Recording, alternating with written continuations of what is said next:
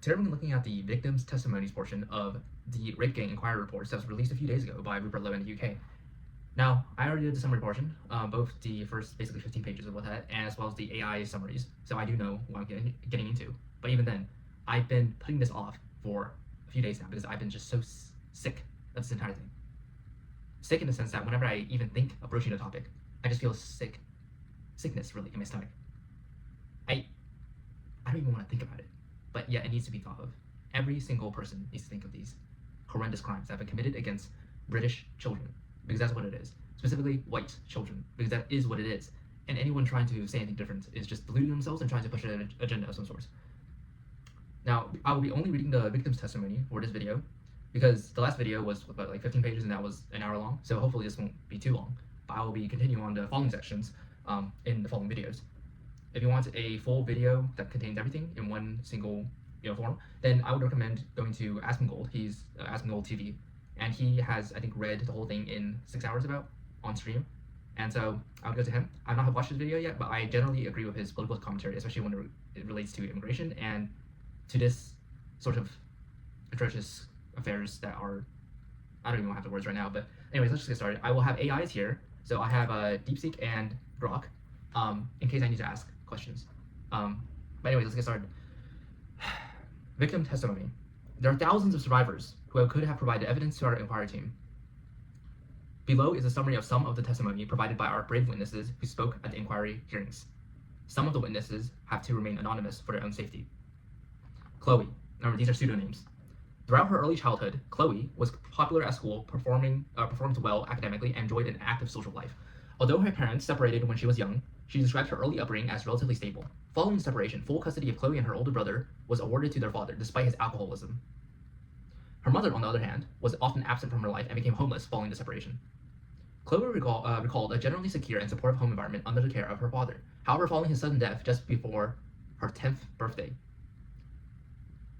so she was 10 when all this started, or no, just before her 10th birthday, okay, so 9, she moved in with her mother and her mother's new husband, a man she described as a pedophile, by whom she was sexually abused. So sexually abused at the age of 9 or 10. Chloe's mother caught her husband assaulting Chloe on many occasions, but did little to stop it. On one occasion, Chloe's mother caught her husband in the shower with Chloe, and instead of intervening, she closed the door and walked out. At this time, Chloe was 10 years old. I wonder what the ethnicity of the stepfather was. It doesn't really matter, honestly. Regardless of ethnicity, that's immediate grounds for castration, torture, and execution, as far as I can see it. The abuse soon escalated to rape. Chloe's stepfather supplied her with alcohol and cigarettes to keep her quiet, and she began smoking cannabis. That's weed. So, she was sexually abused at pretty much the age of 10. She was given alcohol and cigarettes and weed. I'm assuming at the age of 10. Prepubescent, everything. Around the same time, Chloe started tranting and spending time in the local town center with a friend unsupervised. She described groups of Muslim men, primarily Pakistanis, aged 20 to over 50, showing them attention, including wolf whistling and buying them alcohol. Many were taxi drivers who would take the girls into their cars and drive them around the town.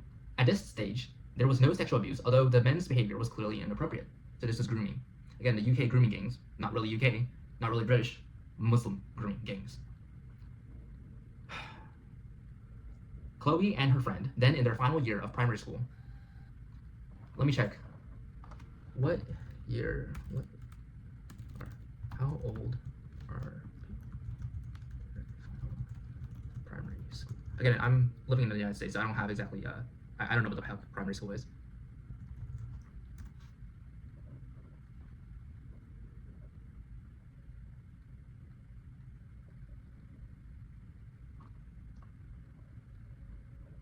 So, around the same time, basically, 11.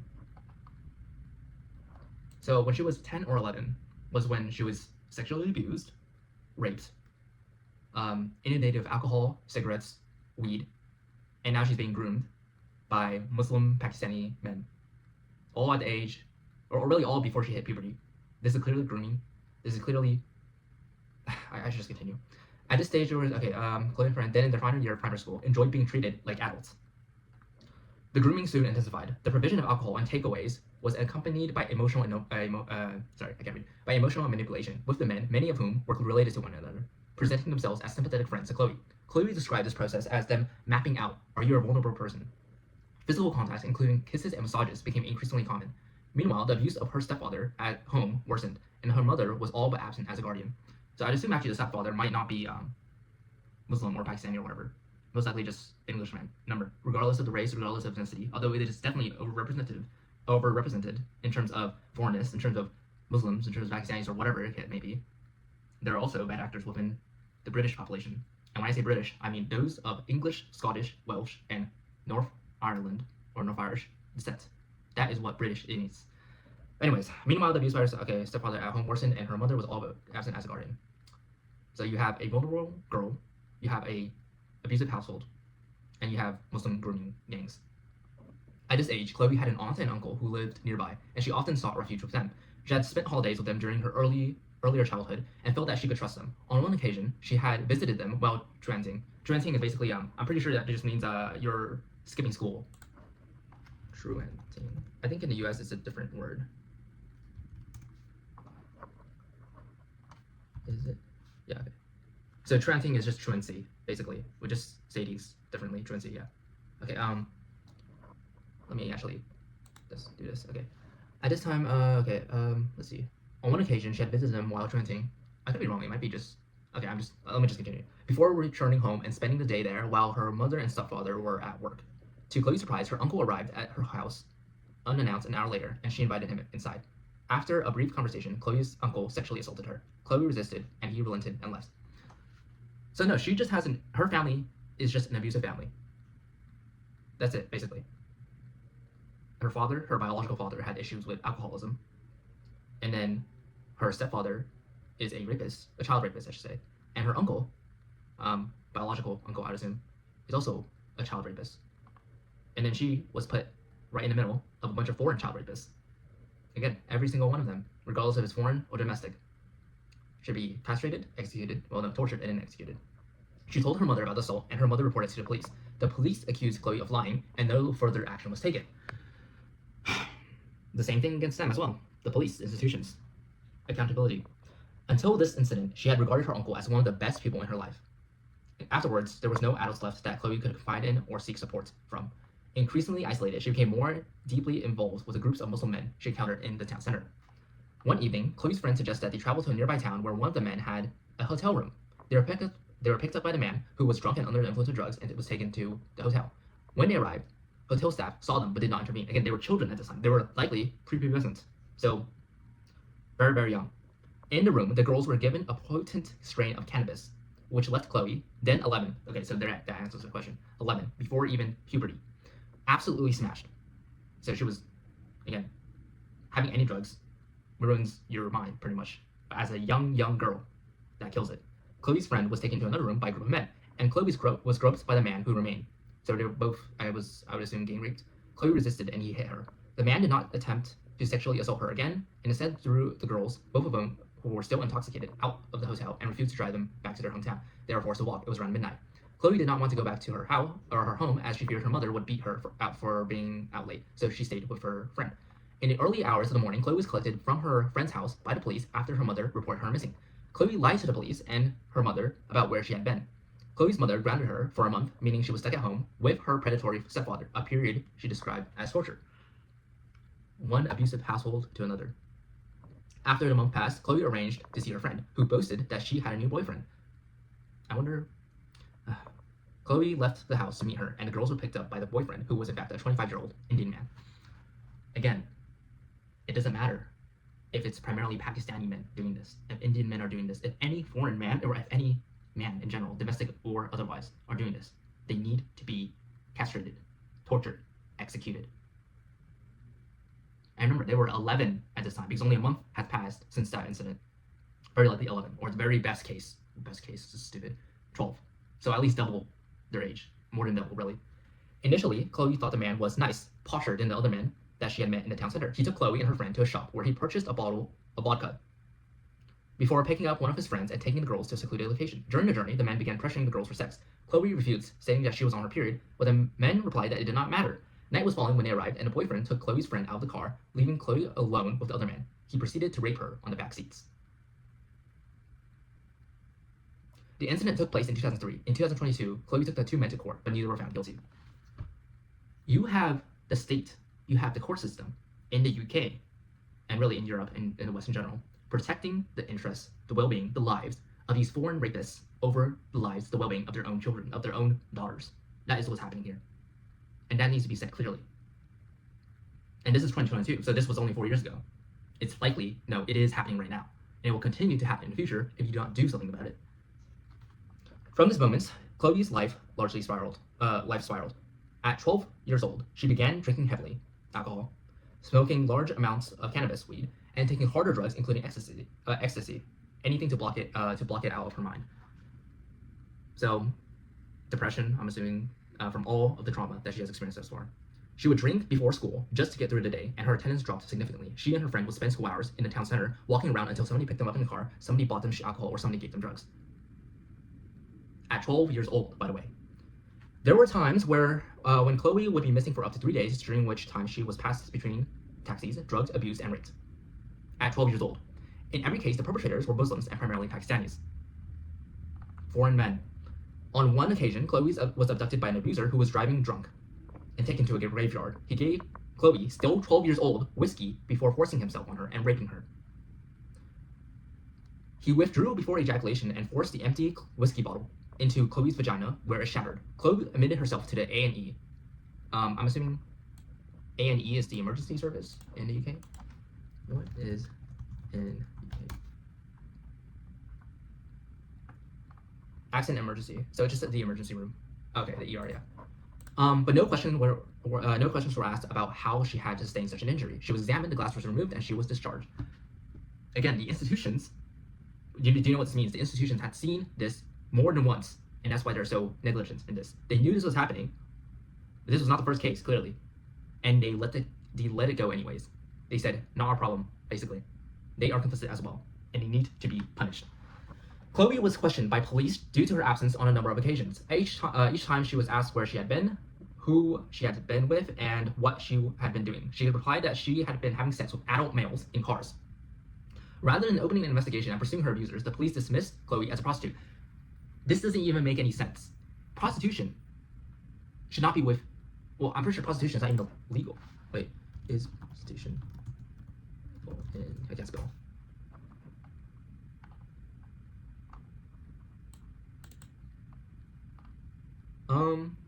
Okay, never mind. That's strange. Okay, never mind.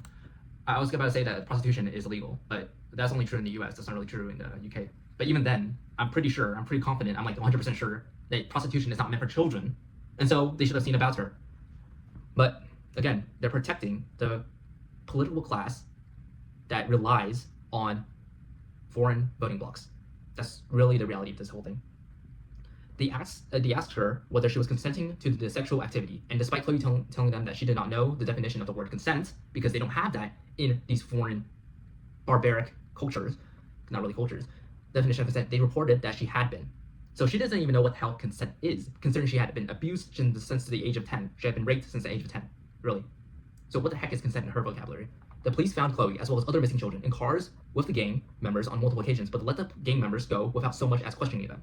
Again, you're seeing these foreign men, these obviously South Asian men, having white British girls in cars, and then you saying, what the heck? You know, how did it get here? You don't ask questions about that? That's not incompetency. You're looking the other way purposefully. On one occasion, Chloe was in the town center and was identified as a missing child by a police officer, who questioned where she had been. Chloe told the police officer about the full extent of the abuse, and the response of the police officer was nothing could be done, and Chloe was let go. Again, in response to her truancy and deteriorating behavior, the school regularly placed Chloe in isolation and compelled her to attend additional after-school classes every day. They did little to improve her emotional state, and she continued to spend time with her friend and her friend's boyfriend. Again, pedophilic rapist, groomer.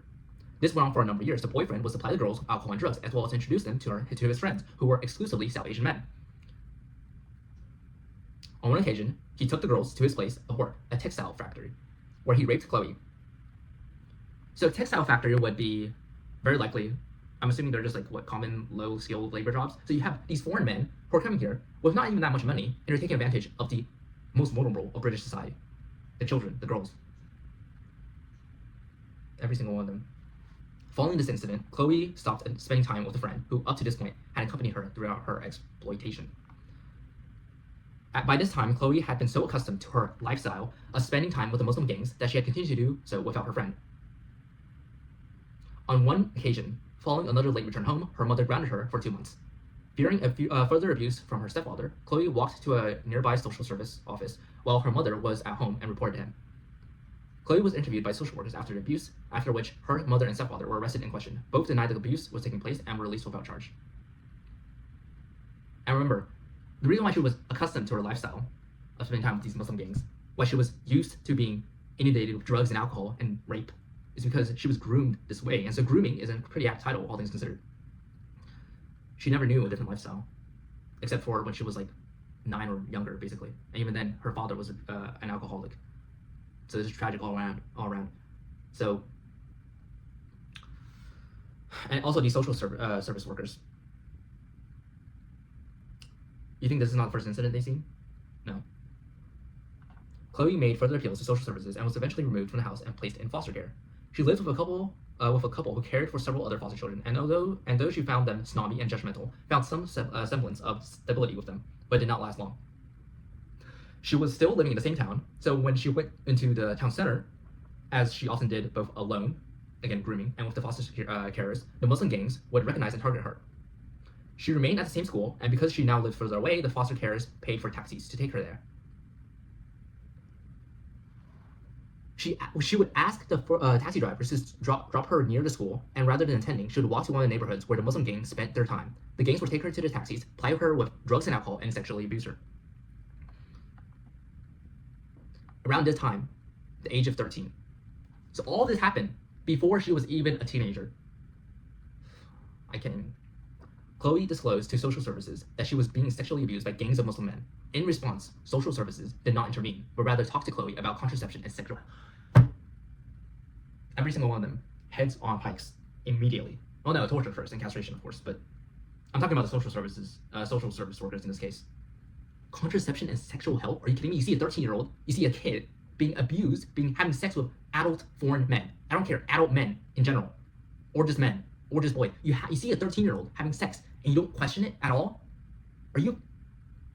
Again, this is not incompetency. This is purposeful. This is.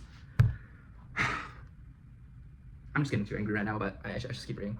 One social worker started regularly taking Chloe to a sexual health clinic, where she was diagnosed with chlamydia in her throat and vagina, gonorrhea, genital warts, and pelvic inflammatory disease. So she had a bunch of STDs, basically, from all the rape. Neither the social workers nor the clinic staff questioned and reported this.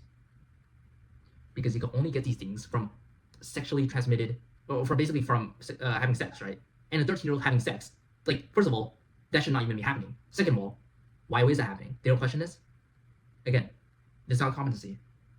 This is clearly something they have seen before. This is known. And they are purposefully ignoring it. They're putting it under the bridge. It's like water in the bridge. They are like, okay, sure, whatever. Sweeping it under the rug. That's the term. The police were aware of Chloe's activities, but instead of targeting those responsible for her abuse, they routinely failed to question them, let alone pursue further action, when Chloe was found in cars and houses with them. It's not that they failed. This is purposeful. Again, this is something they were looking to do. That was intended. This was designed, is what I'm saying. And I'm sorry I can't articulate this exactly well, but this is a very charged topic, and I'm just being very emotional about this. But anyways, let's continue. Chloe was soon moved to a different foster placement with a far more protective care. On one occasion, a gang came to the foster home, searching for Chloe, and a carer fought them in the street to protect her. Around the time Chloe turned 14, a social worker approached her about her ongoing sexual exploitation. This was one of the first times this has happened, and Chloe was relieved that her abuse was finally being addressed. However, rather than offering a solution, the social worker instead told Chloe that the producers of Emmerdale. What the heck is that? Is that like a TV show or something? What is Emmerdale? What the Are you kidding me? This was a TV show? The producers of Emmerdale were looking for a young actress to play a victim of child sexual exploitation and asked whether she would be interested in auditioning for the role given her experience. What in the fuck? I'm sorry for cursing, by the way, but it's gonna happen for a few times now. You're asking a survivor, no, not even a survivor, a person who is being a child, who is being currently raped, who is currently being abused sexually with drugs, with alcohol, if they would like to play as an actress for the same freaking thing. Are you kidding me? And she told you all these things, all of her abuse, and you said, oh, you know what? You know what's a smart idea? No, you could go ahead and play this role on the big screen. What the fuck? What in the actual holy sh? First of all, as a social worker, you're supposed to look for the best interests of the child, of the person that is being harmed. This is not it. You're not addressing it. You're instead retreading grounds on the same trauma, and you're not looking for a solution to help her in this case. You're basically just doing the opposite of what your job is. But in this case, I suppose all social service, not all social service workers, but much of the social service workers that she has experience with have been abusive, have been negligent. No, not negligent, not incompetent, but purposefully ignoring her. But anyways, this is just the most retarded thing. Following the exchange, Chloe, upset, angry, and in a state of disbelief, ran away from the foster home, and after being abducted by a Muslim gang, was missing for 6 months. This is just tragic, beyond tragic. Over this period, she was trafficked across the length and breadth of prison, so everywhere. She was taken to house after house and raped and abused by guy after guy after guy after guy. The men who abused her paid money to the gang, which treated her as little more than a commodity. She was reported missing, and her photograph was shown on TV. Her abuser remarked on this, "You're that girl off the TV that's missing," but her whereabouts were never reported to the police. Chloe described a cycle of grooming, rape, and drugs and alcohol abuse that went on until eventually she was located by the police.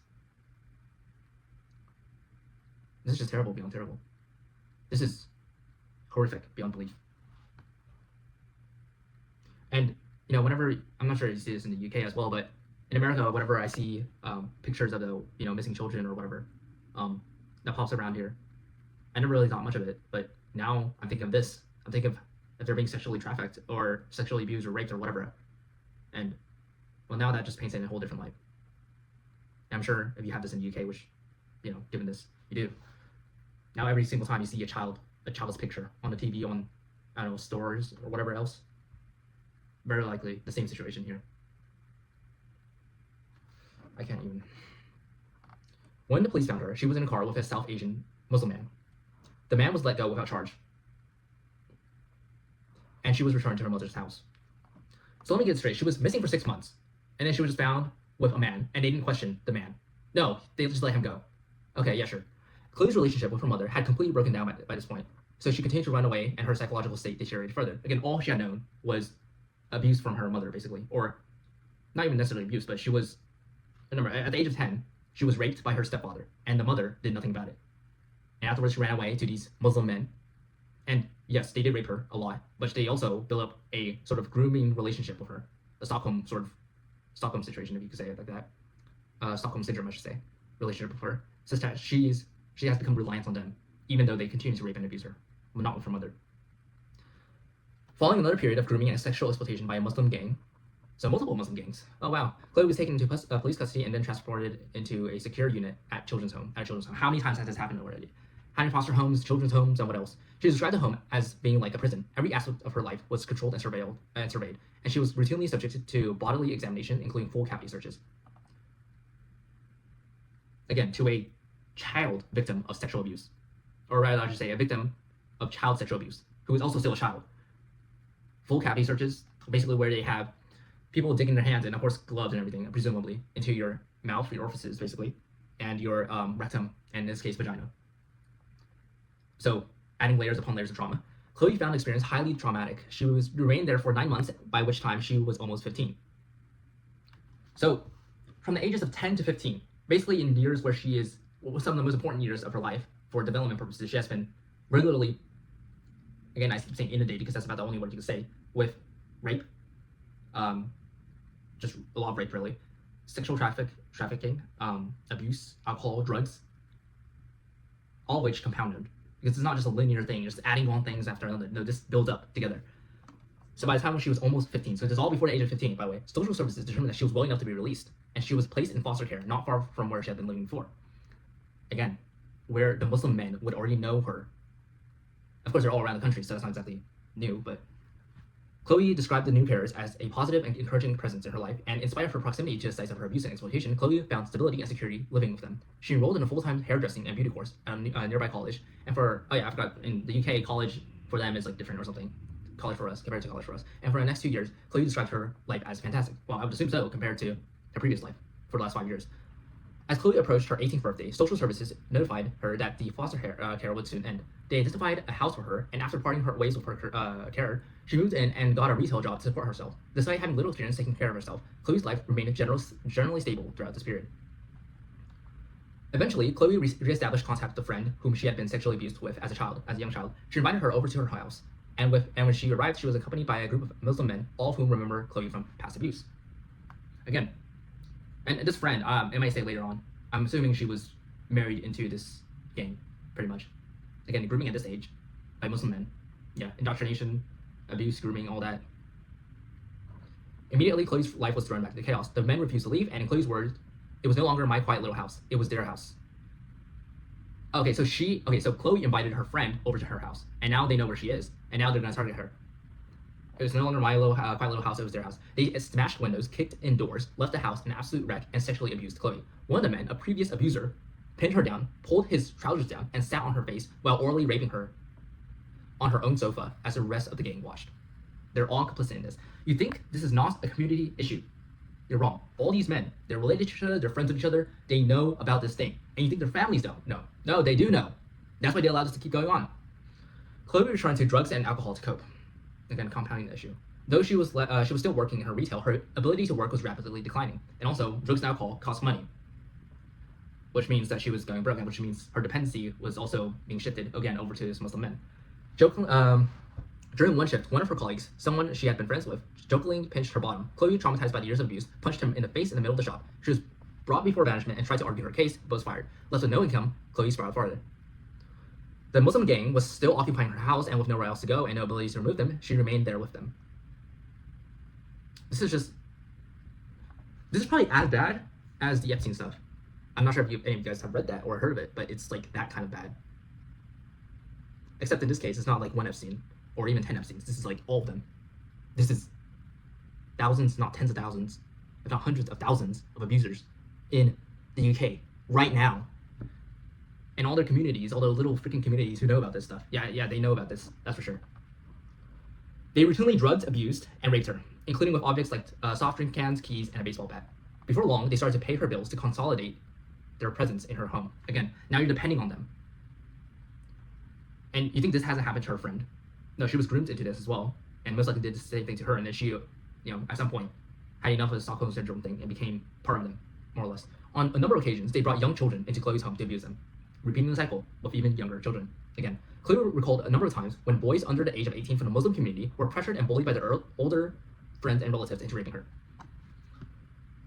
This is a community-wide issue. This is a ethnic-wide issue. This is their culture, the enriching culture of diversity and BS. Yeah, I don't want any of that enrichment, thank you very much. Every single one of them. Chloe was forced to commit crimes, including insurance fraud and holding drugs. So, I'm just gonna continue because this is already like quite a bit long. This is gonna be a really long video. Chloe was forced to, on one occasion, she contacted the police to report on assault that was taking place in her house. And when they arrived, Chloe was threatened with arrest rather than gang members, as the property was registered in her name. Man. One evening, an associate from the gang from a neighboring town arrived at the house. A notorious sex offender, he soon began taking Chloe to bars and nightclubs in the surrounding area. There, he would spike her with heroin before handing her over to men who would sexually assault and rape her. I have no idea how many times I've seen, or I have read so far, of the same type of men sexually assaulting her and raping her with the same tactics. Like, it's such a repetitive affair that I'm just in shock. I'm just so unbelievably, I can't even describe the words necessarily, but jeez.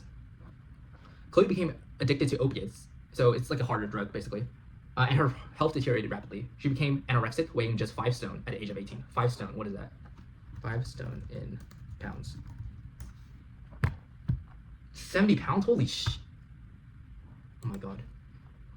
The use of heroin was a method of control by the gang, as left her with no ability to defend herself physically. Her daily existence became a relentless cycle of rape, exploitation, and violence. Finally, a social worker visited Chloe and was shocked by both her appearance and the conditions in which she was living. Concerned for her welfare, she took Chloe to an addiction clinic where tests revealed an extremely high concentration of opiates in her system. Chloe was prescribed medication to manage her opioid dependency and generally weaned herself off the drugs. Around this time, Chloe reconnected with a childhood friend, and their friendship soon developed into a romantic relationship. Her boyfriend became aware of their ongoing abuse, and with the help of his father, paid off Chloe's remaining rent and moved her out of the squalid house. Chloe moved in with him, after which she got another job in retail. For a short period, Chloe's life was relatively stable, but due to her unresolved trauma, she soon began returning to drinking heavily, smoking cannabis, and gambling. Her workplace was close to her first foster home, and before long, she came back into contact with the members of the gang that had sexually abused her. Sexually abused her is the right term at that time. The cycle of grooming, exploitation, and abuse soon resumed. Her relationship with her boyfriend broke down, and out of desperation, she reestablished contact with her mother, who had left her predatory husband and soon moved back in with her. One night, Chloe was out with members of the gang and drinking heavily. Upon her return to her mother's home, her mother reported her to the police. The police arrested Chloe while she was changing into her pajamas, and she was taken to the police station, drunk and half naked. She was kept in a cell until 2 a.m. the following morning, at which point she was released. They did not provide her with any clothes or transportation back to her mother's house. She tried to contact her ex-boyfriend, but he did not respond. Chloe, then 19, was left stranded. So you have a 19-year-old who is intoxicated, who is half naked, who has a history with being sexually abused by gangs of men. And then you just, no clothes whatsoever? You can spare that at least, or transportation? Are you kidding me? Are you kidding me? This is just, it's not incompetency, and no matter how many times I repeat this, I'll keep repeating it.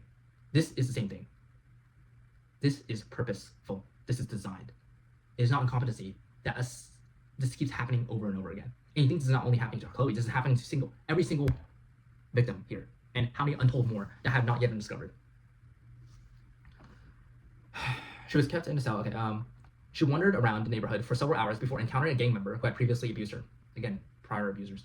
Cold and desperate, she got into his car and for the following weeks was trafficked across the country. This is like the second time, third time, I don't know how many times this has happened exactly to her. Her whole life thus far. She's 19, so she was 10 when she was starting to be raped, pretty much. And so this had been happening for like half her life, basically, at this point. She has known pretty much nothing else.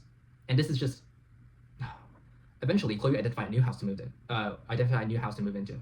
Despite her dysfunctional relationship, her mother agreed. Again, why is her mother not calling the police about all of this? Her mother agreed to sign the rental agreement as Chloe's guarantor.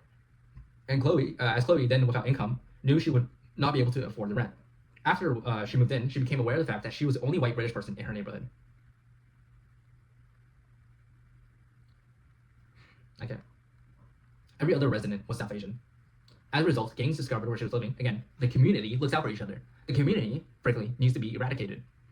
As a result, the gangs discovered where she was living and once again treated her home as if it was one of their own.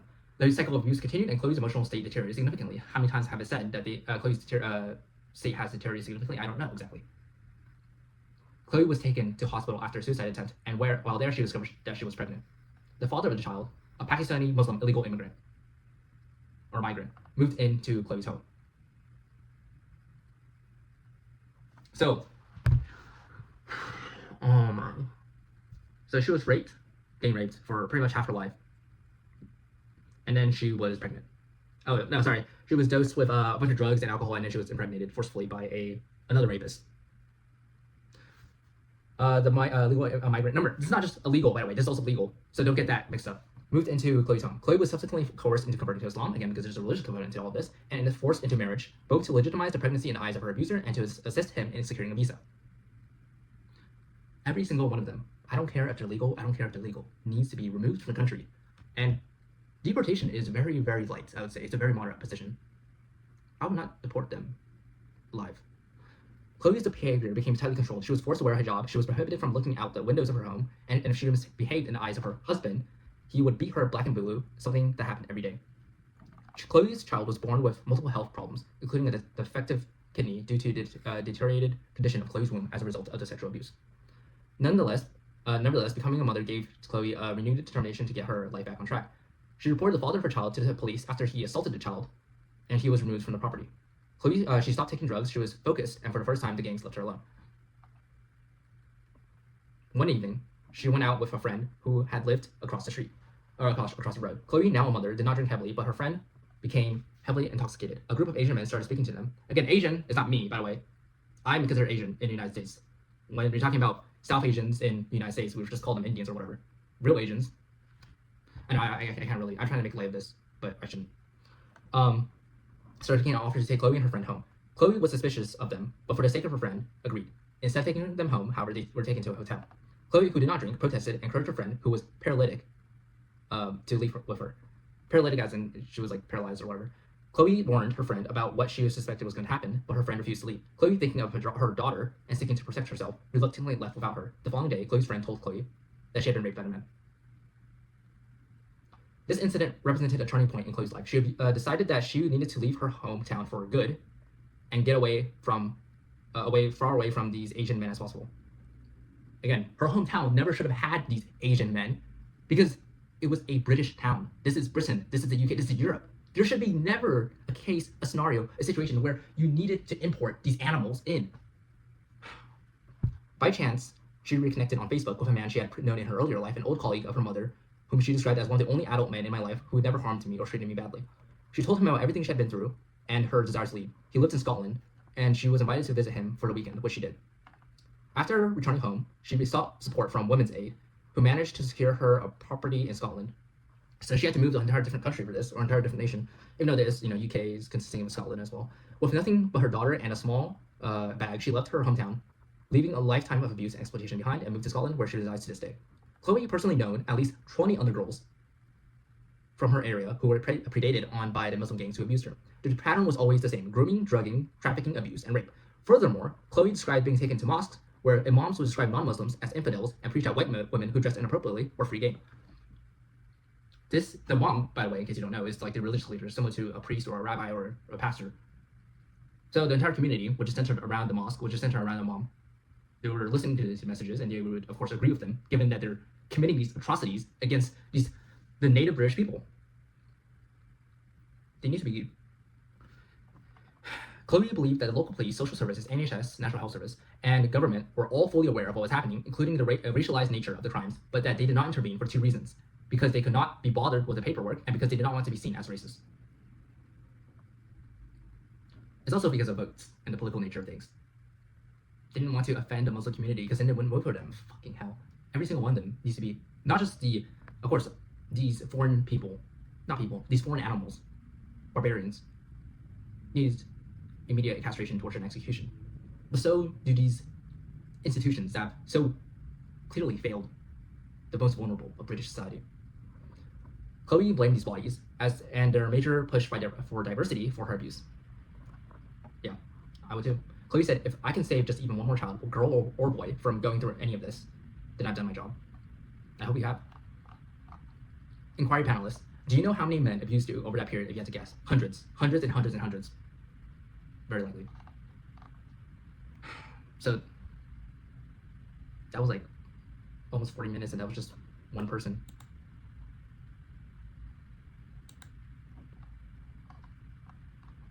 Let's see.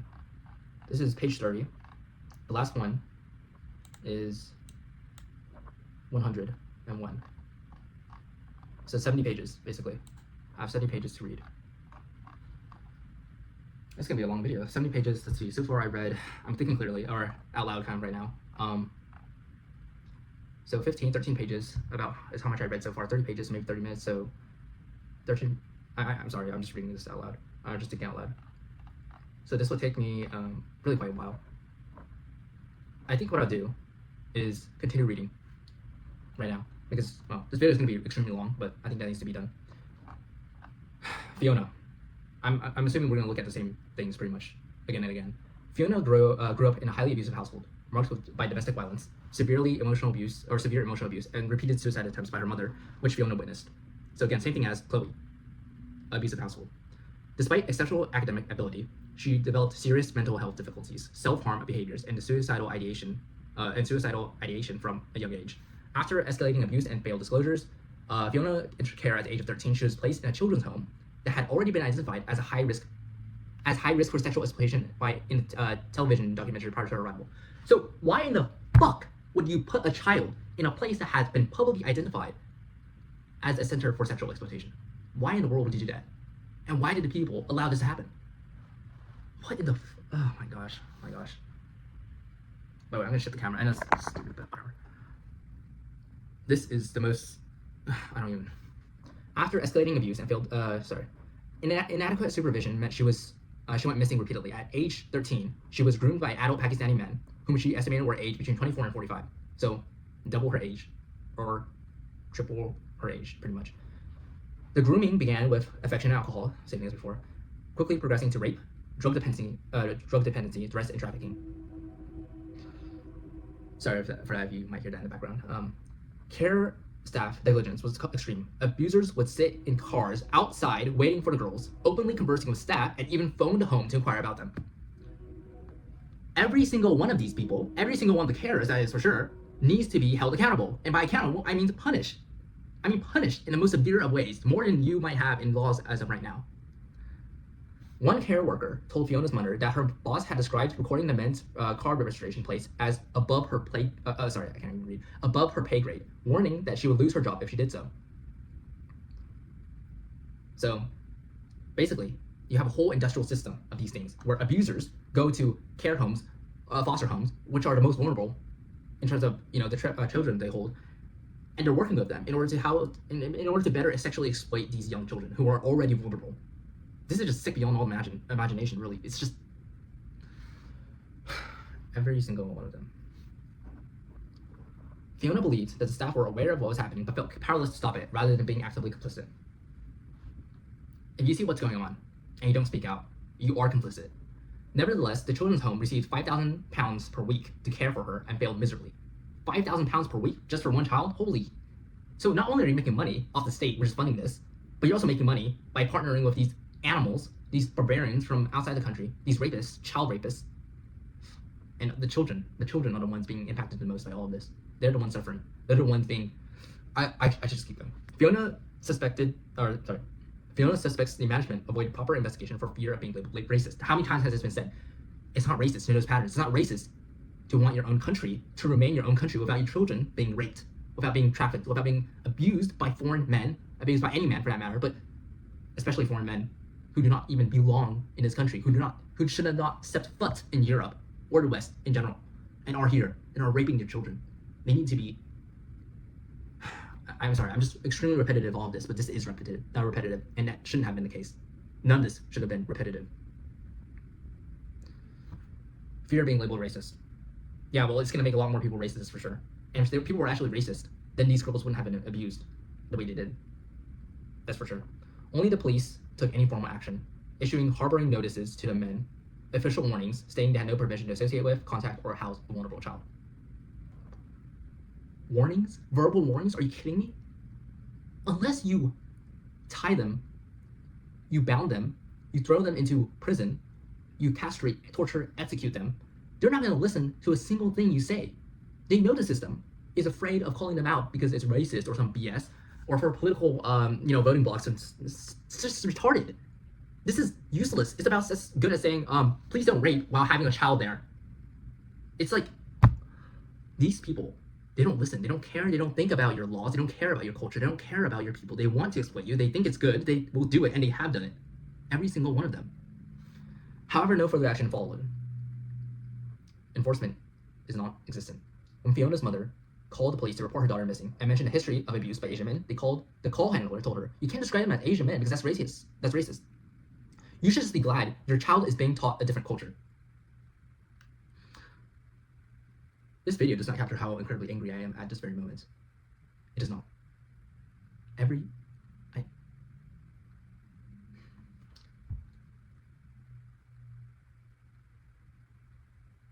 can't even. The different culture is called rape. The different culture is called sexual abuse. The different culture is not British. There should be only one culture. That is British culture. That is the various British cultures that is consisting of whatever Cornwall or whatever. That's British culture, okay? Not this foreignness. Not this child sexual abuse that goes on here. That is not culture that should be in Europe. That is not culture that should be in the West. Because that's not culture at all. That is just sick. It needs to be eradicated. On one occasion, a police officer returned Fiona to the house where the abuse was occurring and told the men to have fun with her. So the police, the police know about this, obviously. The social, or the foster home or whatever, care home, knows about this. And so the institutions have failed her on a very basic level. in fact have cooperated with the abusers, with the foreign men. They are traitors and should be treated as traitors to the worst degree you can possibly imagine, and beyond that, really. On another occasion, police instructed abusers that if they could persuade Fiona to sign herself out of the care, the police would stop bothering them. Again, the police are not just complicit. They are actively doing this. The gang then tried to convince her to do so, intending to traffic her to Kashmir. She was only prevented from leaving the country because she did not have a passport. So this is not new. Kashmir is in India, by the way. Or, well, it's disputed, but I don't give a shit about their stupid little geopolitical opinion at this point, given the nature of all this. In other words, this is not the first incident. This has been done before, very likely. And now you probably have groomed British girls living in the third world shitholes, probably forced into Islamic marriage, forced pregnancies, and whatever else there is, because the state allowed this to happen. Because the state did not care for the well-being of their own children, instead handing off to fucking foreigners. Between 2008 and 2012, Fiona was repeatedly raped by multiple men connected to organized grooming networks. She was often kept in a house known as the party house, where between 10 and 20 men would attend at one time, so gang rape. On one occasion, she was encouraged to bring her friends because the owner had relatives visiting from Birmingham to celebrate Eid and expected girls to be there. So, you have one girl, and she brings her friends. One girl who's groomed. And now you're going to use her to get more. And Birmingham. Yeah, how much of Birmingham is like non-English, non-Scottish, not British? I think a very large percentage of it. To celebrate Eid. None of them should be celebrating anything. Eid? Are you kidding me? Okay. Again, if you have friends, if you have personal friends or people you know personally who are not of this nature and who are Pakistani or Muslim or whatever else, and they don't do any of these things and they detest it, actually, they are the exception, not the rule. The rule is this, because everybody in these communities knew about these things and refused to do anything about it. Did not just refuse to do anything about it, they participated in it. That's the nature of it. That's the truth of it. They need to be judged accordingly. Within the house, the girls were routinely referred to as white slags. Again, the racial component, the religious component, while the men wanted Pakistani girls kept pure for marriage. Why are they in the country? Why are they in Europe? Why are they in the West? They should not be here. They should not have been here. And they still are. The gangs reportedly discussed fears that the English Defence League would soon arrive armed, so they kept baseball bats for protection. They also allegedly spoke of attending EDL demonstrations with weapons. What the heck is the EDL?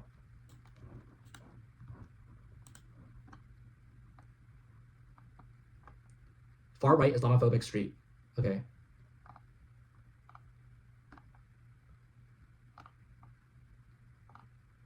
I see.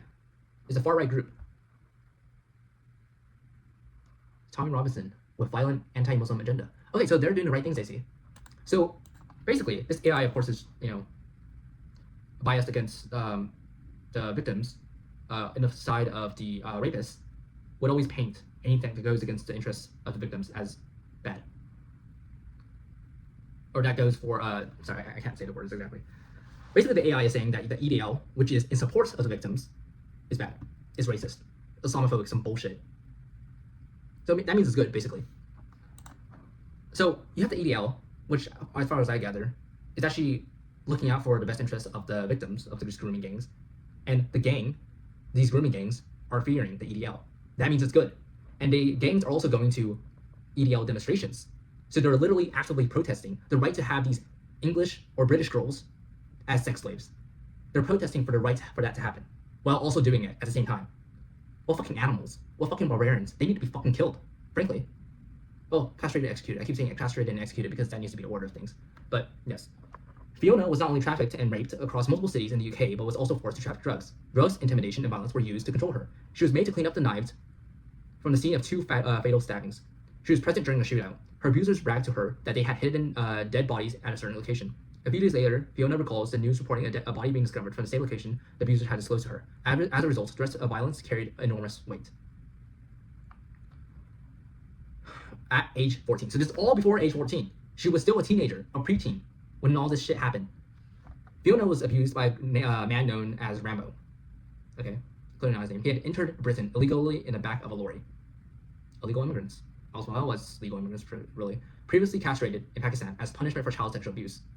See, that's what they should be doing, castration, obviously. Holy shit. He had then fled to the Philippines, where he allegedly attacked multiple women and children with a large knife, the origin of his nickname. Rambo was locked in a room with 2 girls and subjected them to extreme sexual torture. This case illustrates that, in some instances, the sexual abuse of children was driven more by humiliation and control than by sexual gratification.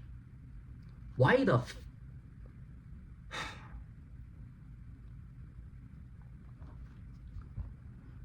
This is just so emotionally taxing, but nothing of what I'm experiencing is to any degree a fraction of what the girls have experienced at all. There's no comparison whatsoever. There's not even a minuscule fraction of things. I keep reading these lines, and the reason why it takes so long, the reason why this video is going to be like multiple hours long by the end of it, is because it needs to be read. It needs to be stated. My opinions, while it is true, it is just my opinions, my commentary, they also need to be expressed. No matter how little people watch this video, or no matter whatever it is necessarily, it needs to be said. That's the least I can give to these girls, and that's really nothing at all. At age 15, Fiona became pregnant while in a mixed-sex care home. Her son was later removed and adopted due to the ongoing exploitation risks. So at age 15, that's teenage pregnancy from rape by foreign men who are also sex trafficking and inundating her with drugs. Yet Fiona herself was left in the same dangerous environment, so that she can get raped again, yet another pregnancy, and give birth to another baby. A rape baby, basically. The abuse continued into her childhood. It only stopped when she turned 18, leaving her with profound physical and psychological trauma, including PTSD, substance dependency, and long-term health damage. Fiona states that the greatest harm came not only from her abusers, but from institutional disbelief, neglect, and punishment that actively enabled the ongoing exploitation. In total, she estimates that she had abused between 50 and 100 men. Of those, only 2 were not Pakistani. In other words, that would be 98% or around there, 96% of them who were not Pakistani. In other words, 96 to 98% of them who were. This is a problem. The earlier report, in case you didn't know, was that 87 to 95% of the average, basically, was from Pakistani Muslim men. Now, I believe it was actually that 7% of whatever else was, or 7-8% was like black men, and then the rest of it was white men. Now, in this case, it was 96 to 98% who were Muslim Pakistani men. Again, the statistics don't lie. There needs to be accountability. The entire community is clearly on this. You don't have such a high ratio, such a high disproportional rate, given your population size, of people who are raping your children. And this is Fiona's story. I was beaten regularly. I was drugged, filmed being raped, and footage was distributed. I sustained broken bones, facial injuries, and severe trauma. So here's the other thing. Film rape, or porn, I guess you could say. If they're distributed, I'm sure they're on the web. So anytime you look at porn, if you are the sort of person who does that, there's a chance that that person being filmed is in fact one of these girls, or someone in a like situation. I was subjected to racial abuse in the community and blamed by families of perpetrators. Oh, those families should go too. Again, they're all in it together. So far, 2 of these. And the video is, I'll keep going, basically. This video will be quite long, but it needs to be done. I don't know exactly who's still watching me, if they are, but yes. Michelle was physically abused in childhood by both her mother and stepfather. Again, so far, the common thread, or common trend here, I guess it's a terrible way to say it. The common theme is abusive households make young girls susceptible to grooming by Muslim men who present them with gifts and whatnot. And gang rape and trafficking across the country. And of course, institutional failure. That seems to be the common thread of all these things. And we're going to be likely reading the same things over and over again, but I'll do it anyways. Her mother had multiple partners throughout Michelle's childhood, many of whom also abused her, some sexually. She believes this early experience created an association between abuse and love, leaving her particularly vulnerable. From the age of 13, she was groomed by 3 adult Pakistani brothers who supplied her with alcohol, cigarettes, and drugs. She was raped while intoxicated, including one occasion when she was taken upstairs while her sister tried to intervene. Because of her upbringing, she thought this was normal. Again, grooming. That they were her boyfriend and that they loved her. She would go missing for extended periods and was subjected to repeated daily sexual abuse. The perpetrators would collect her from school. Literal adult men who were collecting a little child from school, and the school did nothing? Her home and public spaces or places, using threats of violence to coerce and control her. I can't say what I want to say. No, that's not right. I already said what I want to say. It's the same thing. I might as well just say like an acronym for it: castration, torture, and execution. CSE. Wait, sorry, no. CTE. Yeah, castration, torture, and execution, as opposed to CSE, which is child sexual exploitation. Yes, that was a good thing. And again, I'm rambling on. I'm just saying things right now, but for anyone watching, I think that's a pretty good acronym. Instead of child sexual exploitation, it should be met with castration, torture, execution. Yeah. Because of her upbringing, she was normal. Okay. Yes. At age 14, she was gang raped and beaten by 3 men who had locked her in a house. She was left covered in cuts and bruises, which alerted a friend. The friend told her own mother, who then contacted Michelle's mother. The police were called, but they claimed that there was little they could do without more evidence.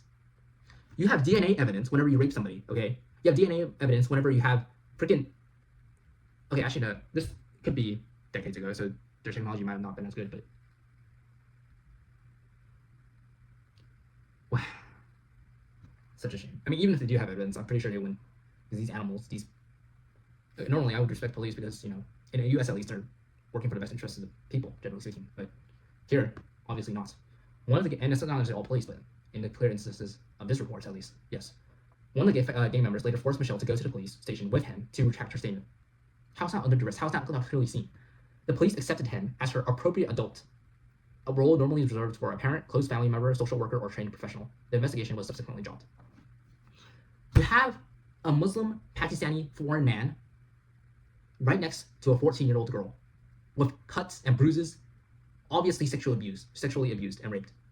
And you think that's normal. You think, yeah, this is perfect. This is just like the normal thing you see around here in Britain, which, judging by this report, is actually pretty common, all things considered, somehow. Fucking hell. One of Michelle's friends, who lived in a care home, would be collected directly outside of the same gang. Again, it's not just Michelle, it's not just Fiona, it's not just Chloe. So many more. Tens of more. I'm assuming millions at this point. Definitely in all the West, that's for sure, have been subject to all of this. But at least a million. Not just 250,000 in the UK have been put through the same thing. Care staff would call the police, but the officers reportedly referred to the girls as prostitutes, despite them being children. Again, prostitution should be illegal. That's not even a thing, exactly. But if they are legal, they should not be children. Obviously, both social services and police, Michelle says, failed to understand the situation. Not failed to understand. They knew the situation and they went along with it because it was beneficial to them. And believed the girls were engaging in activity by choice. What kind of child willingly engages in prostitution? That doesn't even make any sense. As a result, little was done to intervene. When she was abducted and went missing, no one came looking for her. A social worker once told her that at age 14, she would be allowed to live with her 30-year-old, so double her age, adult, boyfriend, as long as they did not share a room. Yeah, look how that turned out. Obviously, are you going to check to make sure you don't sleep in the same room at night? Social service worker would go there every night to make sure that happens? Are you kidding me? And besides, a 14-year-old should not have a 30-year-old boyfriend. That doesn't make any sense. It's just, and remember, always keep in mind, this is not just Michelle. This is everybody here. There's so many other children that they have already seen clearly throughout the decades, for along 70 years about, that they know what's going on and they willingly ignore it. It's a systematic ignoring of these girls that has been put in place. That's what it is. Michelle was raped in bench sheds, threatened with a knife, and forced into sex with multiple men waiting in cars. She was drugged, beaten, burned with cigarettes, locked in cars, and passed between men. An amusement arcade was used as a front for drug dealing and the sexual exploitation of children. She became pregnant 4 times as a child. As a child, she was impregnated forcibly because of rape. She became pregnant 4 times as a child as a result of rape, leading to miscarriages, 1 abortion, and 1 surviving child. So forced birth as well. Of her abusers, she states 98% of them were Pakistani men. If not, they were Iraqi men or Kurdish. So Muslim. Michelle believed these gangs have remained untouchable because authorities feared being labeled racist. It's like the 3rd time it happened. They're afraid of being called racist. It's good if you're being called racist, if it means you're protecting your children. Okay? I would rather the whole country, all the UK, all Europe, all the West be labeled racist if it meant that not a single child was being fucking raped by these animals. She described an extensive network of abusers operating across the entire country, calling it industrial in scale. It functions as a large central network of smaller connected groups in specific localities. Michelle claimed she was raped by between 600 and 700 different men over the course of 3 years. She now lives with severe PTSD and lifelong trauma, describing both her childhood and her future as destroyed. This never should have happened to Michelle. This never should have happened to Fiona or Chloe or any of the million, I would say a million or more, millions really, of girls, of children.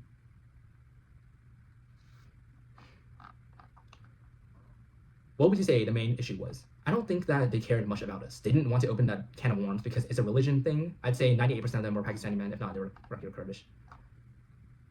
Yes, because it's called Islamophobic if you notice these things, if you notice these trends, but they're happening for a reason. It is because of their religion. Clearly, that's what it is. And if you don't address it, then you're allowing this to happen. Then you are part of the problem. Then you are the problem. Whitney grew up in a vulnerable household. Her mother suffered from severe mental health issues, and her father was absent from her life. Again, abusive households. She was first groomed and sexually abused at the age of 15 by 2 adult Pakistani brothers. One of the brothers, Whitney recalled, acted as a boyfriend figure, grooming. Both brothers would regularly take her to a flat in Birmingham, supply her with alcohol, and in her words, she would have sex with them. Their interactions with Whitney soon turned violent. They began beating her and on one occasion held a hot iron to her face. Whitney recalled that the brothers stopped contacting her after they arrived at her house to collect her and found all of her uncles waiting on the wall outside, staying on the wall outside. Yes, that's true. That's good, at least in this case. Her male family members were protecting her. Because here's the thing with these Muslim cultures, these foreign cultures. A woman is supposed to be around men, their own family relatives, that is the male family relatives at all times. If not, they're seen as easy or, susceptible to abuse. And so in the West, we have a culture here where a girl can be out and about without a male companion and be perfectly fine.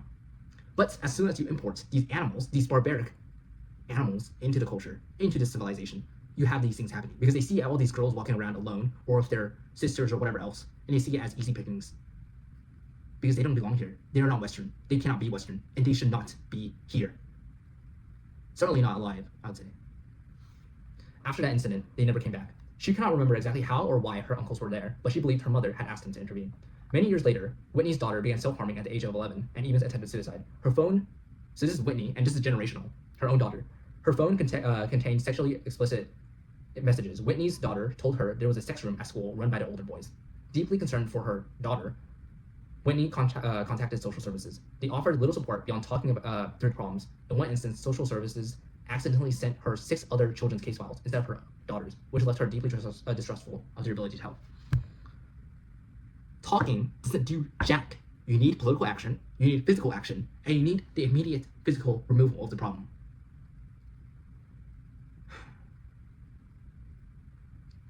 Again, these older boys, if they're English, if they're Scottish, if they're Welsh, if they're Irish, castrate them, torture them, and execute them as well.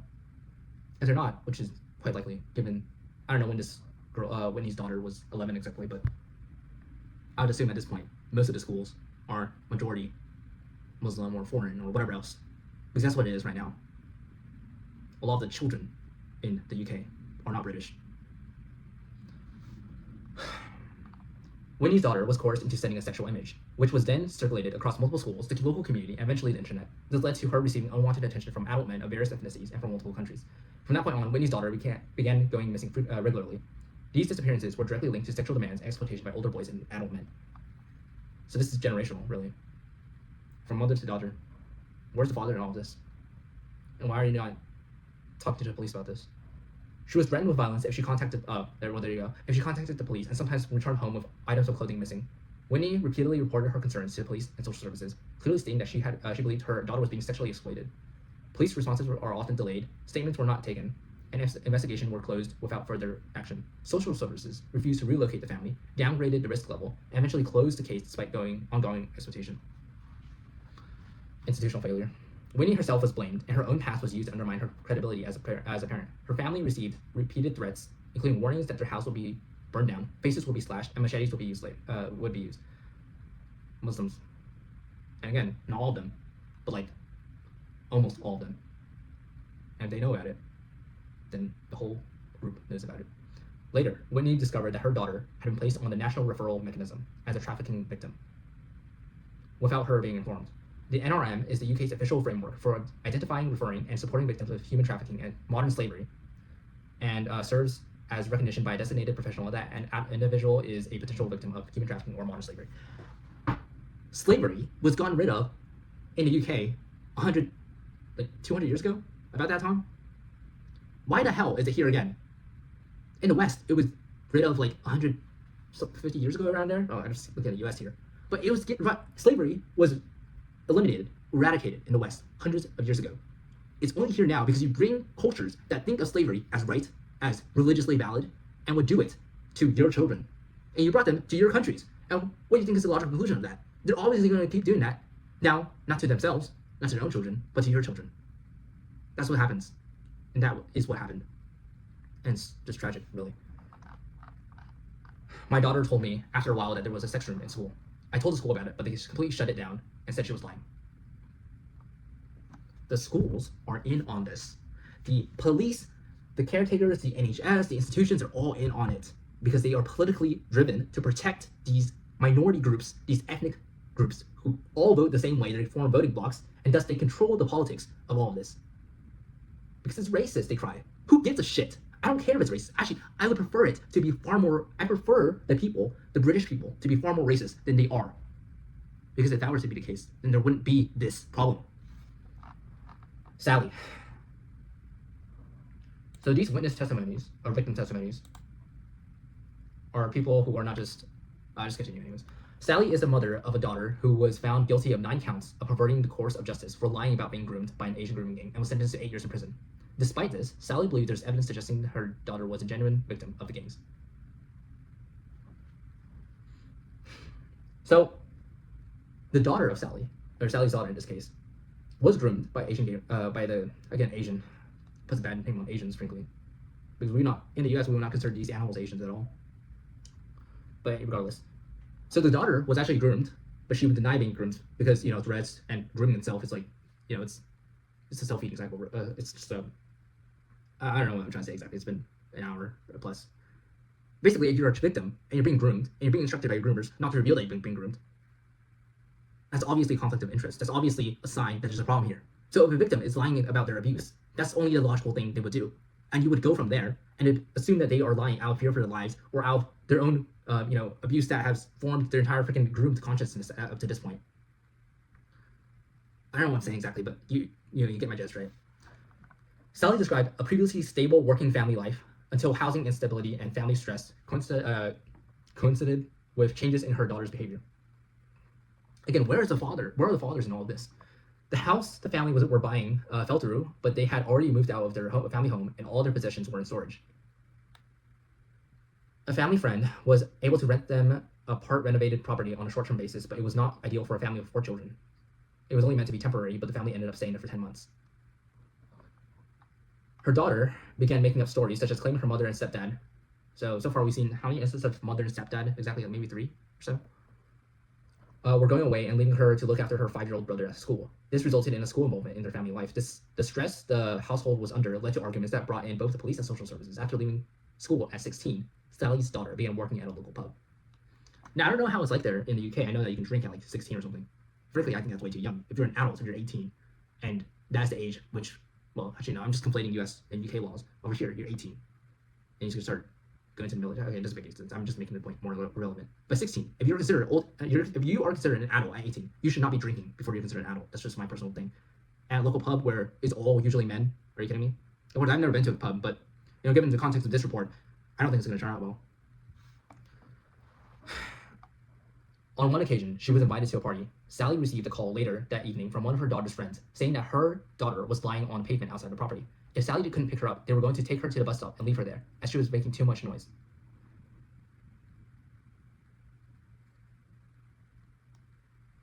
Terrible friends, honestly. However, here's the thing. In an ideal, homogenous society, this would never be an issue. Having a drunk teenager is an issue, but even if it was a drunk teenager, or whatever, if she was blackout drunk in the middle of the street, this wouldn't be an issue in Japan or something. But it is an issue in the UK because of these foreign cultures.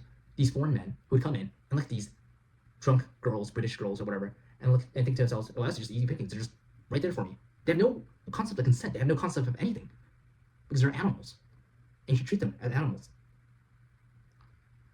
But leaving a girl at a bus stop, really? Yeah. When her mother found her lying on the ground, she was making a horrendous wailing noise and kept saying not to touch her. Her mother recognized something was seriously wrong and took her to the hospital. Sally's daughter told the nurse carrying out the examination that she had been sexually assaulted. The hospital notes that her genitalia were swollen and red. The hospital reported the incident to the police. Sally's daughter then received threats via Snapchat, became scared about the outcome of the case, and withdrew from the process. It's just terrible. How many cases where they were going to the police, and then, or these girls were going to the police, and then they were threatened not to. And when they stopped with their police proceedings, which, true, it doesn't necessarily even, come to anything. That may be the case. But it incentivizes these gangs to keep doing it to the same girls and to do it to other girls because it works. The threats. Around the same time, social services closed their case on the family. Sally believes her daughter did not want to invite more trouble into the household. It later emerged in court that they had all been smoking cannabis. Sally believes her daughter had participated and that something happened to her, but she was found guilty of lying about being raped. Sally's daughter then began working as a kitchen assistant at a care home and glass collector at a nightclub, in addition to her pub job. After turning 18, she was able to work behind the bar at the nightclub, where her behavior began to change. She would return home with cuts and bruises. On one occasion, she came back with a black eye and said there had been a fight in the nightclub and she had been hit accidentally. She appeared more tired and distressed than usual.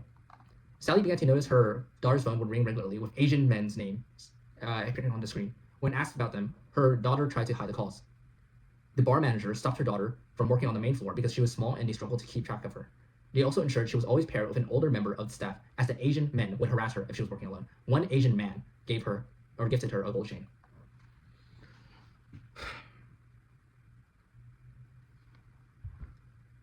So, it's just, first of all, girls should not be working at bars. Well, nobody should be working at bars, but that's just a whole different thing entirely.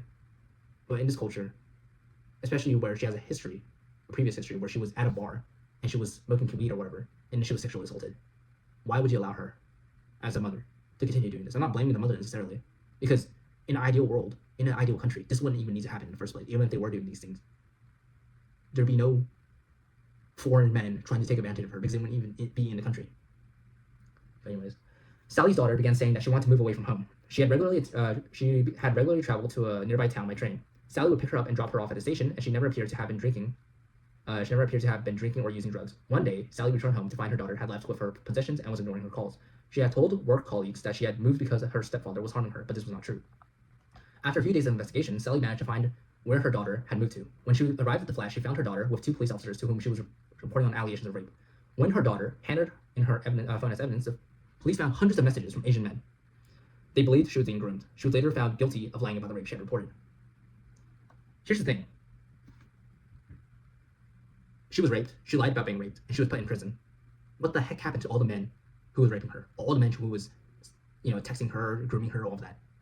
Every single one of them needs to be put in jail infinitely longer, needs to be put in prison infinitely longer than she has. And really, in my opinion, far worse than put in jail, far worse than put in prison. Again, what I said earlier, CTE, castrated, tortured, executed. Over the course of the following year, Sally reported her daughter missing 39 times. 1 year, 39 times. She would often turn up in various towns across the region. So, trafficked across. Sexually trafficked. Battered, bruised, intoxicated, or on drugs. She was usually without underwear and spent increasing amount of time in a hospital. One police force made a referral to the NRM, believing she was a victim of trafficking. Another police force repeatedly arrested her and seized her phone, which meant the referral agency could not contact her as her number kept changing. This is just clear oversight error. One incident involved Sally's daughter being locked in a room above an Indian restaurant, with a man refusing to let her leave. The police ignored it, believing she was lying. Another incident involved an Asian man. Again, all these Asian men, none of them are considered Asian here in the United States. But anyways, that's besides the point.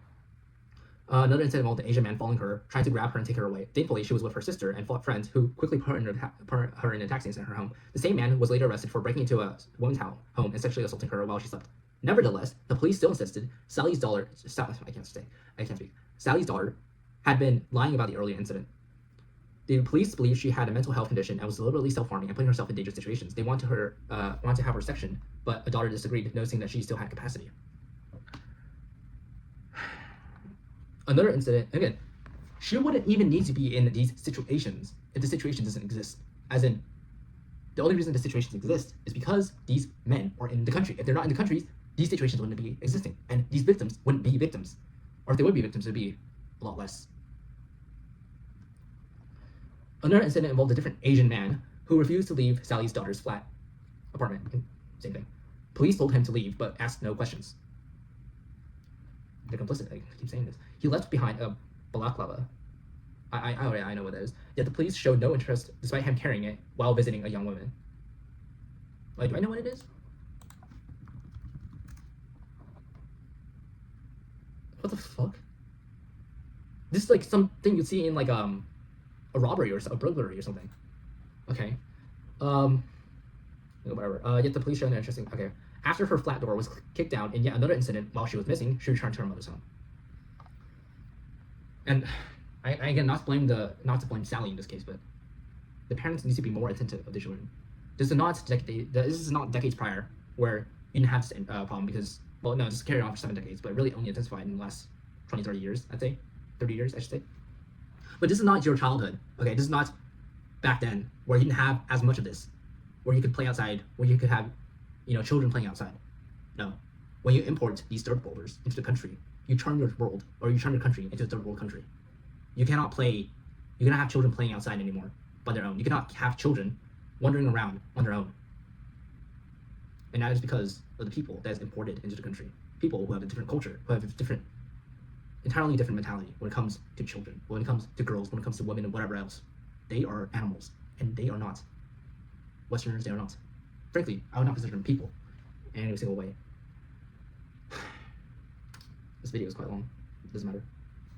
Sally's daughter later explained that she had moved away from parents. Sally's daughter later explained that she had moved away to keep her family safe.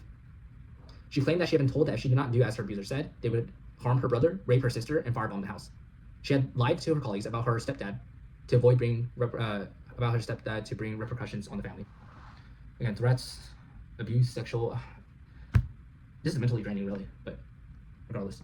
She went missing again. The police stated they believed she was making the whole thing up and injuring herself. You have hundreds of thousands of cases of this happening, most likely millions, okay? And you think this is just one of those who aren't like that? One of those cases that are clearly... Everything else points to the fact that this is grooming, that this is sexual abuse. It doesn't matter if they're under 18 or over 18. It's just... I can't even get out the words right now. Because this is normally much longer than I would be normally speaking, but... God. I don't know who is exactly still listening to this video. It's gone on for quite a bit. But... if something's not done about this, this is still going to keep happening. But anyways, she went. Okay, so they charged her with perverting the course of justice. Part of her bail conditions required her not to leave Sally's house. The following week, her daughter attempted to suicide by overdose. She went missing one final time and was found in the field with injuries to her head and ear, a severed finger, and numerous cuts and bruises. Following this, she wrote a post on Facebook alleging that she had been a victim of grooming gangs. The post went viral. Within half an hour, the police arrested her and she was sent to prison.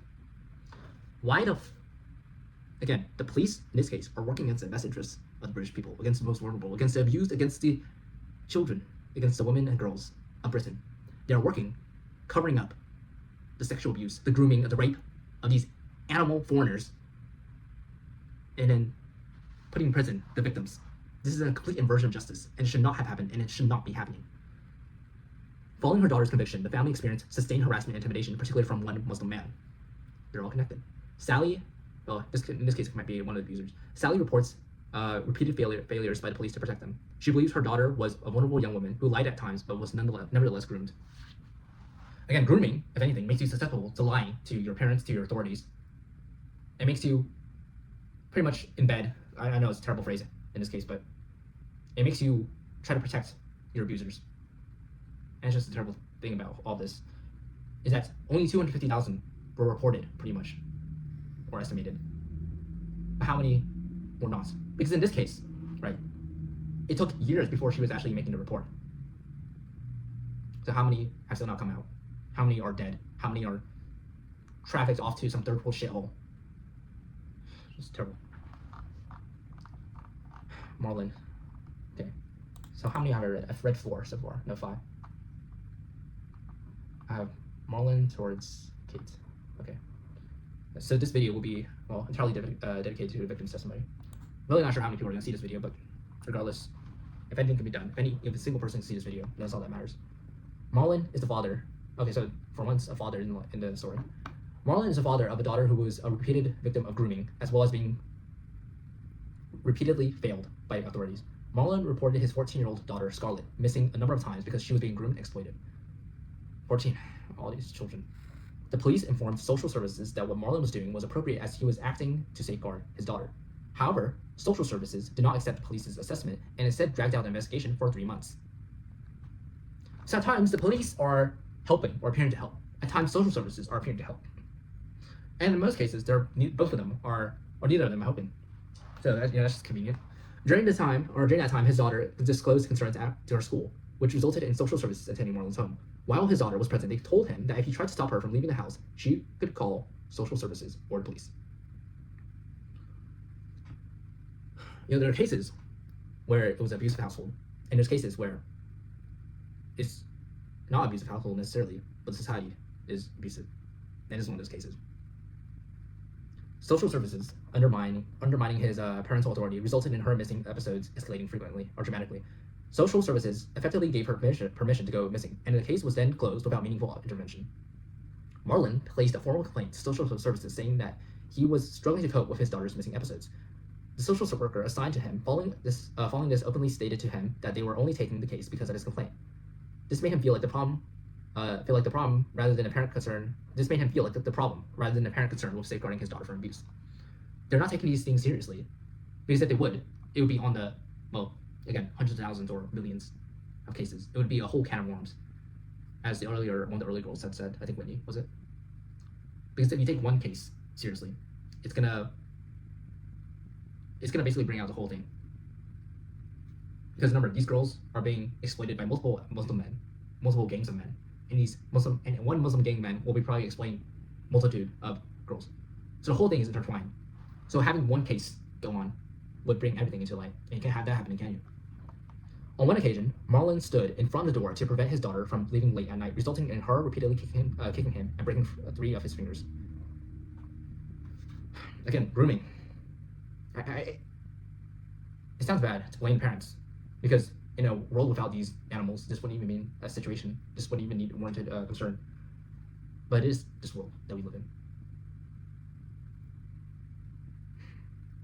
He reported this to social services, who simply state that he should walk away when she becomes violent. Even after showing them the bruises on his back that he received as he walked away, they did not change the advice they gave. Marlon remains convinced that if his child were male and he were female, the response would be different. Marlon would often spend his evenings driving in search of his daughter until 3 or 4 a.m. while having work the following day, which his employer was not supportive of. He often reported her missing to the police, who would sometimes turn up to his house many hours later. On one occasion, he saw footage of the police saying not to bother even waking him. This made him feel like, again, this is the second time I said this, this made him feel more like the problem, rather than it being the safeguarding emergency that it was. Having institutional failure, having the police not take things seriously, would definitely make a parent feel like a failure. And I applaud him for at least looking for his daughter. For at least reportedly, going after his daughter more than the other parents have this far. Nonetheless, don't trust the police. Don't trust these institutions who are overseeing hundreds of thousands of similar cases and have yet done nothing, pretty much. Scarlett was unlawfully excluded from school due to a grooming-related behavior and assigned to a new school where the grooming gang operated. So from the pan into the fire is the word, the term. A multi-agency risk management meeting was eventually convened with the Children's Services and the police's missing from home team. While the meeting was ongoing, one of the police officers and attendants told Marion to stop reporting his daughter missing. Marlon. Marlon challenged this, which resulted in the police officer shouting at him in front of all in attendance. The officer has since been dismissed. The social worker and manager present did not intervene, but privately acknowledged he was right to continue to report his daughter missing. They refused to launch a formal complaint against the officer. No one's speaking out. No one. You're not challenging the institutions. You're not challenging the statistics because it's racist or it's whatever. Fear is what it is. Guilt or shame or some stupid thing matters little when it comes to physical abuse of your children. Shortly after his daughter went missing for several days and was eventually found at Marlon's mother's home, unkempt, distressed, and stating that she had been raped. Care staff returned her to the location of the rape, thereby destroying forensic opportunities, and failed to report it to the police until days later. Marlon, why did you not take her to the hospital at first? Because you're covering it up. Again, think of the most depraved, barbaric, animalistic, worst, evil choice you can think of, and work it based off of that, because that's what these people are. Marlon had to make his own referral to the Rape Crisis Center, by which time forensic evidence was lost. The perpetrator was arrested, but bailed with the condition not to contact Marlon's daughter. A rapist was arrested and let go on bail for this stupid, retarded condition? Are you kidding me? Holy shit.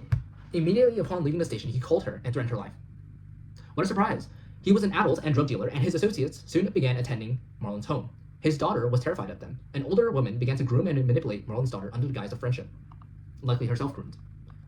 After another missing episode, Marlon was able to trace her. And again, here's the thing, right?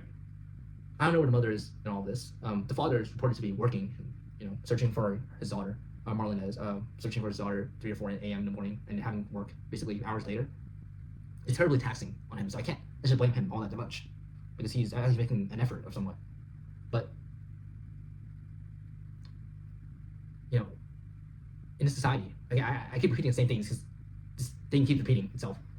But in a real society, you wouldn't need to have overbearing parents, overly protective parents, overly possessive parents.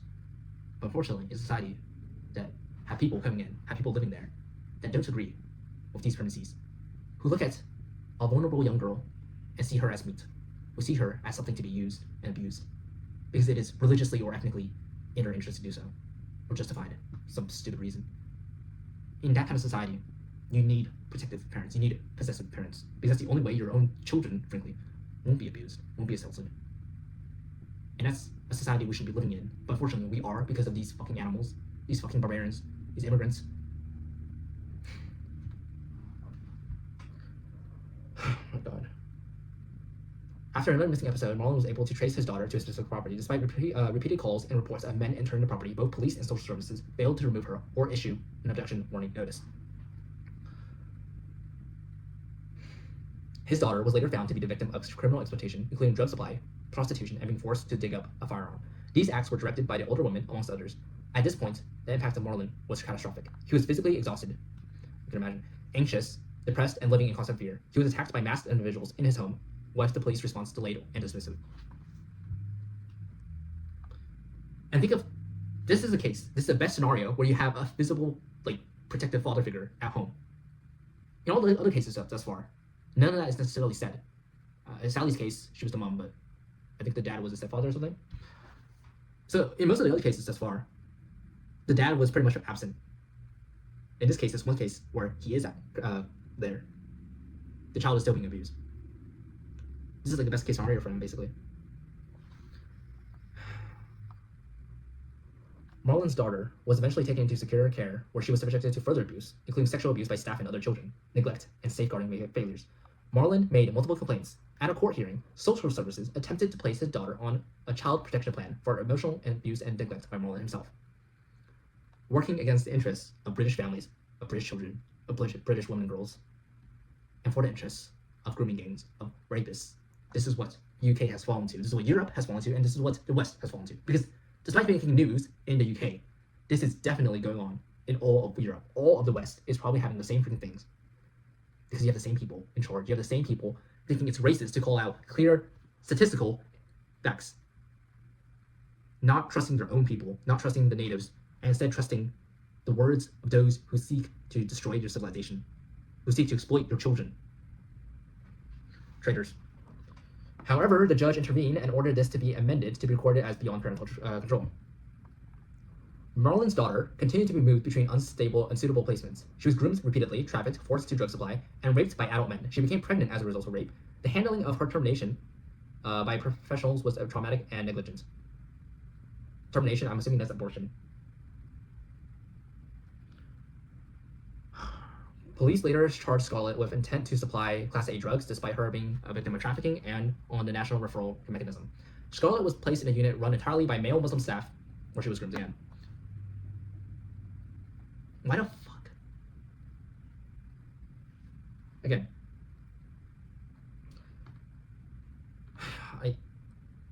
I don't even... You can't trust any of them.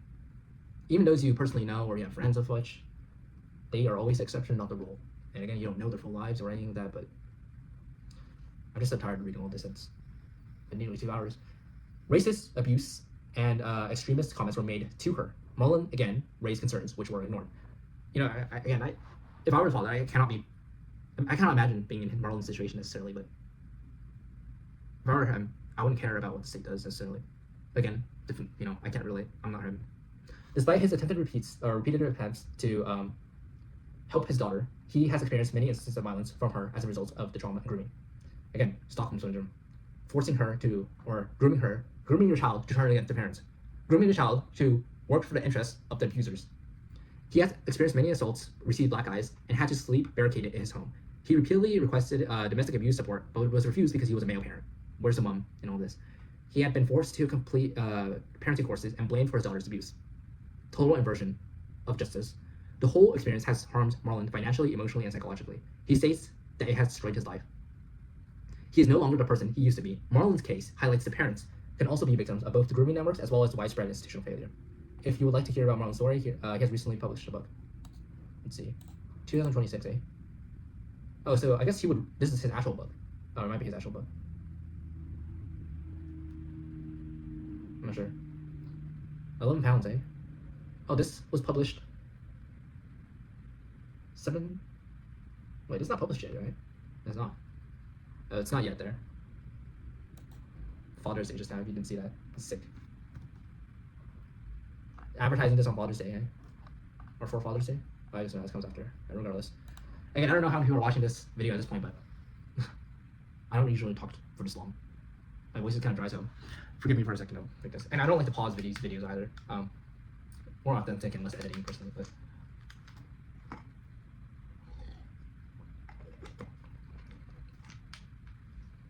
just for truth, if you're wondering. I have no idea who's watching this or if anybody's watching this. Scarlett went missing again for several days. When she was eventually found, she was uncomfortably distressed. Oh wait, the mother. So they lived separately, that means. Because she was found like this in her mother's home. So again, separated household or divorced household. In a stable family, in a stable household, you will not have this happen, or less likely of this happening. So they're targeting explicitly vulnerable girls in abusive households, or in households that are not traditional, or in households where you have a working father and separated mother or whatever else, where it's hard for somebody to look after the child. Now, in a normal society, again, I keep saying this again and again, this would not be that much of a problem. You would not have as much child sexual abuse as you would normally. However, because you import these people who see a child like Scarlett, like how many others, by themselves, without their male guardian or some bullshit, they think to themselves, she's just looking to be raped. Because these animals, they are rapists. It is their culture, it is their religion to be rapists and to justify it according to their religion. It may sound harsh, it may sound Islamophobic, I don't give a shit. If everybody was more Islamophobic, if everybody was more racist, then there would be a country again. Then their children would not be harmed as much, I should say. This is absolute failure. Well, she was found uncomfortably distressed and she looked as though she had been raped. Shockingly, Edge of Care staff returned her to the location where she had been raped and failed to report the offense to police or duty social workers until days later. Likely because they're in on it.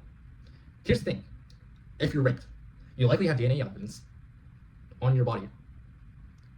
Now, having person not go to the hospital immediately, that's the first red flag. And frankly, given the context of all this, that's the only red flag that you need. Wallace. Okay. How many pages have I read this far? So, to go to 100, I'll need to make this maybe 4 hours? A 4-hour long video? Yeah, I can do that, sure. Wallace's early childhood in Scotland was marked by poverty, instability, and a lack of consistent adult protection. So this is a male this time, or a guy, or a boy. And of course, I'm assuming majority of these victims are girls, that's for sure. But regardless of what gender, none of that should be happening. Wallace's early childhood in Scotland, so previously it was all in England, so far as I'm aware, in Scotland was marked by poverty, instability, and lack of consistent adult protection. Again, all the qualities that's been mentioned thus far. His mother suffered from mental health and substance misuse problems. She struggled to comprehend the situations she put her son in and often failed to intervene, which allowed Wallace's abuse to continue. Wallace's mother psychologically and emotionally abused him throughout his childhood. From a young age, adult men moved in and out of his life, and he was often encouraged to talk to him as dad, or uncle. This made it seem normal that adult men would be around him as a child. Grooming. This made it. He was moved around many different home environments and learned to accept situations without question. His early experiences made him believe that the adults could enter his personal space without consent, that fear could be tolerated or should be tolerated, and he had no control. Early childhood grooming. Wallace's earliest memory of abuse occurred when he was 4 or 5 years old, when an adult came into his bedroom at night and got into bed with him. He could not identify who it was, but instinctively knew it was wrong. His main abusers were his mother's partner and the partner's brother, who both exercised control over Wallace and were treated as trusted adults. They were connected to a biker group in the area. Not all members of the group were involved in abuse, but a core group of men were. Now, I'm just gonna go on a limb here. Biker groups, at least in the U.S., are usually white. So, total extrapolation here. I'm actually gonna check, are biker groups in Scotland? Biker Scotland. I'm not making grammatical sense right now. Yeah, so makes sense. They're primarily white.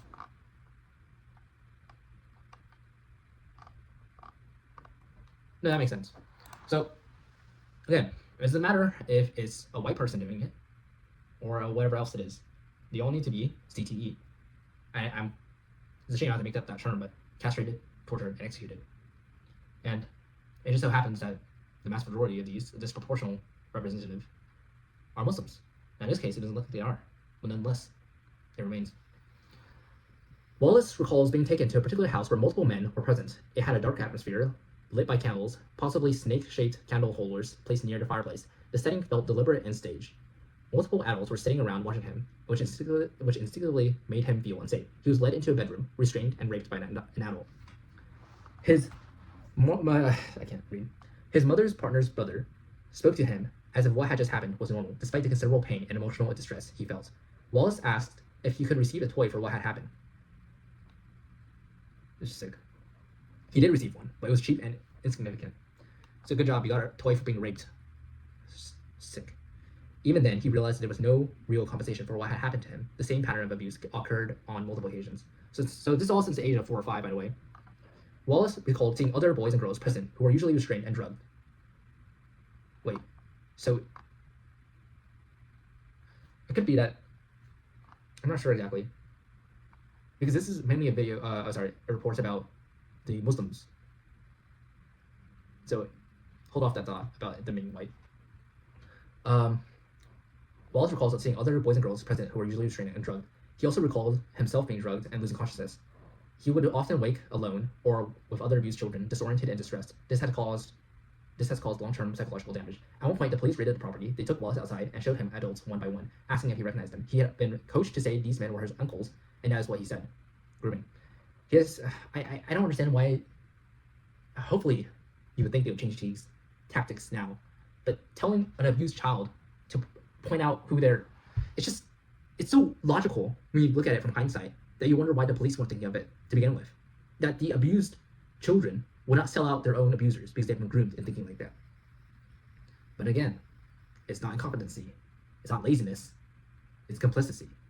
It is obvious this is what they intended to happen. For why, I don't know, but, well, I do know. Political correctness, racism, or whatever else. He had been a coach to say,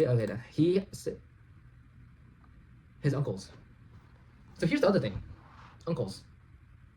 So this is why I think that they're not actually Muslim in this particular case. I could be wrong, because Wallace is obviously Scottish, right? So his uncles would also be white. So it doesn't make any sense. But again, if the police are as retarded as they are, then that wouldn't be an issue. He believed he associated authority figures of fear and wanted to avoid saying what he believed might be the wrong thing, what I just said basically. As a result, the police intervention did not protect him. No safeguarding followed, and he returned to the abusive environment. The signs of abuse were there and only reinforced Wallace's view that speaking out would not lead to safety. As an adult, he eventually attempted to report what had happened to him, a disclosure which took years. He expected to be treated as a victim of serious childhood sexual abuse, but instead his disclosure was treated as a mental health issue. He was asked to provide psychiatric and medical notes before any proper investigation would take place. The lack of seriousness from authorities resulted in Wallace's statement being recorded improperly. Due to his experience, he made complaints to the police, to professional bodies, including the General Medical Council, and to other oversight organizations. Each process was slow, fragmented, and obstructive, and continued for years without resolution. During this time, he was forced to relive his experience repeatedly, while being met with skepticism.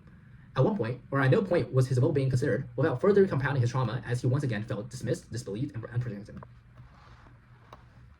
Owing to Wallace's abuse, he had experienced long-term psychological harm. This harm has affected his education, relationships, sense of self-worth, and his ability to feel safe. He wishes for his abusers and the authorities who failed to act to be held to account, and for his story to help protect other children from similar harm.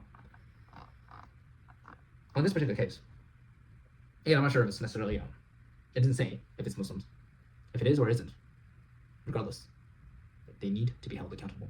Both those who are abusers, as well as those who enabled the abuse to happen. Sebastian was raised in Scotland. I guess they're moving around regions now, so I think we're maybe done with England. Great. Going all across the UK, seeing which children are raped. The humor is not needed, and it's actually quite distasteful given the context, but nonetheless. Regardless, let's keep going. Sebastian was raised in Scotland in a stable household. One of the rare ones, it seems. Sebastian's mother held down a professional job, owned her own home and car, and the family regularly went on holidays together. So basically it's saying that regardless of, again, those who are abused in abusive households or separated or like broken households basically are more likely to be abused, that's for sure. But even those who are in stable households, who are in stable homes, it can still happen. Just less likely, I'm assuming. Despite this relatively secure background, which was not typical of abuse victims again. Just so that. Sebastian was raped and abused from the age of 6 by family members without Sebastian's mother's knowledge. So, well, that's not really a stable household or safe home necessarily, but it's unfortunate that this does happen. That this does happen. A lot of the sexual abuse and whatever else, it does actually come from your own family members. But that's the thing, you're stuck with your family members because they're your family, and you could, it's perfectly valid to call them out. It's perfectly valid to have them imprisoned. Again, my method is CTE, castration, torture, execution. Yeah, that's for everybody. Again, they are your family. They belong in the country, whether you like it or not, because their blood is in the country. However, the foreigners, they never should have been in the country. That's the issue there. But I'm speaking to the choir. Anybody who's listening at this point would, Father's mother's knowledge. These family members instilled in Sebastian the belief that to be safe, you had to give them what they wanted. This led Sebastian to develop a transactional view of interpersonal relationships. At age 11, Sebastian was introduced by these abusive family members to a local cafe owner. The owner gave Sebastian free food, lifts in his car, and free cinema tickets to build trust and a sense of obligation. From there, they began prostituting Sebastian out to a number of people. These include seemingly respectable professionals, such as state agents, solicitors, it's terrible, care support workers for children, and even police. Especially, well, solicitors, as far as I'm aware, is basically just like lawyers or some BS in the UK. But especially care support workers and police, specifically care support workers for children and police. You're fucking kidding me. Jesus Christ. Again, this is not only a problem with the Muslims, those foreigners, but it is primarily them. Whenever these people, these animals, come about, rear their ugly heads, you target them as well. Even at boarding school, Sebastian was raped, assaulted, and groomed by staff and connected adults, with Sebastian's injuries often ignored by medical professionals. All of Sebastian's abusers were white British. So, good on the report, the Inquiry report, for putting that out there. It is not just a race problem, but it is primarily a race ethnic problem, or ethnic race problem. In adulthood and during the final years of the abuse, Sebastian became aware of the wider operations of the grooming networks, both in a quiet rural area and in the city. At the age of 40, Sebastian was finally able to escape a cycle of abuse that had lasted for nearly 4 decades. That's terrible. Following years of abuse, Sebastian born... Oh. That makes sense. That actually makes sense. Following years of abuse, Sebastian, born a biological female, transitioned to the opposite sex and now identifies as a trans man. So I was wondering, because, in the case of Wallace, right, it also didn't make any sense, necessarily. But in this case, it does. So she, I should say, it's a girl. or was a girl when she was abused. But typically, it's just the unfortunate.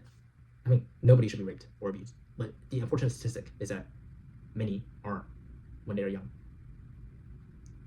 Many are, regardless of the age, really. That is how many females are, or many women are.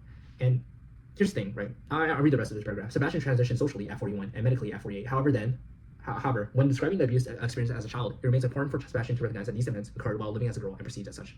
Yeah, I think that's correct. And I'm going to read the rest of this because I think it's going to say what the point I'm trying to make is.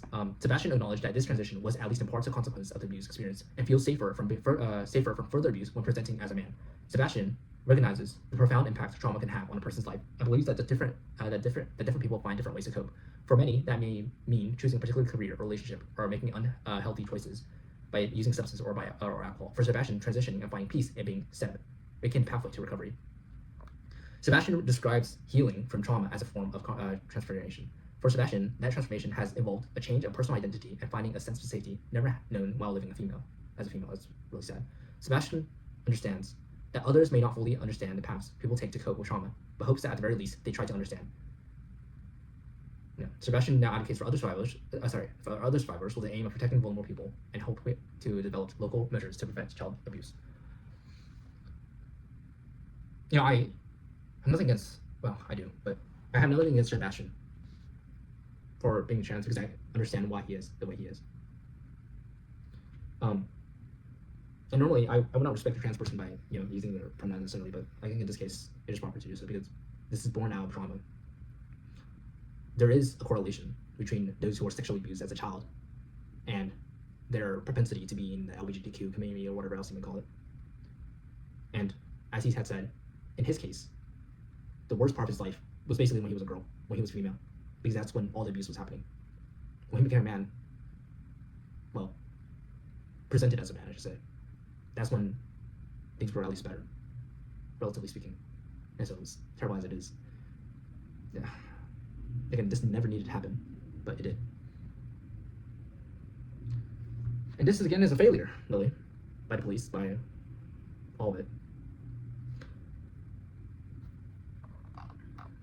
Anna. Okay.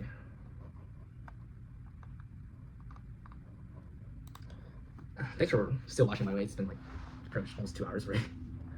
Anna was raised in a stable middle class. Okay, so again, it's going into those who are a stable background, transitioning from those who are broken households. I might go back into that later on, I don't know. But every facet of British society has just been thrown to. And that should be the message, that it's not just those who are working class, it's not just those who are poor or whatever, white trash, as you may call them in Britain, I don't know, but people in the US, they call poor whites white trash, usually. And here's the thing, this is happening, whether you're poor, whether you're middle class, and maybe even if you're rich, from rich families. It's a terrible problem that never needs to exist, that does exist and needs addressing, seriously addressing. Anna was raised in a stable middle class household with both parents present. That's a really strong start. She first experienced abuse at the age of 13 by a perpetrator who was almost 18, whom she met through friends. He began her interactions with what is known as love bombing. So piling her with gifts, messages saying, "Oh, I love you," or some BS. He complimented her, messaged her frequently or regularly, offered to buy her gifts and alcohol, requested photos of her, and discussed meeting up. Here's what I don't understand. This is a side note, so it's completely irrelevant, but to a few who are listening, why not? I don't understand why children like alcohol. It doesn't make any, it doesn't taste good, so just whatever. They arranged to meet at a local bus stop and go into town. At the last minute, he changed the plan and asked Anna to meet him at the end of a path in a nearby woodland. Upon arrival, his demeanor was cold and aggressive. He demanded that Anna perform oral sex on him and threatened to tell people that she knew that she had sent him explicit photos and that they had already had sex. Feeling threatened and fearful, she complied. Unbeknownst to him, he had covertly recorded the incident. A few days later, multiple men added her on Snapchat and began mocking and taunting her. The perpetrator himself sent Anna the video, laughed, and told her he had shared it with his boys and brothers, leaving her feeling humiliated, fearful, and traumatized. Anna reported assault to the police, but despite explaining his coercions and threats, the case was closed with no investigation into the creation of or distribution of child sexual abuse material. How many cases have been failed by the police? Likely millions. Rumors spread rapidly amongst Anna's peers, and she was mocked and insulted in public. A year later, Anna encountered 3 Muslim brothers through a friend who was already being groomed and abused by them. They target the groomed victim's friends. They supplied her with alcohol and cigarettes in a public park and waited until she was heavily intoxicated before they began assaulting her. One of the brothers pulled her behind a tree and groped her chest despite her repeated refusals. When she tried to flee, she pushed her violently against a tree, causing her to hit her head and suffer a concussion. The grooming continued through threats to her family, intimidation, verbal abuse, and cycles of affection, gifts, and coercion. Anna did not feel safe reporting the abuse to the police. On another occasion, she was again supplied with alcohol. One of the brothers grabbed her body violently, dug his fingernails into her, and yanked at her underwear repeatedly while laughing. Anna cried silently, feeling powerless to stop the assault. Afterward, she tried to cut contact, but one of the brothers located her and banged on the door, shouting while she hid inside until he left. Out of fear, she complied with further demands to meet the brothers, resulting in more assaults. It's terrible that I don't know the full situation here, but parents really need to be heavily involved, heavily protective of their children. This was a period of 4 years before any trial was held, largely due to the COVID-19 pandemic. Oh. So, this was a period 4 years before. So this was COVID was like 2020 about, roughly speaking, so this was 2016, this was a very recent case and 10 years ago. The perpetrators used this time to spread rumors and portray this abuse as consensual and to boast about the assaults. In the courtroom, the abuse and intimidation continued. They pulled faces, pointed and laughed at her, and made rude remarks about her appearance. This behavior was not addressed by the court. One of the brothers was convicted of sexual assault, and as he was taken custody, shouted Allahu Akbar. The religious component is clear. These fucking Muslims, and I have Muslim friends personally, but these fucking Muslims, they have a problem. At the sentencing, and they're proud of it too because they know they won't be convicted, or rather, I should say, they know that they'll be let off on a loose hook or whatever, or on light hook. Why else would you be so brazen in all of this? At the sentencing, the brother's sister shouted abuse at Anna, threatened her, and later breached her anonymity online. She blamed the jury, stating they were all white. She was eventually arrested and charged with malicious communications. Again, normally, women would empathize with rape victims or sexual abuse victims. In this case, they look for their ethnic interests, for their familial ties, most of all. They don't belong in this country, or any Western country. They don't belong on Earth. Not alive anyway. Anna states there is a broad failure to confront the role of ethnicity, religion, and cultural dynamics in organized sexual exploitation due to fear of accusations of racism. Now it's just clear. As he left the dock to be taken down to custody, I was literally verbally assaulted by his sister, who shouted Allahu Akbar. Every single one of them. Taylor. So 1, 2, 3, 4, 5, 6, 7, 8, 9, 10. 6, 7, 8, 9, 10, 11. I'm not even halfway through. This video is going to be quite long, unfortunately, but nonetheless. And again, I'm not going to edit this video because I'm too lazy, but this is just a raw experience. I'm too for whatever you may say. I'm not really gathering my thoughts well. I'm rambling pretty much, but this is what I feel. And frankly, any voice for this is better than none. Taylor was introduced at the age of 12 to older men through her friends, many of whom were adult men, Muslim men. So this is the implication here is that the friends were also groomed. They groomed one and they asked for her to friends. They began by giving her good lifts home from school, sometimes in black cabs, and sometimes in their own cars. Black cabs are, I think, like a London thing. I'm pretty sure, like the taxis or whatever. Taylor saw the men buying gifts for her friends and initially wished she would receive gifts too. Again, if you're in the UK, if you're literally anywhere, any gift to a young girl, to your daughter, to your sister, or whatever else there may be, just don't at this point. Especially by these foreigners. On one occasion, instead of being taken to school, she was driven off to one of the men's sisters' home or houses and taught how to cook Asian food. Grooming to be a wife of some sort. Her friends spent more time with the men, but because her parents expected her to come straight home after school, she had limited contact with them beyond the lifts. She noticed that her friends were already doing adult things such as smoking, drinking, and going to clubs, whereas she still had a more childlike disposition. So her friends are all groomed already. The dynamic continued for 3 years until she turned 15, when abuse began. She started going with her friends to a restaurant run by Muslim men to help with deliveries. This escalated when one of the men who were working there, a 35-year-old Bangladeshi, kissed her, causing her to run away. The same man later raped her when she was 15. So in the same year, a foreign man, 20 years older than her, unconsensually or non-consensually kissed her and then raped her. Well, rape is already non-consensual, but that's besides the point. From the moment he tried to kiss her, he should have been already deported. No. Castrated, tortured, executed. Yes. Because her friends were also being abused, Taylor believed it was normal, and that man was her boyfriend. However, when she walked in on him with one of her friends, she realized this was not the case. After this, her behavior changed dramatically. She began skipping school and drinking heavily. During a family incident that led to police being called, Taylor's father mentioned his suspicions that she was being abused by Asian men. The police responded that there was nothing they could do because she had consented. A 15-year-old consented. That doesn't even make any fucking sense. Wait, let me check. Age of consent in, I can't spell, in UK. 16. A 15-year-old consented. So even by their own rules, that doesn't make any fucking sense. Whatever. Police were called on multiple occasions regarding the abuse of Taylor and her friends, but they consistently refused to take action because they are politically captured. The only time they helped her was when a group of Asian girls called the police. Officers then returned Taylor and her friend home.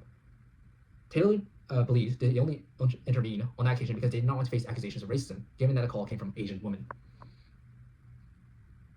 The natives are second-class citizens. Worse than that, really. By the age of 16, she had been introduced to many more men and was constantly harassed by them over the phone. Some men would initially appear kind and caring, leading her to believe they were in a relationship, only to lure her into situations where she would be getting raped. They used a combination of false kindness, violent abuse, and alcohol to coerce and control her. Cars would stop in the street and demand she get in. She would be raped and then taken to the next abuser. She claimed that on some nights, she was passed to as many as 10 different men, and estimates she was abused by around 100 men in total. Again, the father and parents should have been more involved in all this, but one common tactic used by the gangs was to send taxis to pick up drunk girls late at night. The driver would pretend to stop at a shop for a drink, then drive off, leaving the girl behind. A group of men would then rescue her, only to take her to a prearranged house for gang rape. A number of women also played a role in directing girls to their abusers in exchange for gifts and money, also groom victims. These women would then trap the girls in properties or use violence to coerce them. Taylor had witnessed shootings, had knives held to her throat, had a gun held to her head. The gangs used the death of one of the other girls as leverage, threatening that anyone who spoke out would be next. Realizing she had to escape the abuse, Taylor made a detailed 20-page statement to the police. She provided the phone numbers of more than 100 Asian men and showed them messages in which the men threatened to rape her mother, beat her father, and burn down the family home. No investigation followed. Both her teachers at school and her GP, what the heck is a GP, were aware that something was seriously wrong, but did not pursue the suspicion further. I'm not sure what GP is exactly. What is GP in this context? General practitioner, okay. So primary care physician, that's what it is. You know, this is terrible, especially if you're a general practitioner, if you are a doctor, you would be aware of the abuse. I mean, you see your patient, you know what's going on. So why the fuck is this happening? Because what, more racism calls or some BS? Political correctness is bullshit. Before they raped me, they would chant Bismillah, Hayr, Rahman, Nir, Rahim, in the name of Allah, the most gracious and the most merciful. You know, this thing makes me more Islamophobic as I keep reading it. It's like the opposite effect of what the freaking political correct class wants me to do, but fucking hell. Every single one of them. Next time you look at a Muslim in the UK, in Europe, wherever else, don't look at them like they're citizens or whatever else. On a personal basis, of course. There can always be exceptions, but the exception is often just as the exception. They are not the rule.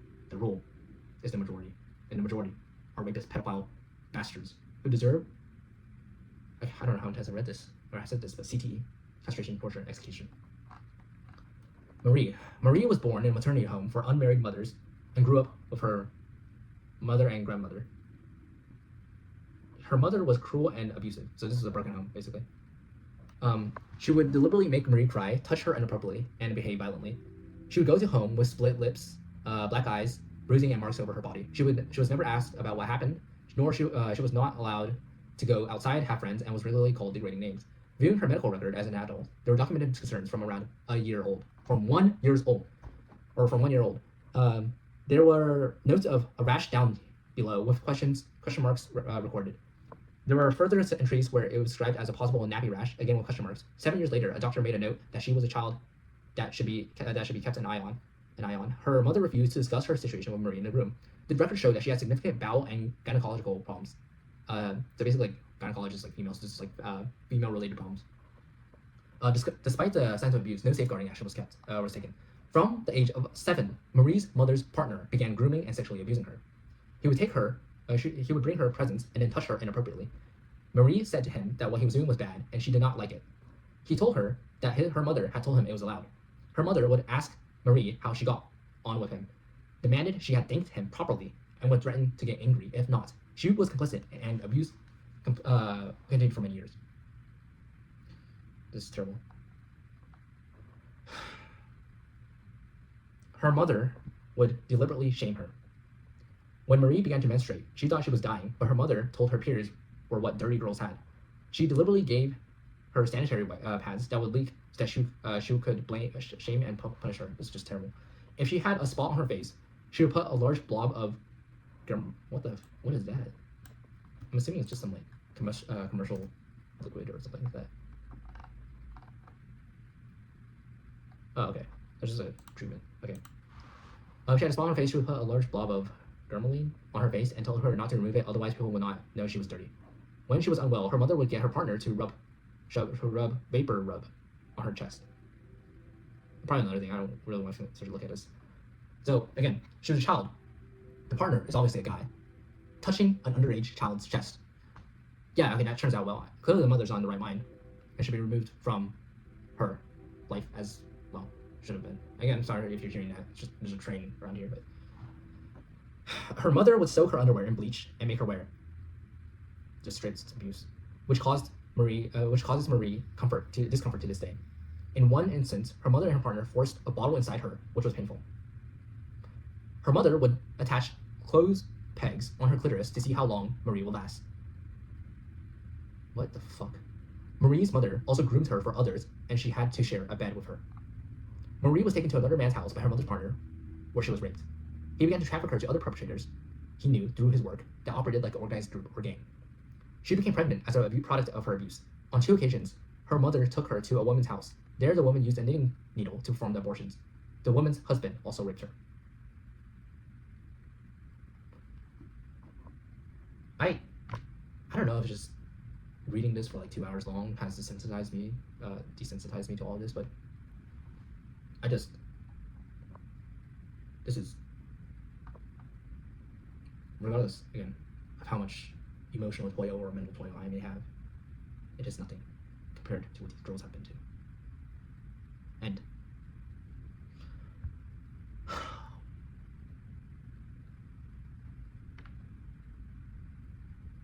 it is sickening.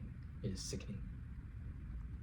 She had bottle tops opened up inside of her vagina, then made to drink what was in the bottle when she was primary school age. So before the age of 11. Fucking hell. There were instances where she ran into members of her grooming networks who would lure her into a secluded location and rape her. The abuse she experienced included extreme sexual violence and degradation. She was raped repeatedly over the years, including anal rape. She was subjected to penetration with objects. She was urinated upon. Her legs were held open. She was bitten on the back, cut on the leg, and strangled. She has lasting injuries. Marie attempted to end her own life at school by walking in front of a van. At college, she drank a bottle of vodka and then took a box of tablets in an attempt to kill herself. The college counselor raised concerns and consulted her general practitioner, but nothing was done. Between leaving school and joining college at 17, she was groomed by a 55-year-old police sergeant. He knew her background and claimed that he would catch her attacker and get justice for her. Instead, one evening, he offered to take her out of the house and rape her. He went on to rape her on another occasion. Upon becoming an adult, she went to a women's aid refuge for safety. They moved her to a safe location. On one occasion, her mother and partner went to the women's aid office, but they refused to give information and introduced additional measures to protect Marie. Well, thank God somebody's doing something. While in the safe house, she miscarried, a product of her mother's partner. So she was forcibly, she was raped by her mother's partner and then became pregnant as a result and miscarried. Following this, Marie drunkenly called her mother and told her what had happened. Even after explaining who impregnated her, her mother said, "We could have loved a baby in the house. This is beyond sick. This is actually so beyond sick." This mother is as bad. As bad as one of those Muslim fucking gang members. You fucking animal. She went on to police in recent years and told them she was a survivor of child sexual abuse, and he told her to go away and sew her head out. None of the perpetrators have been brought to justice. Start with the mother and her partner. This is fucking sick. Oh my god. Jane. Jane grew up in a fractured household. We see a theme. Rarely present, her mother was addicted to drugs and alcohol, regularly using hash and cocaine during Jane's childhood. She tried to end her own life on multiple occasions and left altogether when Jane was 7. Jane's father had significant mental health issues. Though until the age of 5, she described a generally positive relationship with him. However, after meeting a new partner, following the departure of Jane's mother, he became colder, more distant, and increasingly abusive. He used his hands, a slipper, and a cane to hit Jane. Jane's mother re-entered her life with a new boyfriend when Jane was 13. Again, these stepfathers or stepfather figures, they're not good at all. You know, there are plenty of them who are. It just so happens that many of them are abusive. At least in this case, it is clearly seen. Jane's mother, re-entered her life with a new boyfriend when Jane was 13. The boyfriend was abusive towards Jane's mother, and on one occasion raped her in front of Jane. It was around this time that Jane's mother, drug dealer, began grooming her via Facebook. He had become aware of the fact that Jane was self-harming and presented himself as a sympathetic and supportive friend. Jane, vulnerable at this time, exchanged messages with him for several months, grooming.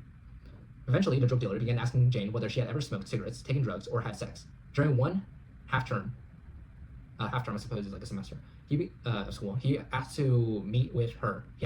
She agreed, and he came to Jane's father's house while Jane's father was at work, armed with a coach. What the heck is a coach? I'm assuming it's a knife of some sort. Let me see. I have no idea what this is. I'm curious about what it is.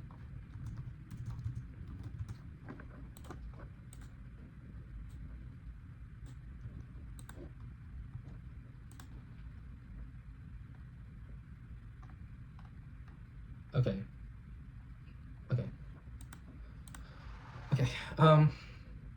He took her up to her bedroom and told her to strip naked. He said, "You may be 13, but you've got the body of a woman," and raped her before promptly leaving. This is terrible. How many times have I said such a thing? This is all terrible. Raped at 13. And not even the youngest one. Earlier, the first girl, was it Fiona? I think it was Fiona. Or, sorry, Chloe. She was raped at 10. From then, the drug dealer regularly called Jane and waited outside her school for her. Jane would hide in the staff room and tell teachers that she did not want to leave, as she knew he would be waiting for her. The staff did not intervene and would force her to leave the school. School was complicit. But then again, it's possible that, like, here's the thing. Even if she had not told them that, my rapist is about to, fucking rape me, they still should have seen to the best interests of this girl. That was the whole point of counselors, if not for that. The drug dealer regularly took Jane to his girlfriend's house, where he would give Jane Valium and cannabis, all at the age of 13, by the way. He would also show her the drugs he took, including heroin, methadone, and crack cocaine. The drug dealer sexually abused Jane every day apart from the weekends for several months. Jane was misdiagnosed with personality disorder at this time. She did not tell anyone about her relationship with the drug dealer until one night during an argument with her mother, who was drunk. Her mother said, "I don't know why you are like this," and Jane replied, "Because I am being fucked by a 50-year-old man and nobody has noticed."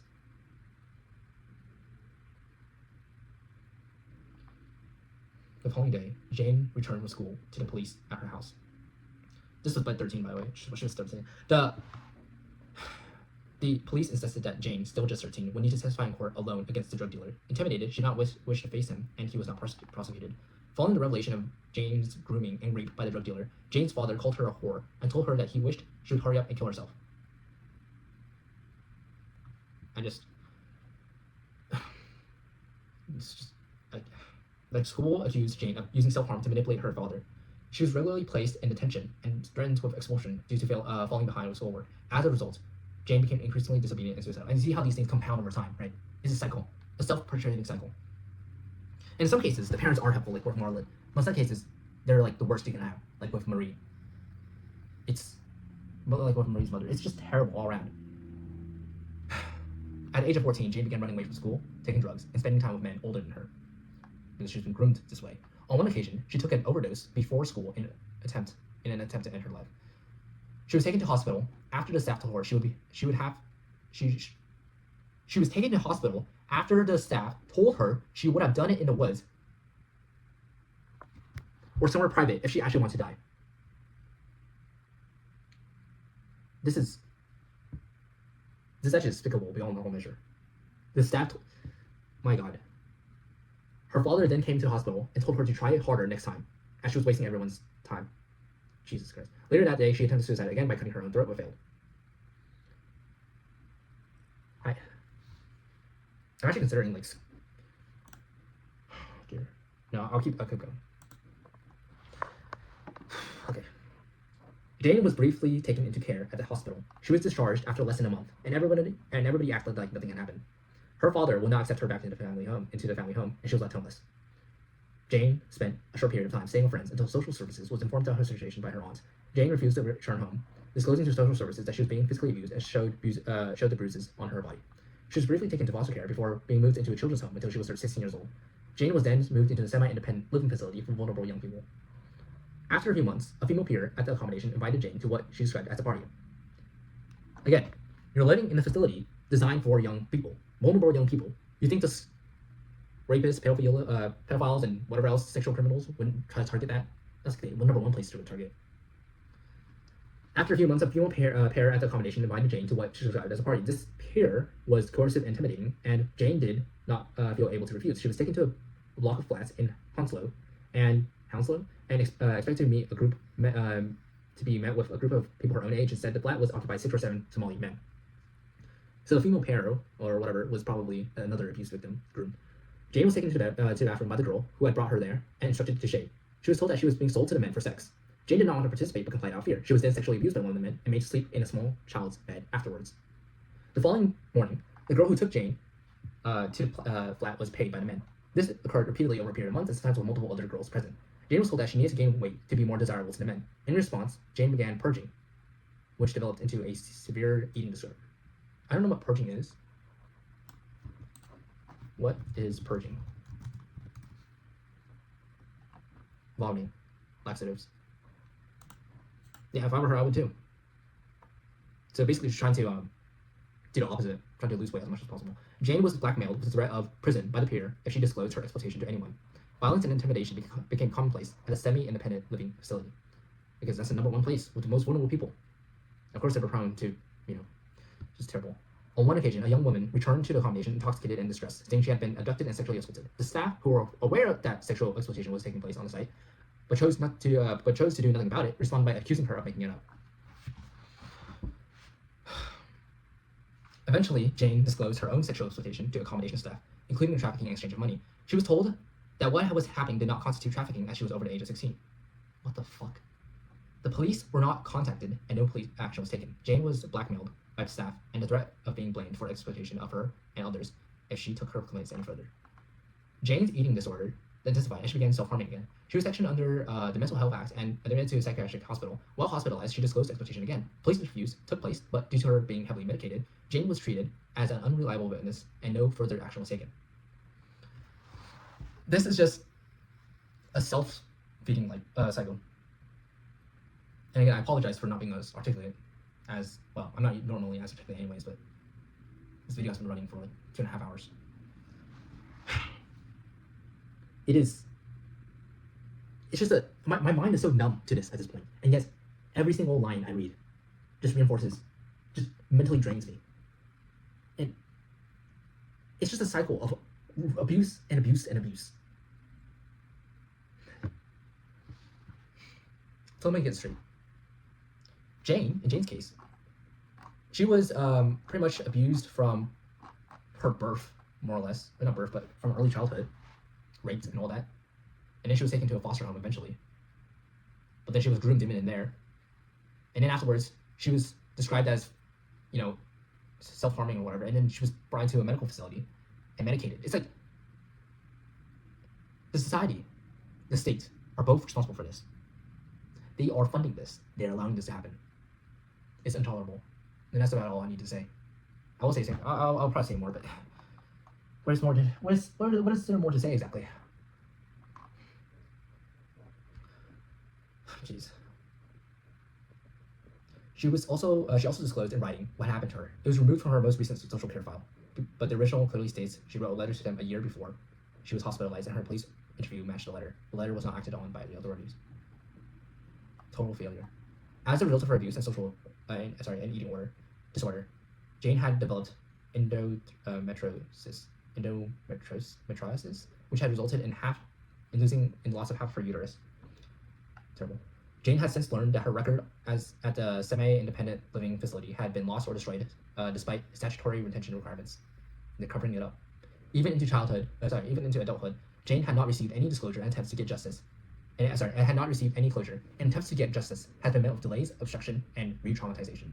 Jane states that she believes that the children remain at risk due to the culture of silence that persists across institutions that should be caring for them. That's a great understatement. I later learned that the key records from the children's home were missing or destroyed. Despite statutory retention requirements, my care file from that placement cannot be produced. This has obstructed accountability. God. 2, 3, 4, 5, 6, 7, 8. 8 more victims. I have 33 more pages to go. This is gonna be like a 4-hour long video, maybe. Leanne. Leanne described a childhood marked by extreme instability, domestic violence, fear, and early trauma. From a young age, she was exposed to abuse within her family, including sexual abuse by her uncle, which severely damaged her ability to trust adults or disclose harm. Frequent moves, school disruption, ADHD, bullying, and exclusion compounded her vulnerability. By the age of 14, Leanne was drawn into peer groups linked to significantly older men. These men were adult males, primarily of Kurdish, Iraqi, and other Muslim backgrounds, and they operated in groups. Grooming was systematic. Alcohol, drugs, accommodation, and emotional manipulation were used to entrap her. She was taken to various houses in Sheffield, notably Pittsmore, and other cities, where multiple girls were trafficked and sexually exploited. She was raped repeatedly, drugged, and on one occasion, held captive and beaten for several days. She witnessed stabbings, shootings, and machete attacks, handled firearms as a child, and was forced into environments of extreme violence. This is the sort of shit that you see in like the jungles of Africa or something, some warlord. This should not be happening in the UK. This should not be happening in the West. But it is, because you have imported people who would be committing these acts in their home country here. Or not here, in America necessarily. Probably is happening here as well. But in the UK, you have imported these animals, these barbarians, into the UK to do these things to your own children. At 15, Leanne became pregnant by an adult Iraqi man. She miscarried and later discovered that records had been falsified to suggest that she was 16, thereby minimizing the seriousness of the offense, because 16 is the age of consent. That, frankly, should be raised. Despite repeated missing episodes, police intelligence, and sexual exploitation strategy meetings, safeguarding failed. No shit. The council housing department refused to assist her due to her age.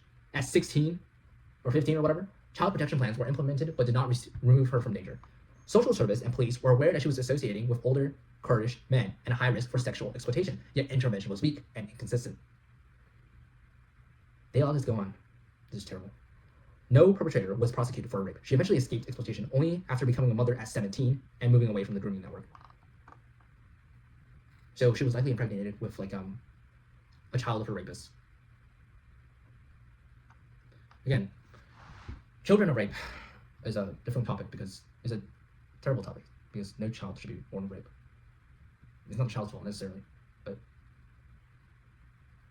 it's just I don't have the words necessarily. As an adult, Leanne lives with chronic physical and psychological harm, including traumas-related fibromyalgia.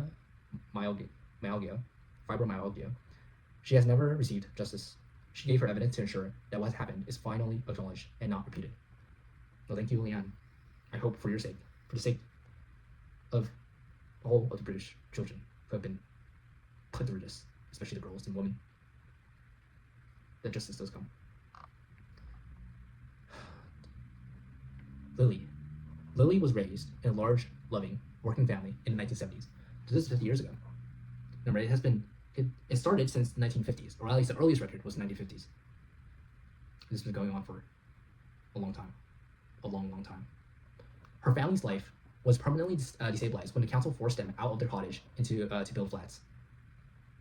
They were evicted from their home and moved into 2 council houses. This was the first time anyone in the family had lived on a council estate. After moving onto the council estate, trouble began immediately. One older boy attempted to take Lilly's hand from her mother when she was 5 years old.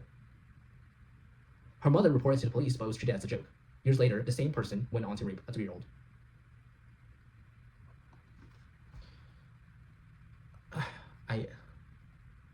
Castration, torture, execution.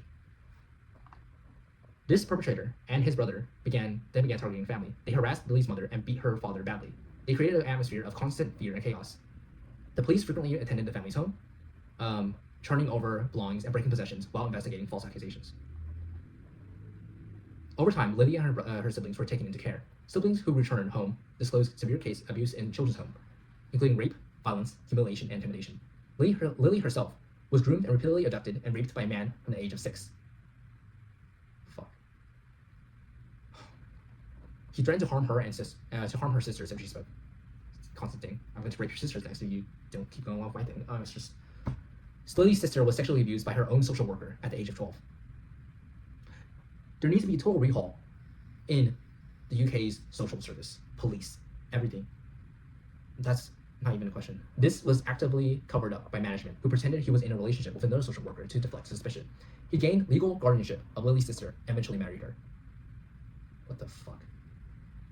She was paid by the local authority, and her sister never completed her education. Lilly witnessed children being selected by staff and handed over to foreign taxi drivers over many years. All of them castrated, tortured, executed. Or need to be that, that's for sure. In the children's home, Lilly was violently assaulted and sexually abused by staff. Management figures dismissed or covered up the abuse. She also suffered numerous violent injuries from staff. The most serious was a head injury that resulted in lasting neurological damage. Later in adulthood, she was diagnosed with a brain aneurysm. After returning to school with serious injuries, Lilly was back home to her parents. At the age of 14, upon returning to the state, she was gang raped by older men and boys. She did not report it to the police. But again, even if the police were made aware, I don't think they would have done anything, and that's just sad. As an adult, Lilly learned that the police and council records of her abuse has been hidden for decades. There you go. Operation Marmion briefly acknowledged her account before being shut down at a senior level. I wonder why. Political. She was told the perpetrators were out of jurisdiction, dead, or untraceable. No one was held accountable. They would toot the horn of the car, and then a child would be taken to the front door by a staff member of the children's home. Now I'm assuming these staff members are probably, ethnically British themselves. Again, same thing. Castration, torture, execution.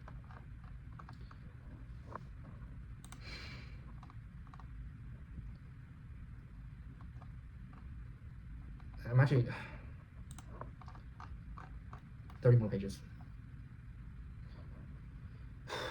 Grace was raised without a father, and with a mother who met her basic physical needs but was emotionally cold, neither nurturing nor affectionate. She believes this early life experience contributed to a lack of emotional security and increased vulnerability later in life. At 4 years old, she was sexually abused by a babysitter. 4 years old. She has no memory of this abuse and states that it does not directly trouble her emotionally. But here's the thing: even if you're abused as a child, it just leads on. Like with Sebastian's case, for example, when he was abused at the age of 5, it carries on. It does. And even if you don't think it does, it affects you in subtle ways. Even if you don't have any memory of it, it still affects you psychologically, deep down.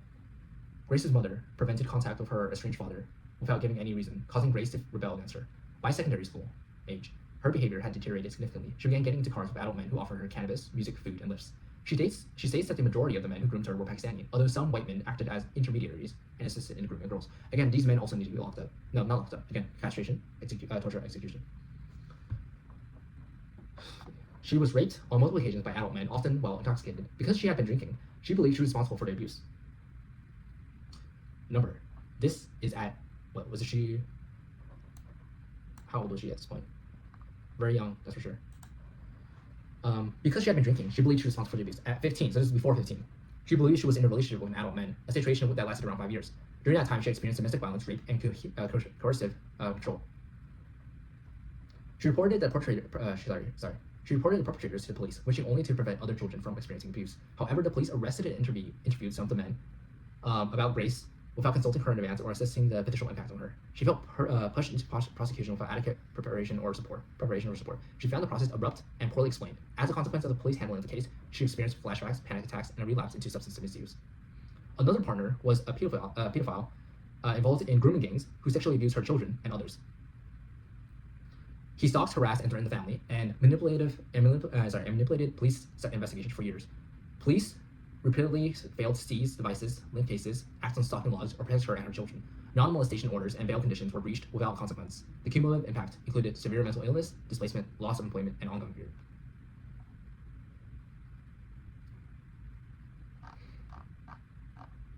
If I got raped tomorrow, I would never come back to the police again, because what is the point? It's just a pointless process that leaves you feeling even worse because you're either not believed, or you're not taken seriously, or they don't use the tools that they got to investigate properly because it's just too hard. It's not too hard. It's not. This should never be an excuse for child rapists, for any rapists, for any of these damn foreigners. It's just, my God. Victoria. I need a drink. I appreciate anybody who's still watching at this point, but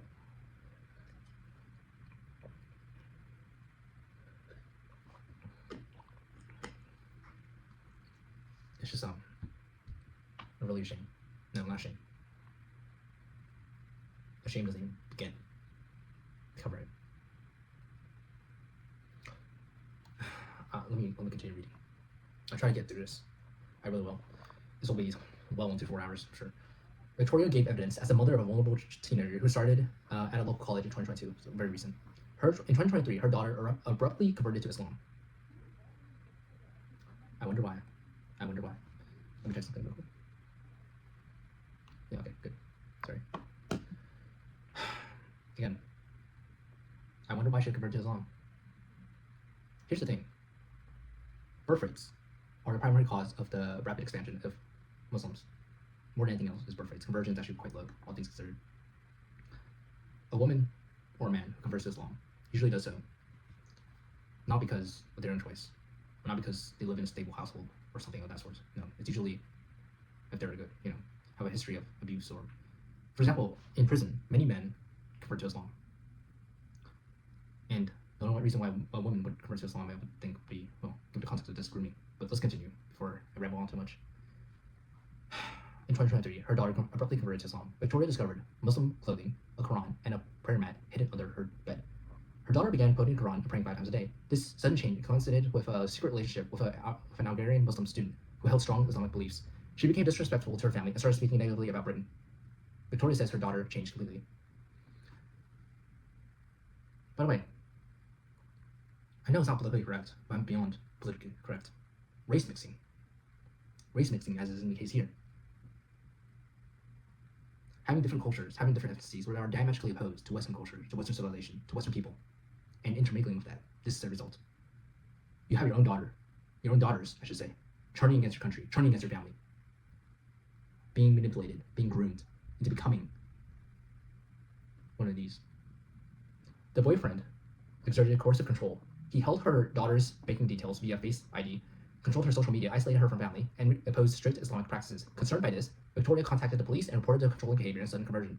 The police said they would refer her daughter to social services as she was still a child. When social services visited, they learned her daughter was being made to take contraception. Well, there you go. Grooming, rape. They also discussed the nature of her new Islamic beliefs. The social worker said the social worker said she would refer her to Women's Aid for support within the coercive and controlling relationship. Victoria asked the social worker to look into the partner's background, but the college did not respond to the social worker's inquiries because it's not politically correct. It's not politically correct to mention that it's fucking Muslim. That's not a British person who's doing this. It's a foreigner. Victoria then contacted the college's safeguarding lead herself. The lead agreed. It sounded like exploitation and referred the case to prevent the British government's counterterrorism program designed to safeguard vulnerable people from radicalization and terrorism. Her daughter's diet changed dramatically. She stopped eating bacon and ate far less than before. She spent a lot of time in and out of hospital, but never explained to her mother, or why to her mother. Probably because she probably got pregnant over and over again by rapists. Her mental health also deteriorated severely. After meeting the man, she repeatedly attempted suicide by cutting and made desperate calls saying she would kill herself. During one emergency hospital stay, police removed her daughter from Victoria, threatened Victoria with arrest, and transported the girl to the address of her abuser's brother, despite Victoria's explicit warnings about the danger.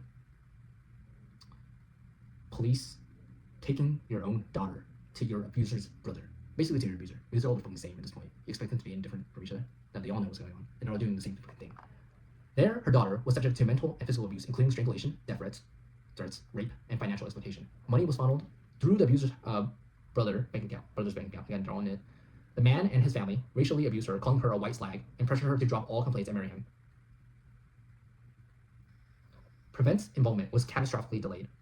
The college's safeguarding lead initially told Victoria that referrals had been made and accepted, but later evidence showed they were sent late, incorrectly, or not at all, purposefully. Arrests were delayed for months, and rape allegations were eventually dropped due to the lack of evidence after only limited phone checks. Victoria concluded that systematic failure and aid and institutional reluctance to address Islamist-related safeguarding had placed her daughter in grave danger. Oh my God. And given there's no conclusion to this, actually I'll read this last bit. The local mosque where a boyfriend used to go is known for extreme radical views, and I felt that children and young adults that are attending the mosque are being taught what to go out and do in the community, and to our children at schools to preach. Are being taught what to go out and do in the community, and to our children at school to preach. So you have these Muslims going to your schools to tell your children it's okay to rape them. That's basically what it is, to put things in a not so politically correct manner. It is what it is. But here, about this, there's no conclusion with the daughter. So most likely, what happened? Again, this was like, what, 3 years ago about? Most likely. Given there's no conclusion about the daughter, she's been married, she probably has kids now by her abuser, rapist. And again, it's a shame. Not just a shame. It never should have happened. And the government is responsible for this. I feel so tired saying the same things over and over again for 3 hours now, but things don't change. Eleanor was born into a financially comfortable family, but despite this, she had a childhood marked by instability, emotional neglect, and lack of adult protection. Financially comfortable. So again, you have the working poor, you have middle class, and now you have rich. Every facet of British society, whether it be broken homes or stable homes, it doesn't matter. They're coming for all of your children, all of your daughters. Her parents separated, and after moving away with her mother and 2 sisters, she lived in poor conditions and saw much less of her father. Without her extended family around her and a mother who was emotionally distant, she was left to grow up largely on her own. Her desire for adult attention, resulted in poor behavior at school. She was expelled in year 7 and placed in a pupil referral unit, which she was eventually excluded from as well. She attributes her disruptive behavior to a lack of desire and emotional capacity to engage with her education, as well as the lack of structure in her life. She was preoccupied with seeking attention, validation, and care. So another broken household. By the age of 13, she began to be groomed by older men who she encountered locally, usually in the town center. Some were older white men, but there were also Muslim men connected to a newly opened restaurant in the area. As the grooming continued, Eleanor's behavior deteriorated significantly. She had frequent encounters with the police and was arrested often. During this time, older men gave her drugs and kept her in various houses. She believed these men were looking after her and offering her the care she craved. Whilst this was going on, her mother was unaware of her location, but did not report her missing. No authority intervened regarding why she was often missing, arrested, and spending significant amounts of time with adult men. The families need to be on top of this. They do. When she was 14, she returned home one day after being away, and no one answered the door. Eleanor climbed onto the roof of the house and managed to get inside. She discovered the house was completely empty. Her mother had thrown everything away, including childhood photographs and personal items, and left without telling her. She went to social services on her own volition and was instructed to go to her father. She was expected to travel to him on the train alone. Now again, in Japan, this is fine. This is perfect. Not perfect, but given the situation, but it's alright, all things considered. You're safe, relatively speaking. In the UK, once upon a time, I'm sure this was safe as well. But for her, I don't think so. She had no meaningful relationship with her father, and only spoke to him occasionally. When Eleanor arrived, he made it clear that his new partner was his priority, and she and her sisters came second. His partner tried to get her onto a more stable path and back into education, but due to her previous exclusions, schools repeatedly refused her. In an ethnic minority majority area. So in other words, where the majority of a population are non-British. That should never be the case, by the way. Frankly, the number or percentage of ethnic minorities, so-called, in the UK, in Europe, in the West in general, should be 0 or a very, very, very small percentage. And I say this, by the way, as an ethnic minority in the United States, as an actual Asian, by the way. The majority of the population, by and large, should be the heritage Westerners, that is, white people.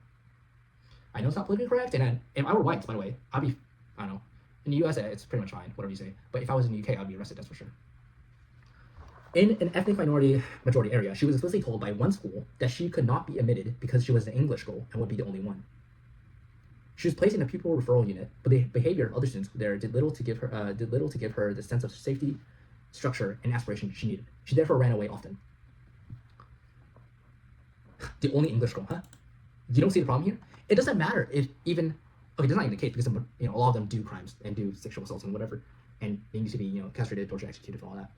But even if they don't do any crime, if they're just there, if they're of a different ethnicity, they are still not British. It doesn't matter what you do on paper. It doesn't matter with any of that. Like even this video, which I have labeled, American Reacts or whatever. I am an American on paper, but on the basis of blood, I'm not a heritage American. And I acknowledge that and I make that clear. And yes, I work for the best interests, and I look for the best interests of Westerners in general. Why? Because this is the bloodline. This is the foundation of the West. And if you throw them away, if you throw Westerners, white people away, to be trash, don't see of their own history, then you throw the entire West away. And this should never happen. And now that was a rant, but let me continue. This video is going to be definitely 4 hours.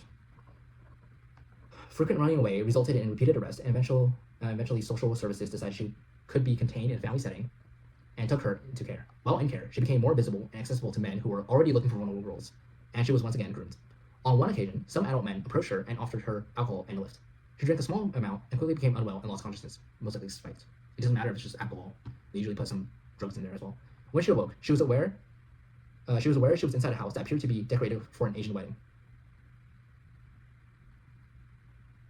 But she lost consciousness again. When she finally awoke properly, she found herself abandoned on the side of the road, unclothed, injured, and disoriented, likely raped. She managed to make it back to her children's home. However, she was not asked what had happened, taken to hospital, or had any records made of the incident in her case files. So let me get straight. So you have someone who's unclothed. So you have somebody who is visibly drunk or disoriented, who is also naked, who is also injured. And you don't ask questions. You don't take them to the hospital. Are you kidding me? And again, if you were raped, there would be DNA evidence. Not going to the hospital immediately. That's the only red flag you need for given all this, but Jesus Christ. Following this incident, Eleanor went missing far more frequently. She would sleep rough in doorways, abandoned buildings, and taxis. No one at the care home asked her for any questions about why this was happening. Again, it's full complicity. They are doing this thing. They are in favor of it. And they do it themselves. Every single one of them. CTE. Castration, torture, execution. She was transferred to a different children's home, where men regularly collected girls from outside the home and sometimes came inside the building itself. All these foster homes, all these children's homes, I don't give a shit. Police, NHS, all these. Massive overhaul is needed. All the people who are complicit in this. Again, CTE. The staff allowed this to happen. The men offered food, alcohol, places to stay, and a sense of belonging. But in reality, they were there to sexually exploit children. Eleanor became involved with an older man, whom she believed was her boyfriend. This always happens. He was involved in the drug trade. She was taken to Jersey and kept in a hotel for several days. She was not allowed to leave freely. Upon returning to the care home, no one questioned where she had been. She continued to be arrested for low-level offenses, particularly shoplifting. She was eventually placed in a young offenders institution. On one occasion, she was punched while being arrested, and this experience, amongst others, destroyed any trust she had in the police. From this point onwards, she saw the police as just yet another threat. Well, all things considered, they are kind of a threat. They're working against the best interests. They're working for the best interests, I should say, as foreigners, as foreign rapists. When she was 17, Eleanor was present at a stabbing incident involving men connected to the grooming network that had been abusing her. She was not involved in the violence, but gave the victim first aid, and called emergency services. She was arrested at the scene and charged under the doctrine of joint enterprise of conspiracy to commit grievous bodily harm with intent. Were the men arrested? The case did not come to trial until 2 years later when Eleanor was an adult, and so she was tried as an adult. She was sentenced to 2 years in prison. She believed she was criminalized for circumstances that arose directly from exploitation, neglect, and systemic failure, rather than being protected from them. Certainly. Following her conviction, Eleanor converted to Islam. She did not do so for theological reasons, but practical ones, as a method of survival. In many environments she had experienced, Muslim girls were afforded some degree of protection relative to non-Muslims. She felt that conversion was a way to reduce risk and make herself less vulnerable. This was the same thing that was done 1,000 years ago, whenever Muslims captured North Africa and the Byzantine Empire, and as well as Spain, previously Christian lands. They imposed taxes and they coerced populations to convert to Islam by persecuting them if they did not. This is just the same thing. It's the same people doing the same things again and again, and you wonder why there's so much Islamophobia.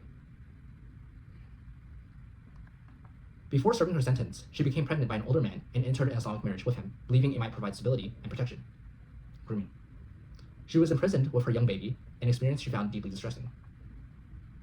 And by the way, older man, I don't know what the age is necessarily, but in Islam, pedophilia is pretty common. It's a wonder, of course, given all these, I'm being sarcastic here, all these, children exploitation, sexual exploitation by these Muslim men. It's obviously what they do, because they look up to their prophet, who himself was a pedophile. In his case, he married a 6-year-old and raped a 9-year-old, or raped her as a 9-year-old, so it's not exactly that much of a difference. Maybe a little bit better, fucking hell, compared to these girls, but and he was 54 at the time, I believe. So, older for these guys could be a lot older.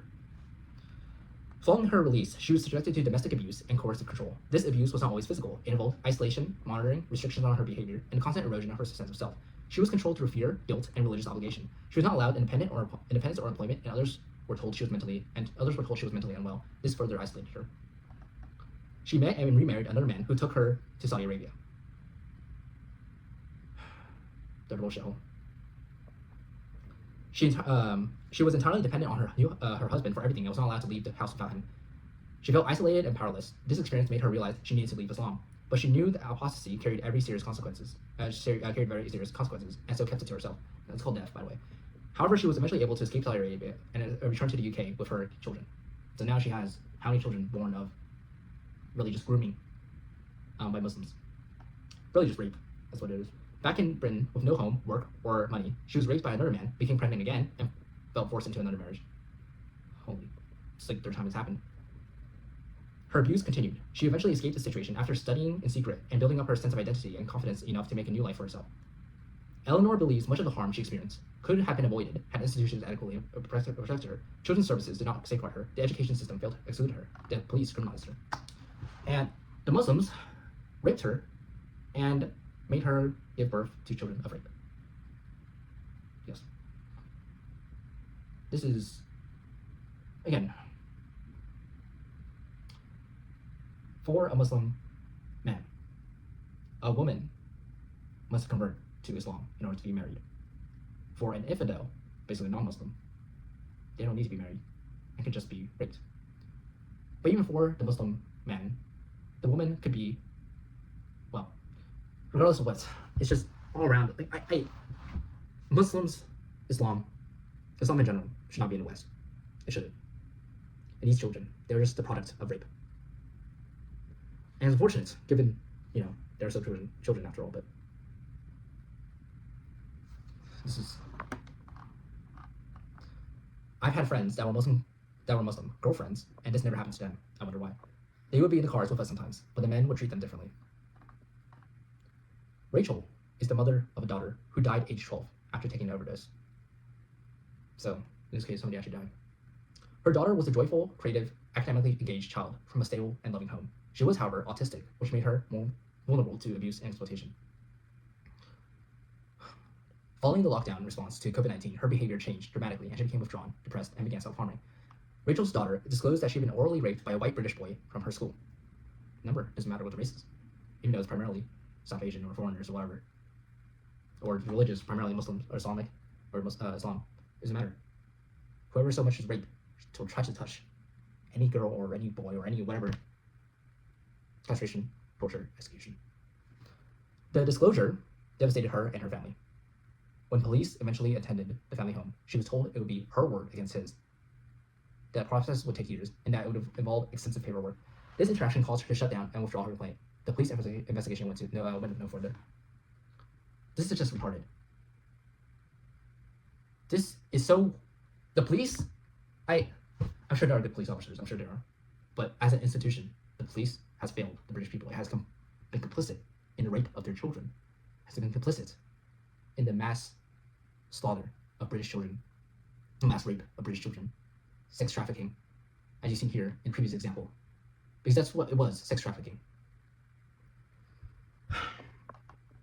Despite assurances to the contrary, the alleged perpetrator remained in school and safeguarding was ineffective. She was subjected to relentless bullying, including physical assaults by girls linked to the perpetrator, which were filmed and shared online. Police took weeks to respond and failed to act on video evidence or threats. Rachel's daughter was abused and threatened on Snapchat and other platforms daily. All before the age of 12, by the way. Or by that time. The intimidation escalated when the perpetrator's adult brother attended the family home and attempted to force entry. Police advised only that the family should consider moving house. Are you fucking kidding me? You have somebody trying to enter the house of a victim. You have somebody trying to do that. And you don't give a damn? You say, move? Are you fucking kidding me? I'm sorry for swearing so much, but I'm just giving my real output. Or rather I should say input to all this. And that's what it is. Rachel's son was assaulted at school, so the whole family's... on the night of her death, Rachel's daughter took an overdose of colchicine? I don't take drugs. I don't do drugs. I have no idea what the heck that is. Stating she just wanted everything to stop. Suicide. So many of these girls have also tried to commit suicide, but they failed. And this one, it was successful. She suffered multiple organ failure and died days later. Even after her death, the abuse continued. Rachel believes her daughter was failed by police, her school, and the Crown Prosecution Service. She states that she was effectively murdered by institutional failure. Correct.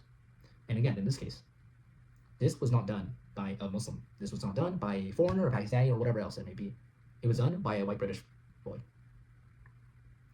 Nonetheless, I don't care if it's a British person, a foreign, whatever it may be. Even if it's a minor. Most likely it is minor. A minor given she was 12 and whatnot. Castration, torture, execution.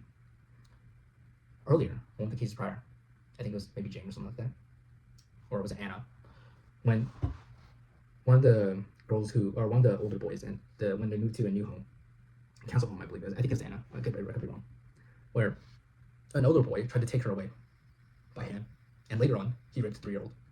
These behaviors don't just stop after you become an adult or whatever. They don't just stop once you stop being a kid. They continue. They are part of who you are. And they don't get fixed. At least not the current system. And so whenever you have somebody who is a rapist or sexual assault, SA person, or sexual assault, or whatever you call it, you must prosecute them fully. You must put them in prison and let them stay there forever. You must castrate them, torture them, and execute them. You cannot have leniency just because it's a child doing it and they don't know any better. No. That only causes more abuse later on. You think this person, this perpetrator, this rapist, wouldn't do this or haven't done this to other girls? No. They have, most likely. And you think he wouldn't do this when he becomes an adult to even younger girls? He probably will. Because these animals, they are not normal. And they need to be treated as such. I have, I think, 20 more pages to go. Let's see, page 84. I've, the last two. Hopefully this stays under 4 hours. Jen's childhood was characterized by emotional neglect and lack of safety. Her emotional needs were not recognized or prioritized by the adults in her life, particularly by parents, who were absent much of the time. Within the wider family context, boundaries were blurred and inappropriate dynamics were normalized. For example, family members introduced her to drugs and alcohol around the age of 13. Abusive household. Not necessarily abusive, but just terrible household. Throughout her secondary school, Jen was bullied, but staff did little to help despite her obvious distress. On the contrary, they contributed to her victimization. They contributed to her victimization. Much of the bullying stemmed from an incident in her first year in which a teacher refused to allow Jen to use the toilet, resulting in Jen wetting herself and being made to stay in the soiled clothes for the rest of the day. The teacher faced no repercussions.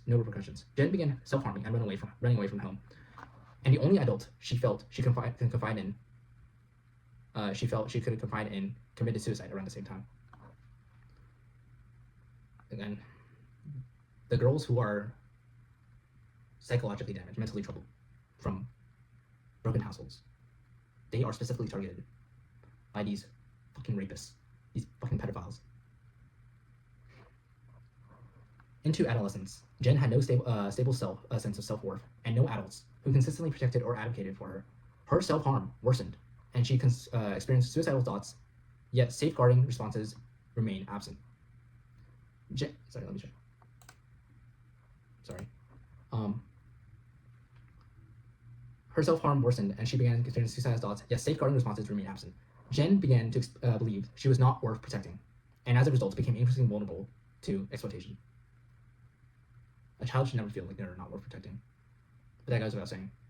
At 13, adult men began contacting her online, giving her a sense of validation and belonging. Sexual conversations were common, including one man encouraging Jen to insert a knife into her vagina. Sick freaks. At age 15, offline grooming began with a group of white British men who presented themselves as sympathetic friends to vulnerable Jen. Though she was not raped by these men, one told her that touching was okay, but we can't have intercourse until you are 16 because of the law. What the fuck?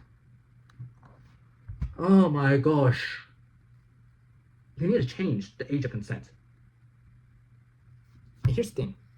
I may be traditional in this, and for any, I don't know if anybody's still listening exactly, or anybody even clicks on this video to begin with, but men and women, sex should be only in the confines of marriage between a man and a woman. One and one. Married. Nothing else outside of it. If you had that for every single person, well, then that would be much better than this freaking thing, but this is terrible. At the age of 17, Jen was introduced to a gang of Iraqi Kurdish Muslim men by a friend who she now believes was herself groomed, very likely. They groom a girl and then get her friends as well. Okay, so I'm gonna make an assumption that things don't turn out well and she gets raped by these Muslim men. Well, at the very least, it's terrible. It should never happened. But the white British men would just groom her and touch her, molest her basically. And of course, that's immediate grounds for castration, torture, and execution. But at least didn't rape her. That's not even, at least didn't rape her. Like, what kind of grounds of standards is that? But with the Muslim men, they have no questions. They have no problem doing that. The gang members, all of which were illegal immigrants or illegal migrants, trafficked Jen to numerous towns and cities across the Midlands, where she was raped by multiple men at what were described as parties. On one occasion, she was anally raped in a park by one of the gang members. She was taken on drug runs and witnessed the slaughter of a lamb in this bathroom of a house. Halal slaughter. Good on Restore Britain for banning that. She describes a closed and intimidating social world governed by fear, loyalty, and silence, in which racially supremacist attitudes were openly and regularly expressed. White British people were described as white trash and white girls as English pig dogs. Perpetrators insisted that children choose exploitation, and Britain and its institutions were described as soft and easy to exploit. They know what is being done. They acknowledge that, and they say it's good. They look at the institutions in the UK and see that 50%, and they say, well, then it's open season. They look at the girls, at the young British white girls, and say, they are meant to be abused, to be raped, to be trafficked, because that is their purpose. They are racist, openly. They are racially supremacist, openly, because they have their own self-worth, and they judge British people who are stigmatized into not being proud of their own race. It is a complete inversion. You have the state targeting white British people for being patriotic, for being proud of being British. You have the state not applying the same standards to those who are openly racist, like these ethnic minorities that should never have been in the country, who are also sexually abusing, trafficking, raping all these little girls. And they do nothing about it, but they arrest a white British man, or a white British woman, or boy or girl, for a freaking tweet, for social media use. A massive overhaul is needed, to put lightly. And perpetrators insist that children should choose exploitation. Yeah. Every single one of them. Castration, torture, execution, nothing else. That's for sure, nothing less. They boasted of receiving free money from the British state. So not only are they doing all this, raping children, but they're also getting paid to do it.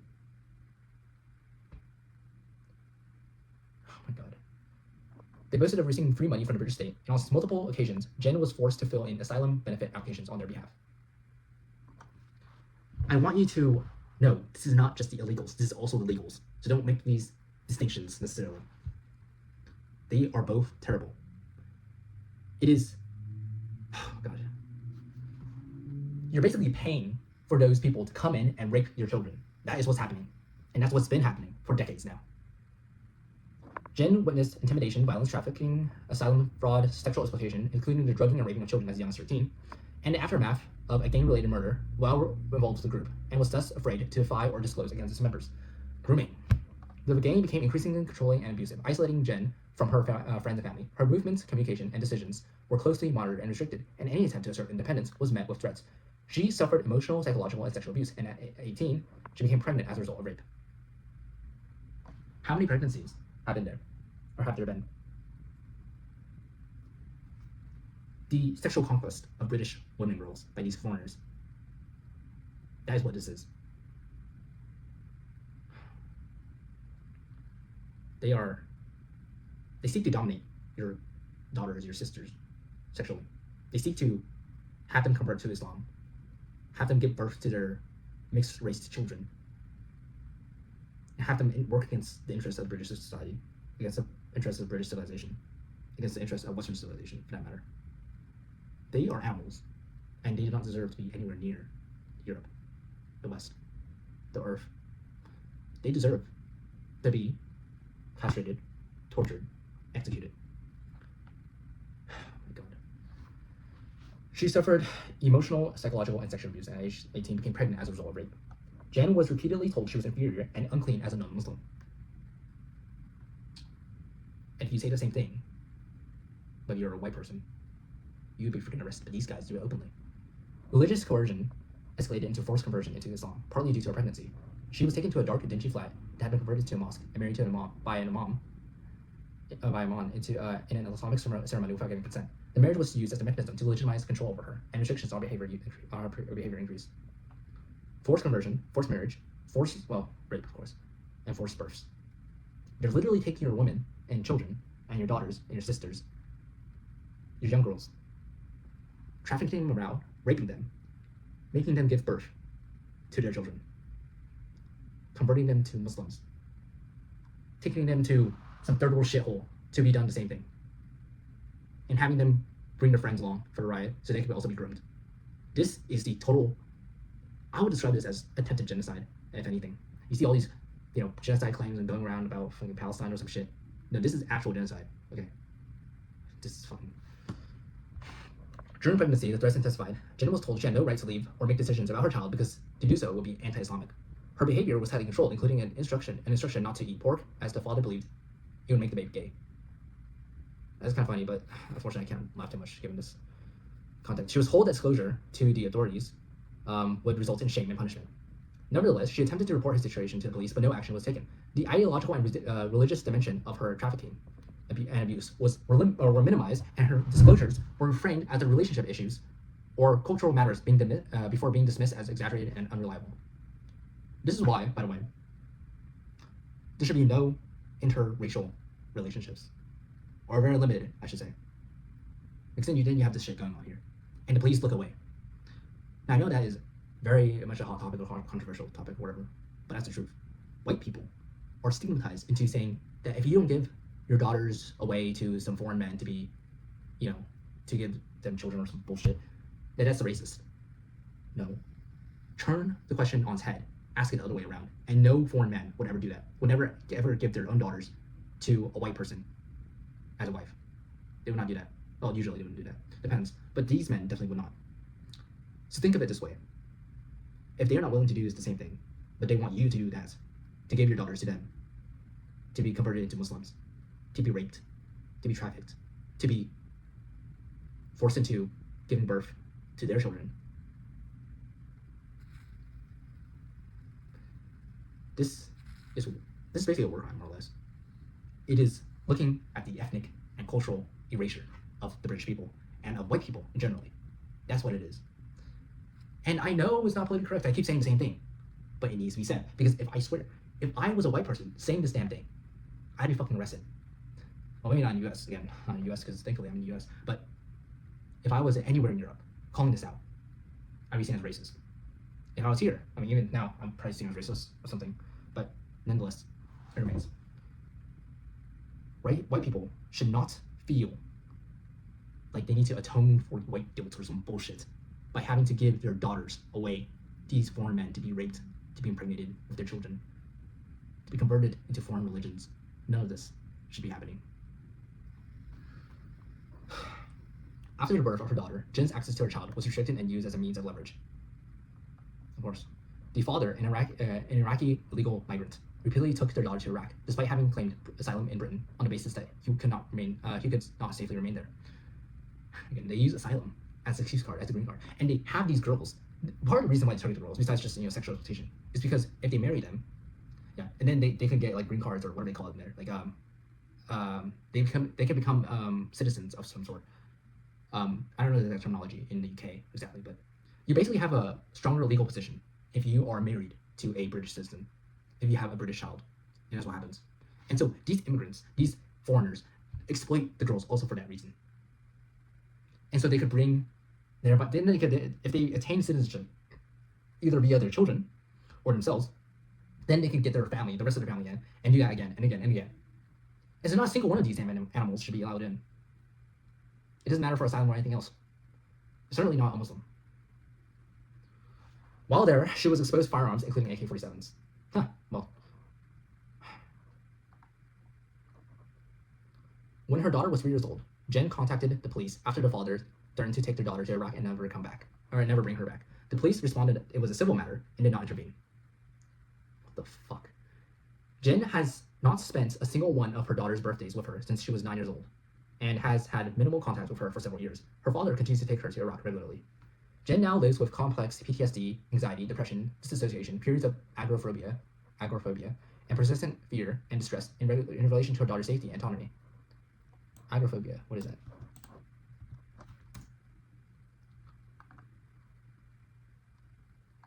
Oh.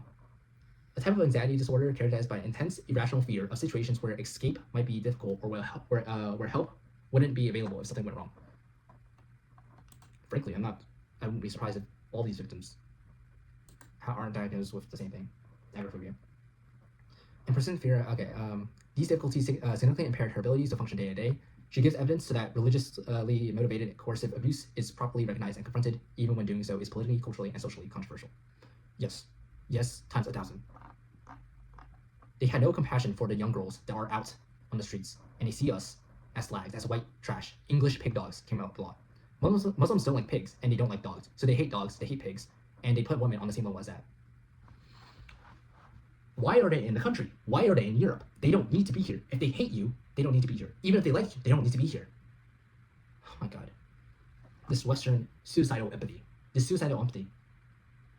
what permits this rape to go on. And by the way, Jen's daughter, right? Probably in Iraq right now. And probably already married as a child, because that's what they do there. Kate. I think this is the last of these victims. It's gonna go into 4 hours, pretty sure. Kate grew up in a deeply dysfunctional and unsafe household where violence, sexual abuse, and neglect were commonplace. Social services had been involved with the family since before Kate was born, primarily due to the neglect of her siblings by her parents and the behavior of her older half-brother, who was physically violent. He, along with Kate's father, sexually abused Kate from a young age, something that was not identified by social services for several years. When she was around the age of 5, Kate and her 2 older brothers were removed from the care of their biological parents and placed in a foster home. It was determined that they could not return to their parents' custody, and they were adopted by a couple from a town around 50 miles away. Kate and her brothers settled well into their new home and family environment, and for the next 7 years, Kate's life was happy and stable, and with her adopted parents providing the love and support that her biological parents had failed to give.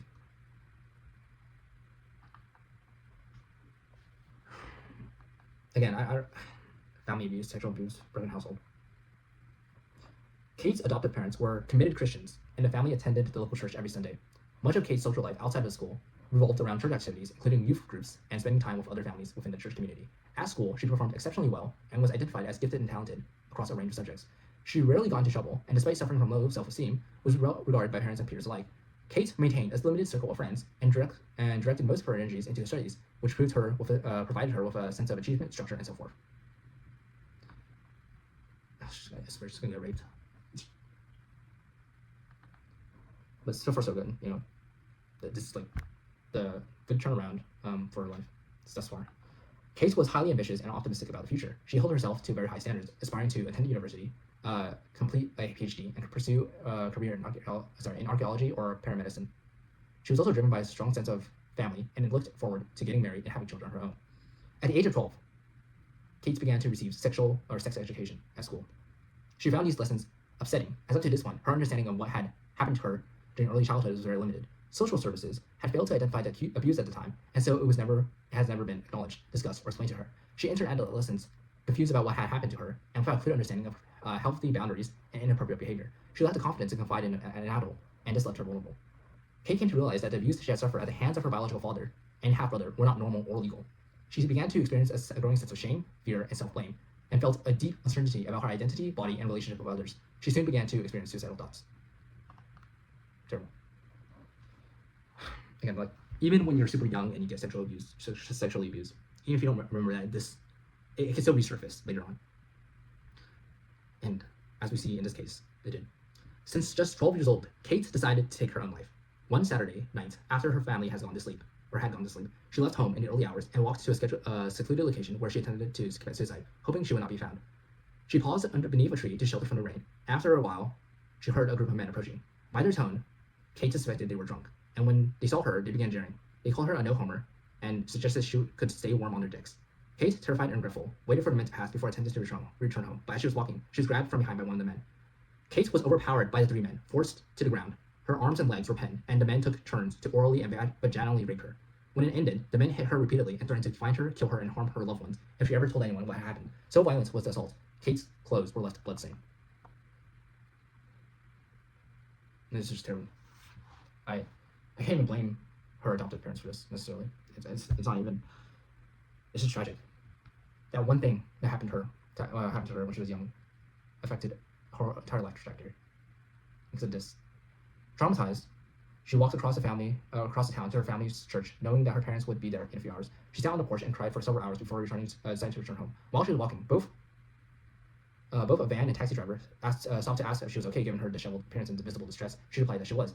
When she arrived home, she hid her bloodstained clothes and went to sleep.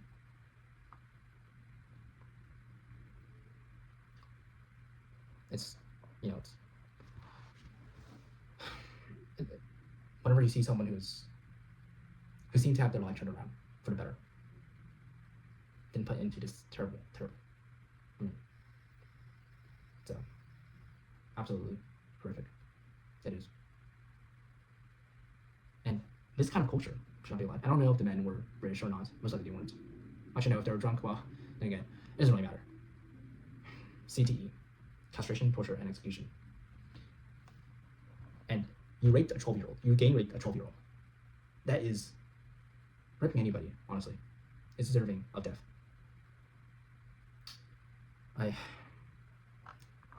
There's so much of this, really. I feel so weary reading, but almost done with this portion of the video at least. Kate did not disclose the assault to anyone, and her mental and physical health rapidly deteriorated. She began self-harming, and her suicidal thoughts intensified. She attempted to take her own life on multiple occasions over the following months, and was admitted to hospital many times as a result. She started getting bullied at school. Concern for her welfare escalated, but Kate resisted every attempt by her parents and teachers to intervene. She was assigned a child and adolescent mental health services practitioner by the local authority, with whom she started regular counseling sessions. But Kate did not find this either effective or helpful, and she continued to keep the assault hidden. The professionals concluded that her deteriorating health was linked to her early life trauma. Later that year, Kate received a message on social media from one of the abusers. To this day, Kate does not know how they found her. The message was a video of the assault, and they threatened to share it with Kate's friends and family if she did not comply with their demands. Kate feared that if they did so, the bullying would worsen and she would get into trouble. Once again, she did not disclose the incident to anyone, and believed she could result in blackmail. She went to meet them. At the age of 12 or something like that, you don't want, especially, here's the thing, right? In Kate's scenario, Kate's situation, her current household is a loving and warm one, all things considered. She feels like it's her fault that she got raped. And she tries to resolve things under the table. But The issue is that that doesn't work. These abusers, they are animals, and they should be treated like animals. They will continue to abuse, rape, until they can't, because that is what they are. Rapists. Pedophiles, really. She was instructed to come to a house in the local town center. She was taken inside. All 3 abusers were present. They proceeded to rape her again, this time making clear that she was being filmed. Following this, they told Kate that she now worked for them and was expected to do what she was told. For otherwise, the footage would be leaked. She was given a phone and always told to remain contactable. In the period that followed, Kate was required to meet the 2 chief abusers frequently. They introduced her to other men in the network, and she was repeatedly subjected by them, as well as to sexual abuse. Kate was also forced to participate in webcam abuse sessions, which generated revenue for the abusers. So again, earlier, I mentioned porn. That some of these girls you see on porn, if you do see such a thing, could very well be in a similar situation. As in, they could be rape victims. If the live stream did not generate what they considered to be a satisfactory amount of money, Kate was punished. The constant shifting of expectations was used as a method of control. Kate gradually became more open with her counselors. Though she still did not disclose the full extent of what was happening to her, she began to refer to the initial assault as the event, and it soon worked out she had been raped, though they did not suspect ongoing abuse. They shared the concerns with Kate's parents, and almost a year after the initial assault, Kate's mother confronted her about suspicions that she, Kate's father, and social service professionals had formed. Kate confirmed to her mother that she had been raped. Soon after the disclosure, Kate was taken to a sexual assault and rape center for further counseling. This Sark therapist encouraged Kate to report the initial assault to the police. Kate hoped that doing so would lead to an intervention that would stop the ongoing abuse, but was too frightened to name the perpetrators, fearing reprisals from the gang. Nevertheless, she reported the assault to police, providing them as much information as possible, and was brought in for questioning with her mother. At the police station, Kate was taken into the interview room. Before the interview began, and without Kate's mother present, Kate was told that this was her last chance to say her report was untrue. What the fuck? She was warned that if any part of her account could not be supported by evidence, she could and would be arrested. Remember, she's a child in all this. This is just fucking, my god. For an extended period of time, both officers repeatedly told her how much trouble she would be in if any detail of her statement was disproved, and that she could withdraw the allegation before the interview started with no further consequences. They also suggested that her parents would be relieved if she said the incident had not happened. The police are responsible for this. They are directly responsible for this because they're trying to cover up the fact that she was raped, and very likely by Muslims. I'll bet on that. My god, this is direct complicity. Still just 12 years old and already deeply traumatized, Kate became overwhelmed by the pressure felt from the officers. Felt the officers were placing on her, and said that what she believed they wanted her to say, that the rape had not taken place. This interaction occurred before the recording began, and as a result, the former interview did not reflect the coercion that took place. Kate felt unable to disclose anything further, and including the abuse that was ongoing at the time, because she felt she was not being believed or taken seriously. The police report recorded the incident as a withdrawal of the complaint. Following this experience, Kate again attempted to take her own life. Shortly afterwards, Kate's mother found content in Kate's diary describing the rape. She encouraged Kate to speak to the police again, but Kate explained that the police had previously pressured her to withdraw the complaint. Nevertheless, Kate returned to the police station and at this time completed the interview. Some weeks later, Kate's parents discovered sexually explicit messages in her phone between Kate and several adult men, including sexual photographs. These were reported to police, but it was concluded that Kate was engaging with these men consensually, despite just being 13 years old. Age of consent, 16. How the fuck does this make any sense? And sorry for being so angry, but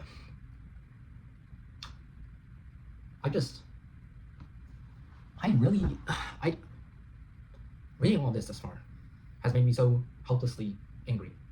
That's the word, yes. And after this, I'll get my full thoughts and everything. Let me finish this. At least her parents are helping her far more than the other parents have. Perhaps they have better capacity to do so, but nonetheless. Kate's still afraid of the retribution from the gang, denied all knowledge of these exchanges, and was not questioned further.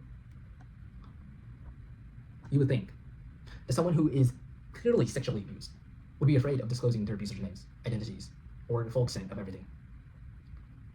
God. Over the course of the following year, Kate went missing on numerous occasions, including during school hours and late at night.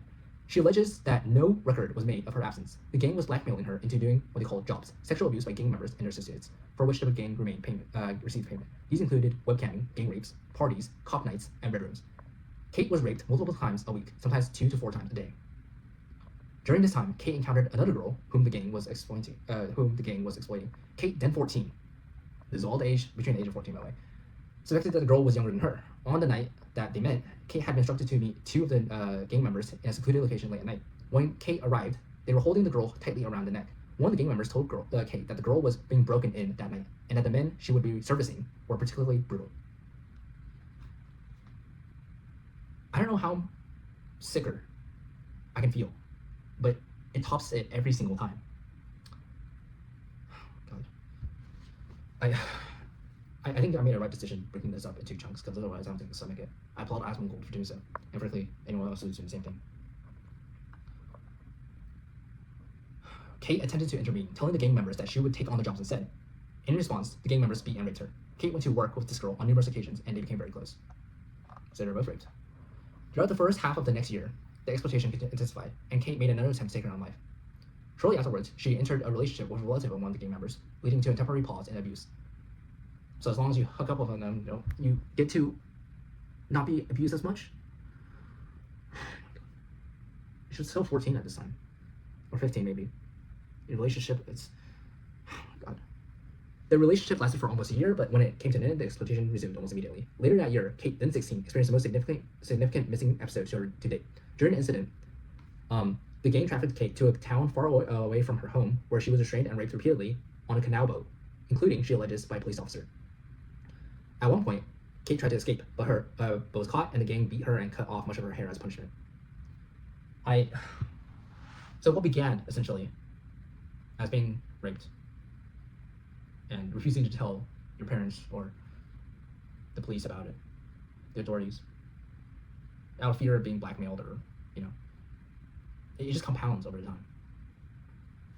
If you're not telling your parents, if you're not telling the authorities, granted authorities are usually complicit as well, but at least they're better to some degree than these fucking animals. They're in need of a massive overhaul. If you're not doing that, the abusers know what suppresses you, knows what makes you sick, and they will never let go of that. And for a child, for someone who is innocent in the matters of the world, they are most exposed to these things. They are the most vulnerable to these things. And it is... Kate attempted to escape a second time and was successful. She reached a nearby house and knocked for help. The woman who lived there took Kate in and gave her clothes, as Kate's own clothes had been badly damaged by the abusers, and she was partially naked. The woman called the police, who attended the property. The woman attempted to remove the rope that remained around Kate's wrists, but was instructed by the police to leave them on in place, as they were considered evidence.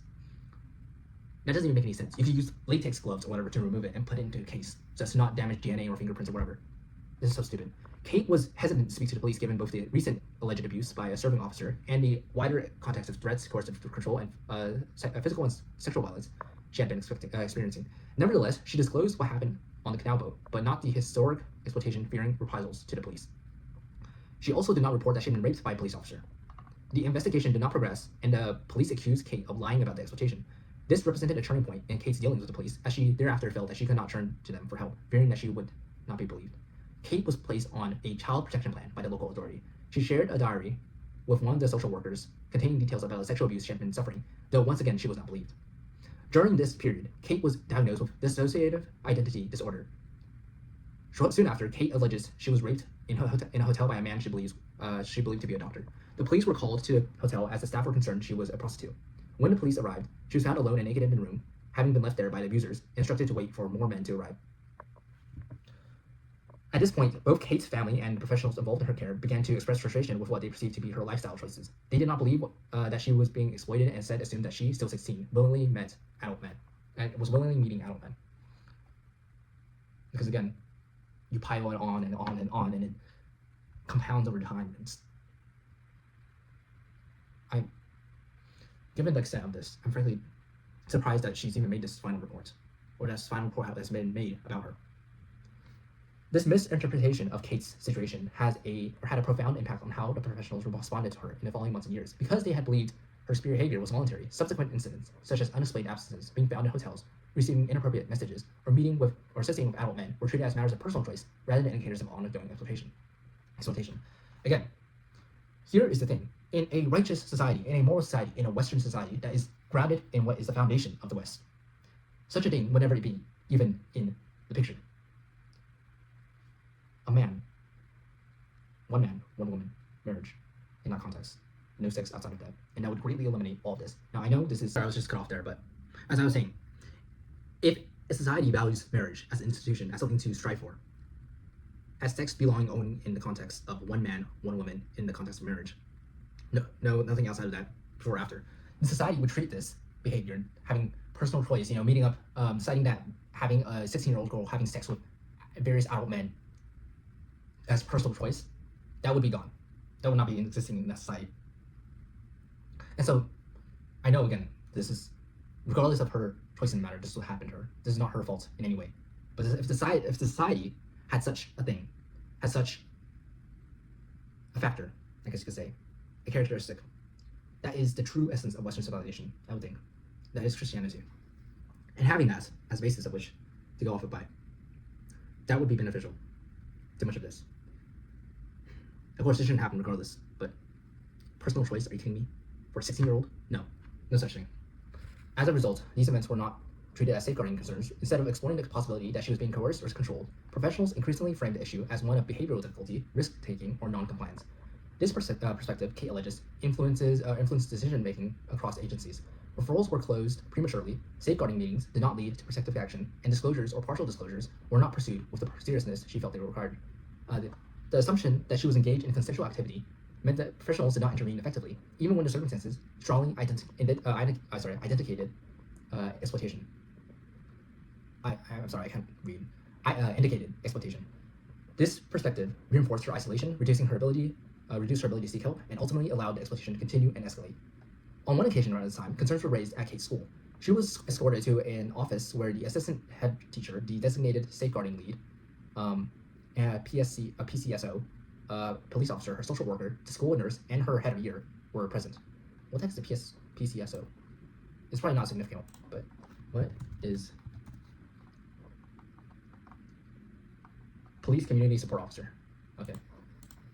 They prevented her from leaving the room and pressed her for names and details about the individuals involved in the abuse.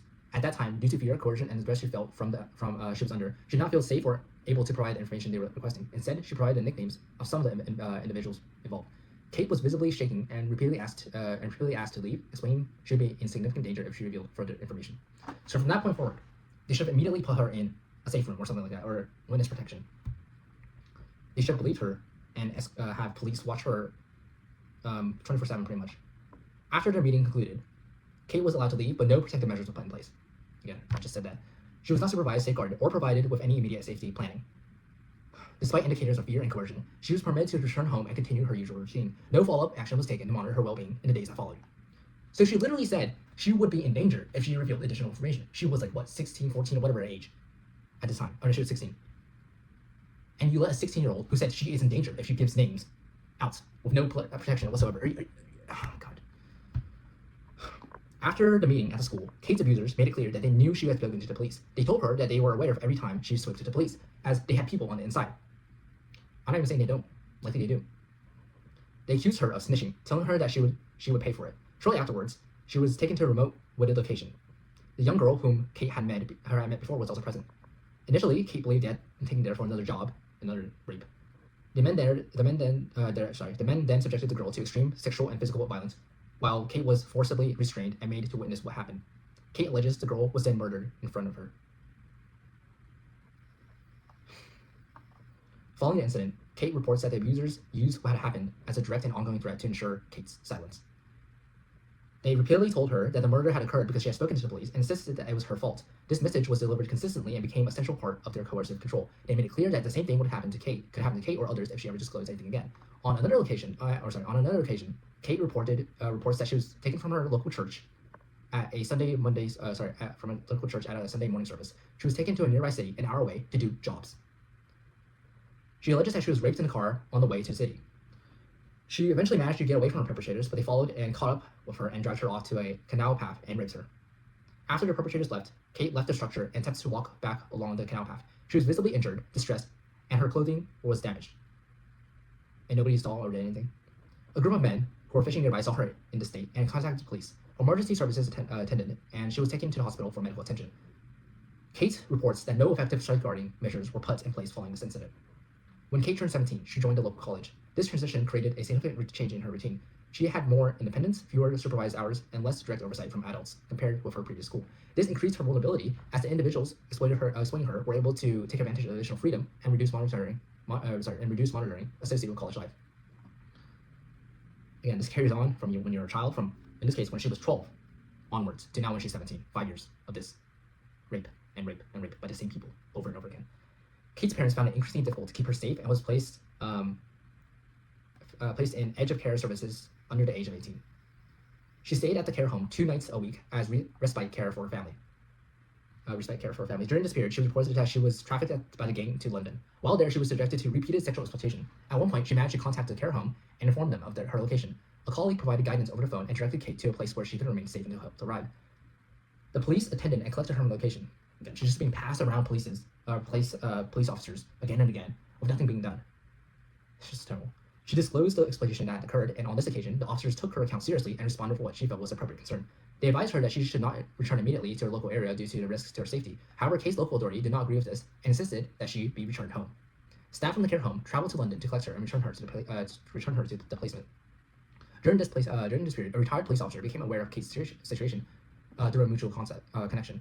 A friend got in touch with him on Kate's behalf, and he got in touch with Kate. He traveled to meet her in person the next morning and came to her college. He expressed an intention to support her and stated he believed he could assist, but explained that due to her age, he would need to liaise. Wait, I know the word. I know what the word means. Like, how do you pronounce this? I'm reading this out loud, but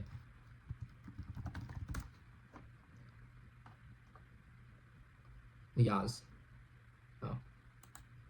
With her, needs to liaise with my allocated social worker before taking any formal action. Kate's social worker declined to engage with him. The situation quickly became confusing and overwhelming for Kate. The lack of cooperation from professionals, combined with the ongoing exploitation and her deteriorating mental health, led to a significant emotional crisis.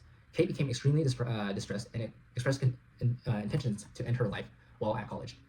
As a result, she was sectioned under a Mental Health Act and was taken for assessment. So how many times have she expressed the desire to, or have she tried to kill herself at this point? I don't even know. It's been so many times. And each time,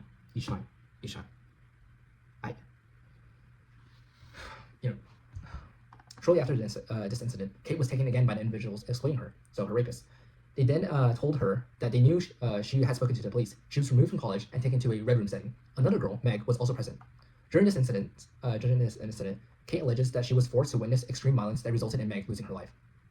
This, she says, was done deliberately, and the perpetrators made it clear that this was the direct consequence of their belief that she had disclosed information to the police after her sectioning. Then, unlike the police, which are inconsistent, these rapists are extremely consistent. Before Kate was scheduled to start university, she reported that she was taken to London during the Notting Hill Carnival and made to engage in street-based sex work. At one location, Kate found the nearest police officers and attempted to explain that she was not safe, that she had been trafficked, and that she was worried her abusers would find her. They confirmed that she had been reported as a missing person and contacted Kate's father, who told the officers that she was lying and refused to come and collect her. Now, here's the thing.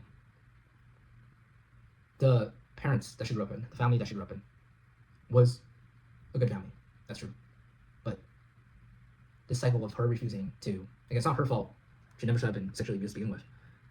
But this cycle of her not seeking help, and when she does seek help, refusing to give all information out into the of fear, going back, being exploited again and again because of this blackmail, and again doing the same thing over and over again. I can see why it is mentally draining, why it is mentally taxing on anyone, especially your parents. And it's a terrible thing when your own parents, it's adopted parents, who genuinely loved you at one point, have become wary of you because of all this, because they believe what you're doing is consensual, what you're doing is voluntary. It's a total shame, but the officers then transported her to a police station. When she arrived, she was told that she could not remain there, and that because her father had declined to collect her, she would need to leave the station. No safeguarding measures were put in place, and she feared that the individuals exploiting her would find her. Again, she felt entirely abandoned by the adults and professionals who should have kept her safe, and overwhelmed and distressed, again attempted to take her own life. Soon after, she started university, a goal she wanted to achieve, as she thought it would be a route out of abuse. However, the increased independence and reduced oversight associated with university life created new opportunities for individuals abusing her to extend the exploitation beyond Kate's local area. This, she reports, marked the point at which her trafficking became national in scope, and abuse occurring across multiple regions of Britain.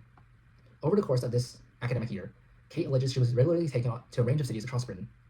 These movements were frequent, often unplanned, and carried out with little notice, making it impossible for her to establish any stability or predictability in her daily life. The level of violence during this period is increased significantly. So this is where she wrote it. My injury became more frequent and more visible. On several occasions, Kate's university lecturers and friends noticed bruises and other marks, which reflected the severity and regularity of the abuse. Despite these indicators of harm, no effective safeguarding intervention took place, and exploitation continued. And by this time, enough distrust has been built in Kate, and not just distrust but fear. Repeated people being slaughtered in front of her because she had told the police not everything, but some things. And by not telling everything, the cycle just perpetuates. On one occasion, Kate was taken by her abusers from an area close to a university. They told her she was in trouble because she had not been available for jobs due to a recent hospital admission. She was transported to a remote location and held in a caravan for approximately 9 days. During this period, she reported that she was subject to repeated sexual violence, severe physical assaults, and sustained torture, including being raped by a dog, as the men placed bets on whether it would penetrate her vagina or anus, filmed, and were forced to rewatch the footage. I don't know if Kate's story so far is the saddest, or maybe it's just the most recent that I've, but it's certainly one of them, one of the top. This was the most extreme and prolonged incident she experienced, and it represented a significant escalation in the level of harm and control being exerted over her.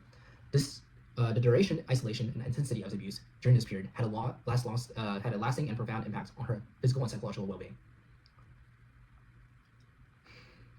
Over the following year, Kate went missing for several extended periods and was subject to continuous trafficking and rape across the country.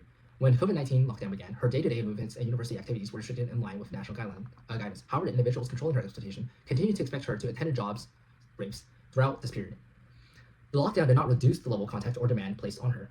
Following this period, the trafficking began to reduce gradually. Kate received a positive, conclusive grounds decision through the national referral mechanism, confirming she was a victim of trafficking exploitation. By this time, I'm assuming she's probably like 19, 20 or something like that. So 8 years after her sexual assault, her rape, her gang rape, by the same perpetrators who are still raping her about there, she finally had this national referral mechanism. Some bullshit. No, this takes way too long. The grooming behavior to which Kate was subjected to did not find a boyfriend model or grooming tactics that are often associated with child sexual exploitation. Instead, the abuse she experienced was based primarily on blackmail, coercion, and threats. From the outset, the individuals involved used fear, intimidation, and control rather than affection or persuasion to trap and exploit her. The demographics of the men abusing Kate was mixed. The first group who trafficked and exploited her were primarily white British or from Gypsy, Roma, and traveler backgrounds. Again, it doesn't matter background. Castration, torture, execution. As she got older and was trafficked more widely, the primary abuser demographics were Pakistani, Bangladesh, and Bengali Muslims. The other victims she experienced were almost exclusively white British.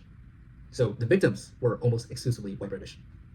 Kate was repeatedly subject to racially and religiously motivated. Kate was repeatedly subject to racially and religiously motivated, and being white was repeatedly used as justification. I think they cut off a word there, but being white was repeatedly used as a justification for abuse or to minimize or dismiss the harm being inflicted.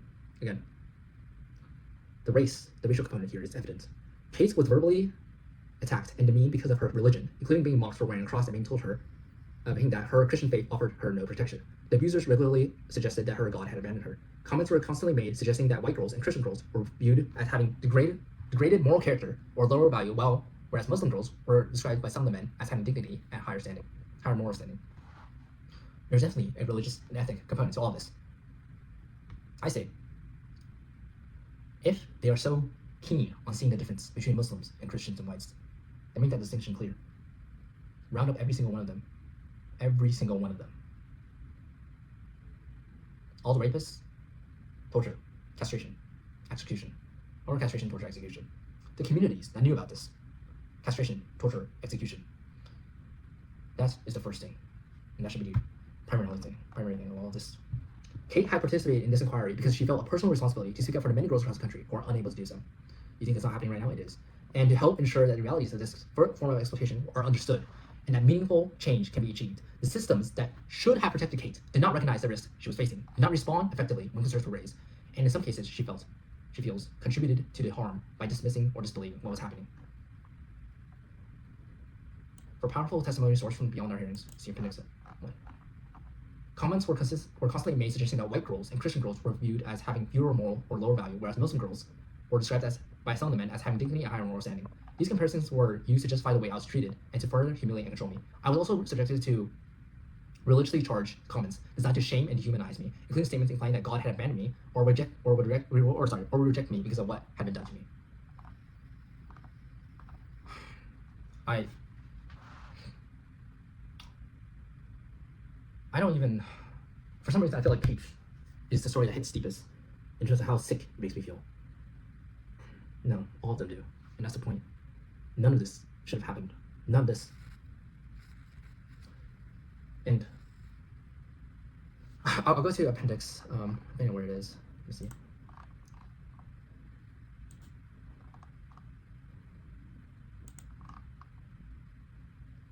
I see. Okay. I'll actually read the appendix as well. This will definitely go into 4 hours.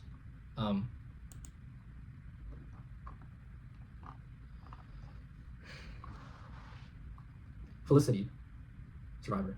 This is the first time I've ever shared a full account of what has happened to me as a child. The first assault happened shortly after my 8th birthday. On this occasion, he asked me to put him up, to help him up On this occasion, he asked me to help put him up to I can't read. I'm sorry, it's been a while. You're gonna see this too. It's not like I'm gonna cut it out when this is really good. Just mentally processing all of this is a lot. The first assault happened shortly after my 8th birthday. On this occasion, he asked me to help him put up a shelf. So we went into the back room, and he closed the door behind me, or closed the door behind us. He had closed the door before, although those closed doors make me feel uncomfortable and trapped. There were nails in a small box, and he asked me to press them to him. When I went to pass them to him, he came on top of me and put his hands all over me. I do not remember him saying anything at first. I froze and could not move. I remember being very scared. I also remember being terrified that I would get into trouble. He told me that if I told anyone, I would be taken away. I was terrified of going home afterwards. This was the starting point of years of abuse, rape, and torture. The man was the first person who had harmed me in this way. He then progressed to traffic me to other men, predominantly Asian, outside of the local area. After this, I began being collected either by taxi or by men who would pick me up personally. These collections often took place after school, on church nights when I was supposed to be attending church, and sometimes at weekends. I was also put in situations where I was made to participate in harmful acts involving other children. This was used to confuse boundaries and to make sure what was happening feel normal, while also creating secrecy and fear about speaking out. This is just compounding. The man who was described to me as someone who adored me and I would marry. I was told this was God's plan, and I would need to convert to Islam. This was presented as love and destiny, but it functioned as manipulation and control. The man linked to my initial period of abuse attended a Christian church. My contact with him and the way faith was referenced were used as part of the narrative to gain trust and legitimize what he was saying. So interesting. So the man had attended a church, but he wanted to convert to Islam, or perhaps he was also secretly Muslim, but targeted a Christian girl, so that she would also become Muslim. I remember at one point being given a book about Islam by one of the Asian perpetrators and being told I needed to learn it as part of the pressure to convert. Another upstairs room was known to me as a punishment room. I describe it this way because it was a room where girls were taken if they were said to have done something wrong. Inside that room, I remember crate-like enclosures, similar in appearance to dog crates. Some were positioned on the floor and others above. I also recall there being various items in the room that were used to hurt or punish people. Entering that room was frightening, and it was understood that being taken there meant serious punishment. I do not recall people always explaining why punishments were happening. I remember one of the worst punishments I ever witnessed involved another girl who was accused of reporting one of the men to the police.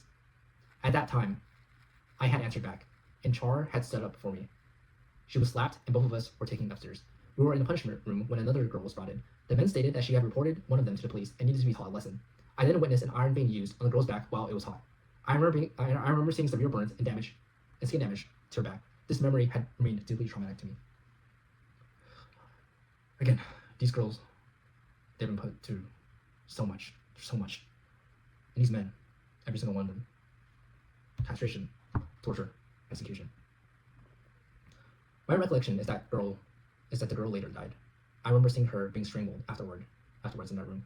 I recall there being several men present, approximately 4 in total. I was terrified. At one point, both Char and I were pregnant at the same time, raped. All these pregnancies ended in miscarriage. I was with Char when she experienced a miscarriage. At the same time, neither of us properly understood what was happening because we were young. This is so sick on so many levels. She was raping, sex trafficking, abusing a little girl, and then she becomes pregnant, and she doesn't even know she's pregnant. It's just, I thought she was dying. Seeing what happened to Charlotte later helped me understand what's happening when I miscarried. I've experienced multiple miscarriages in my life. When Char stopped being brought to the house, other girls were brought instead. I asked one of the men where she was. After I asked about her, I was placed in a punishment room. One of the men told me she would never be coming back. They laughed and said they had killed her, and that I would never see her again. However, one of the men also said he wanted to take her away to Pakistan. This is the problem. Not just a problem. I don't even. How much more is this? I'm sorry. I'm not sure if I can emotionally handle all of this. It's just so much. Okay, 183. 190.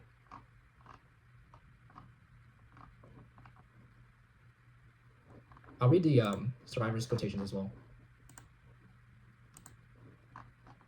202. So, I'll read the Appendix 1 and Appendix 2. Basically just the victims' testimonies. Because and it's 20 pages. Because this video is going to be 1 to 4 hours. But it needs to be done.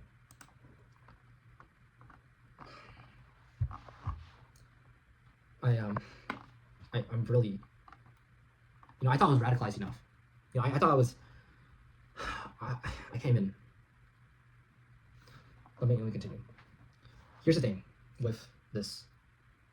You have no idea how many tens of thousands or hundreds of thousands of girls have been sex trafficked out of the UK, out of Europe, to some third world shithole, to be married, to forcibly converted, and to give birth to these animals. I witnessed a serious violent incident involving a man I believe to be a police officer. I remember his face and name. A girl was shot in front of me. This recollection is distressing and has remained vivid. During this period, I was made to feel that I was completely under control of the men involved.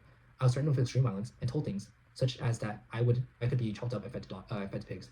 Because of these threats and abuse I had already experienced, I genuinely believed that I would be killed if I disclosed what has happened or what I had witnessed. Remember, these are just the people, the poor girls who were brave enough to speak out after everything. How many untold, hundreds of thousands, have not? During this period, or millions for that matter. Okay, I think I read this part. At some point during this period, I attempted to end my life using a gun belonging to one of the men involved. I attempted to shoot myself by putting it to my head. I had never used a gun before and didn't know how to use it. I pulled the trigger, but it did not go off. I remember the adults being extremely angry. I recall being threatened that I would be arrested, and I felt terrified. He put me into a van with 7 other girls in a crate and 2 boys, drove us out into the middle of nowhere and took us all out, lined us up, and told us the rules. What we would be doing. 4 of the girls were taken from abroad to be sold here. They didn't speak English. So these are either, well, they're clearly non-British girls. It's possible they're white girls. Or from other countries entirely, other continents. One of them talks back to the guy who was going to buy them, and he snapped and stabbed her all over and beat her. Then he set her on fire and made us all watch. What the fuck? That's what changed me. That's why I tried to jump out the window. Toward the end, I had to dig my own grave. Oh my god. There was one man I remember distinctly. He would talk about wanting Rose for his Fred. What? He talked about his idol being Fred West. And he wanted a partner he could kidnap, kill, and eat kids with. What the fuck? He talked in detail, and I saw him again when I was 27. I did try to report him at 27, but they didn't believe me. I recall one occasion where he hung me upside down by my feet and whipped me. He then urinated on me. I also remember him forcing acts upon me and pouring substances over me while laughing. As though he found it amusing, his behavior appeared sadistic and degrading. The house resembled other houses I had previously seen where girls were present. I remember seeing a very young girl, approximately 5 or 6 years old, tied up near the kitchen area. Oh my god. I could also hear other girls elsewhere on the property. The man I knew as Raz, appeared to enjoy watching another man rape me. During the assault, I screamed at him to help me. I recall that he eventually did tell the other man. He eventually told the other man to stop and instructed him to leave the room. However, once the man left, Raz then proceeded to rape me himself. I remember him saying that the night was special, that he was celebrating something, and that I had been purchased for the night as a reward for his associates. Over the course of the night, numerous men assaulted me. I cannot remember how many there were. I remember Raz sitting in the corner watching while the abuse took place. At some point during the night, I was forced to take additional tablets or substances. I became extremely disoriented, dizzy, nauseous, and unable to move properly. I remember the room spinning and seeing double. I felt physically heavy, as though I could not control my body. I vomited all over myself at one stage because I was choking, but the abuse continued regardless. I remember witnessing severe abuse directed towards the baby while the mother was forced to watch. I recall seeing cigarettes being put onto the baby. The woman was white, and the baby was of mixed heritage. These men then killed the baby. The incident caused me extreme distress and remained one of the most traumatic memories I carry. At the time, I felt emotionally overwhelmed and psychologically broken by what I witnessed. So, exactly what happened here. They groomed and trafficked a young girl. They raped her and continued to rape her. Eventually, she became pregnant by one of the rapists. And then she gave birth to a baby. And the baby was killed afterwards. Here's the thing with women and their babies, especially those who are of children of rape. Women sometimes have this is my own personal research, so don't take it too strongly or whatever, but there are times where a woman, even with the child of rape, even if her child is a product of rape, still has emotions towards that child, still has maternal instincts for that child. It's sick, but it's reality. And there are times where the mother, understandably, becomes disassociated with the child, viewing the child as basically the abuser. In this case, it's a former, it seems, but just sad either ways. Terribly sad, and it should never happen. It should never happen. Really, it should never happen. This is the sort of thing you see in third world countries, and it's here in the UK, in the West, because you bring third worlders here. I experience ongoing nightmares, flashbacks, disassociation, shame, fear, and emotional numbness. There are periods where I blocked out significant parts of what had happened in order to cope and survive. I also experienced repeated situations where I felt disbelieved, dismissed, or treated as though I was inventing events, which had a deeply damaging effect on my confidence and mental well-being. A significant part of my healing had come from finally being listened to, believed, and validated. Being heard has helped me begin to understand why it's happened to me was not my fault. Although I still experience effects of trauma and some symptoms remain, I now experience fewer nightmares and flashbacks and feel more able to speak openly about what had happened. I also feel emotionally lighter than I have for many years because I no longer feel complete silence or alone with these experiences. And here's the thing about all these, this rape inquiry that came about. It's a good thing it came about. Not just because it will prevent future victims, because for the existing victims who are still living, it validates them and brings their voice to light. It makes them more likely to seek help. And if it makes them feel even the slightest better, the slightest hint of being better off emotionally or whatever else, psychologically, then that's all it needs to be for. Claire, there are always white girls coming in and out, some even younger than me. Some girls dealt drugs from men, and many of the girls still hang around with the same perpetrators now. And many of these girls still hang around with the same perpetrators now, which makes me very sad. We were just in and out of those parties' houses, drugs, men, doing whatever they wanted. The lads would pick us up from school. We raised concerns at the time because we all went to the sexual health clinic, so there are records from that. Even the chief inspector of the most likely Metropolitan Police or something like that was aware. And they did nothing about it. No, they allowed it to happen. They said good. Tinkerbell. 3 years after my placement, I woke in the middle of the night to find someone's hand inside my vagina. I was 14 and a half years old. The night social worker was a Scottish man. I reported what had happened. And so I suppose the placement is like putting in a foster home or like a care home of some sort. He took me to office, sat with me, and helped me write a report. The following message, she had gone. No one followed up. No report was acted upon. No one asked me if I was safe. Nothing happened. From that point onwards, I felt no safer than I had at home. The abuse continued on several further occasions within the care setting. I had vivid memories of my nighttime routines in a home, including occasions where one child was selected to stay up and watch a film with staff while others were sent to bed. I recall being given a glass of lemonade and having no memory of what happened afterwards, so drugged and likely raped. During this time, my education collapsed. I'd previously been a high-achieving student with aspirations to become an architect. However, I began truanting and disengaging. While in care, I also experienced significant chaos caused by police informing me that my mother had emptied my bank account by forging my signature. What the fuck? Despite this, I was pressured to return home. I began running away from the children's home. Initially, I did so alone. Later, another girl joined the home, who I knew previously. After I told her what had been happening, we began running away together. We were groomed by adult men while on the streets. This included Pakistani men and a Polish man, as well as his son. This arrangement was implicit: shelter, food, and cigarettes in exchange for sex. All teenagers, by the way, all children. This is Leah. I bought a house in 2002 and noticed my abuser hanging around outside of my home in a taxi from the latter part of 2002 to the early part of 2003. After I started having serious problems with my abuser early in 2003, I made numerous reports about him to the police in 2003, including about him nonstop stalking me, abducting me, violently attacking me almost every day for hours on end, breaking my nose and other bones, etc., nonstop raping me, nonstop falsely imprisoning me, and him constantly threatening to kill me and my 5-year-old niece. He claimed to be son of the chief of police of Baghdad, and he had 2 passports with 2 different names. Foreigners. I don't care if the abuser is the president of fucking Pakistan or some shit. The well-being of a single Pakistani, of a million Pakistanis, of a million foreigners, should not triumph the well-being of one British person. It is an intolerable crime that's been committed. No. This is the worst thing, I think, I've ever read. All this, that is, all of these witness testimonies. And I'm sure I'll keep reading more later on. It's never ending. Anonymous interim, okay, I'll read the rest of this, because why not? Victim testimony. Anonymous interim turnaround manager. Whistleblower. I am an interim turnaround manager. I've worked in this type of role for many years. In or around 2019, I was brought into a residential children's service in a large town in Greater Manchester on an interim basis for approximately September until March of the following year.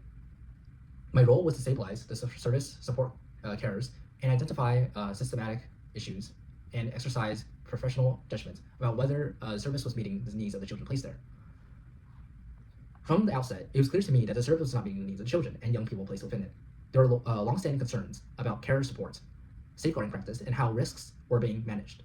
Although issues were repeatedly raised and formally investigated, meaningful change did not follow. From what I had observed, and from listening to my colleagues' statements, the same mistakes were being made repeatedly. In my professional opinion, these failures directly led to children being placed at risk, and in some cases, to the abuse of children. I would say many cases. Safeguarding was not effective, to say the least, particularly in relation to sexual exploitation. The service was not taking the necessary steps to keep children safe. This is like the most PR, most like polite way you could possibly say things. Just say they were being raped on the industrial scale, okay? Because that needs to be said. That needs to be heard. Anonymous consultant, physician, survivor, and whistleblower. Throughout my medical career, I had to witness firsthand the devastating impacts of sexual abuse on children and adults of all genders. Sexual abuse destroys lives, often presenting in medical and healthcare settings not only through direct disclosures, but through physical symptoms, psychological distress, and complex presentations that mask the underlying abuse. Despite this, at no point during my medical training or professional development was I taught how to identify grooming or trafficking according to the profile later described by Professor Alexis J., or more recently referenced in Casey's 2025 audit of grooming gangs. Nor were we trained on the Alexis J. report itself. So again, it's institutional, and I don't blame these people really. To some degree, I do. For some of them certainly, but for those who are unknowingly, in all of this, who don't know basically the full extent of everything, I do have some sympathy. But then again, you're seeing victims firsthand. You're seeing young girls, and you don't wonder to yourself, why this is happening. Again, this society has become too liberal, in my opinion. And by liberal, I mean too open in accepting anything, saying anything goes, and so that the sexual abuse of children, the rape of children, is seen itself as their own free choice, really, because that's what it is. And that's what had happened to some of these girls previously, where the police and the institution of society looked at these girls, who are clearly the victims of sex trafficking, prostitution, or who are placed in prostituting roles because of the sex trafficking and abuse and rape. And they look at them and see them not as victims, but as perpetrators, as criminals themselves. In a just society, this will never happen. And it's because of this liberal, anything goes attitude, mentality, that this is happening, and it shouldn't be, really. During this period, I was trafficked to Greece. So that he could evade the law and continue to abusing me as a child. So survivor and whistleblower. Okay, so I think this might be two different people. Religion was used as a controlling mechanism. A distorted form of Christianity was used to instill fear, omnipotence. I can't read right now because I'm saying words for quite hours on it. A distorted form of Christianity was used to instill fear, omnipotence, and obedience, with the threats of divine punishment, death, and hell if I resisted. The abuser carried a gun, issued threats of violence, death, and suicide, used alcohol, and isolated me almost entirely from society for approximately 5 years, except for education. Even my schooling was tightly controlled through pickup, drop-offs, intimidation of teachers, and acts of violence for others. Again, I don't care if this is a fellow European or some bullshit. Westerner. In this case, a Christian. Castration, torture, execution. And here's the thing. Christianity, unlike Islam, has no basis for this. Or it has no basis for capturing infidels or some bullshit. Having sex like that. It's entirely an Islamic concept, which is why they said a distorted form of Christianity. But nonetheless. Jojo, parent of survivor. There's a widespread belief that children are only groomed or sexually exploited if they come from chaotic backgrounds or are in care. This was not the case for our family. Yeah. Well, only, right? But the majority are. Grooming has no boundaries. I have 5 children. All of them are well respected, have good jobs, and have families of their own. My daughter did not come from a broken home. Another disturbing pattern emerged. We would find her dumped on our doorstep in the morning, intoxicated. The men grooming her were giving her alcohol and drugs. We questioned her about this so-called boyfriend. She told us she loved him. When we asked his age, she said she thought he was around 25 years old. He talked about meeting his family. She was a young teenager. I could not understand how any family would accept a grown man being involved with a child, because they are not your culture. They see this as a perfectly valid thing to do. Because over there, in the Middle East, in South Asia, in literally any third world shithole, this is the acceptable thing to do. And when they go to the UK, when they go to the West, and you see these girls, defenseless girls, really. I don't know how many times I've said this. I've said this is open season, basically, for them. It's like a buffet for them. Those sharks, those animals. I will never forget being told by police officers that if she carried on as she was, she would end up being either dead or raped. Despite saying this, they did not recognize her as a victim. They did not arrest the adult man she was being found with, even though she was only 13 or 14 years old. My God. My daughter was 15 years old. Police came to our door and told us she had been raped by 4 Asian males. They were Pakistani men. We rushed to her. She was in a terrible state and could barely walk. She had been plied with a large amount of alcohol. She was raped and had curry powder thrown over her. This took place at a hotel during Eid. There should be no Eid in the West. There should be, frankly, little to no Muslims in the West, and Islam shouldn't even be a thing at this point. This has radicalized me a lot, and I thought it was radicalized already. Staff at the hotel had seen my daughter being escorted to a hotel room by a group of Asian men. It was the hotel manager who contacted the police, who then contacted us. My daughter's perpetrators were charged, and the case was prepared for trial. On the day of the trial, we were told the case had been dropped. We were told only that the perpetrator had a very good solicitor. No written explanation was ever provided. What the fuck? The moment destroyed her. She felt she had not been believed and not received. She felt that she had not been believed and had not received justice. Her drinking escalated. In 2022, my daughters found their sister deceased in her flat. She was 33 years old. She died alone. Oh my God.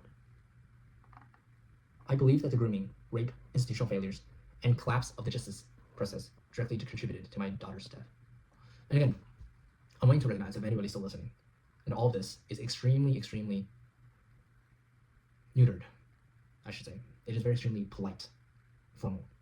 They are not speaking as I am speaking. They're not speaking in an emotional way, even though they're totally validated in doing so. It is almost done. Phoebe. Over the past few years, everything has been taken away from us, and none of us were prepared for it, especially me.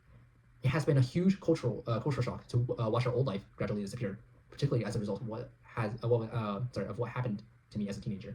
It's hard for my dad to put into words how much this affected him, but I know it changed him deeply. It changed all of us. Even though we've tried to move forward and rebuild our lives, nothing has ever really been the same since. Here's the thing: even if you survive, even if it's the girl who survives all of this, you are inextricably damaged for the rest of your life. Your mental health, your physical health, your psychological health. Everything is changed forever, permanently. It is not just that one time. You think it's not. And it's really usually not just one time. And these girls have been put through years of it, really. Having one rape is bad enough. Having this happen years upon years upon years. It is. How Britons are not openly revolting in the streets at this moment is beyond me, really.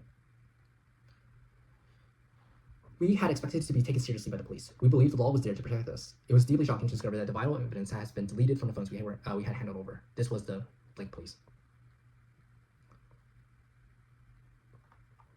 Ross, parents of Phoebe. What happened to my daughter Phoebe? Again, these are pseudonyms. In the process that followed, including the complaints procedures, subject access requests, and prolonged delays without proper investigation, has had a profound impact on me and my family.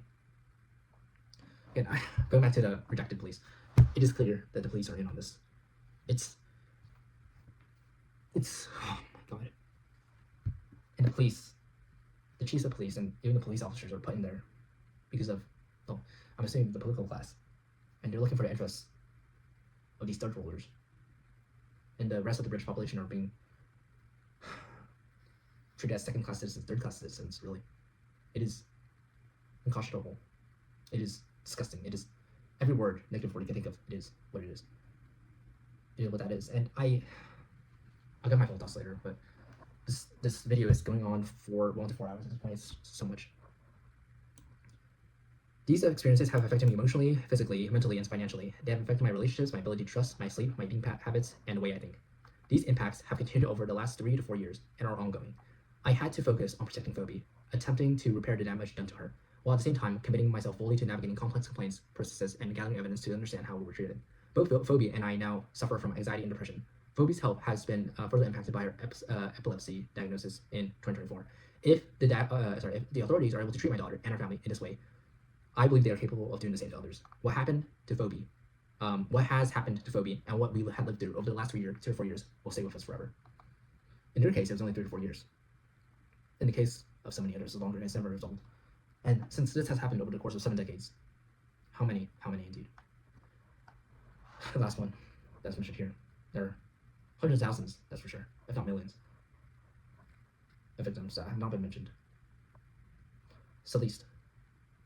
I was then approached by one of the Slovakian men, and he asked me to suck his penis, which I refused. He then began to force his penis into my mouth. I was then grabbed by a tall, muscly man wearing a pair of glasses. He shoved me down onto the floor and ripped off my clothes. I remained completely froze in fear whilst he raped me. I couldn't fight him off, as he was so much bigger than me. He finished what he was doing and walked off. Before I even had a chance to take in what happened, another man walked in. He held my shoulders to the floor, and whilst he put his penis inside of me, I was raped by the same 4 men continuously over a 2-day period. It felt like an eternity. They would make us shower and watch whilst we did so. I was so confused at the time to why they did this. God. My God. Again, Slovakian. That's European. It doesn't matter. Castration, torture, execution. Following these events, I was prescribed sleeping medication, which was ineffective. I was also prescribed medication for bipolar disorder. However, this did not improve my condition. At no point was I offered consistent or appropriate emotional or psychological support. My foster care arranged for me to attend art therapy sessions, but I did not feel like those were beneficial. Art therapy for being raped? For being gang raped? Are you fucking kidding me? Oh my God. Justice is the only therapy. Not the only therapy, but the most effective therapy. I felt significantly let down by the system. No professional made any meaningful effort to speak with me about my experiences following the incident. My social worker attended only for routinely monthly visits, and there were no additional support provided.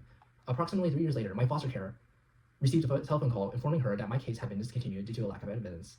I found this extremely difficult to understand, particularly given that I had identified 4 individuals in connection with offenses committed against me. During my teenage years, I continued to struggle with the emotional and psychological effects of what had happened.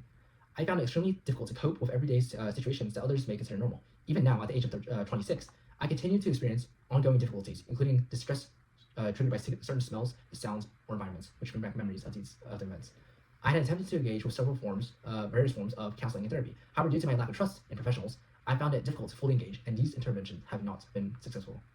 I wish to make clear the long-term impact that these events have had on my life. While I understand that some of the aspects of this statement may extend beyond immediate facts of the incident, I believe it is important to explain lasting consequences. The trauma that I experienced was significant. I also felt that the response of professionals involved making the situation, made the situation more difficult than it needed to be. I felt that I was let down by the South Yorkshire Police and Social Services in the Rotherham area. I remain deeply affected by this and continue to reflect on how others may have had similar experiences. Oh my God.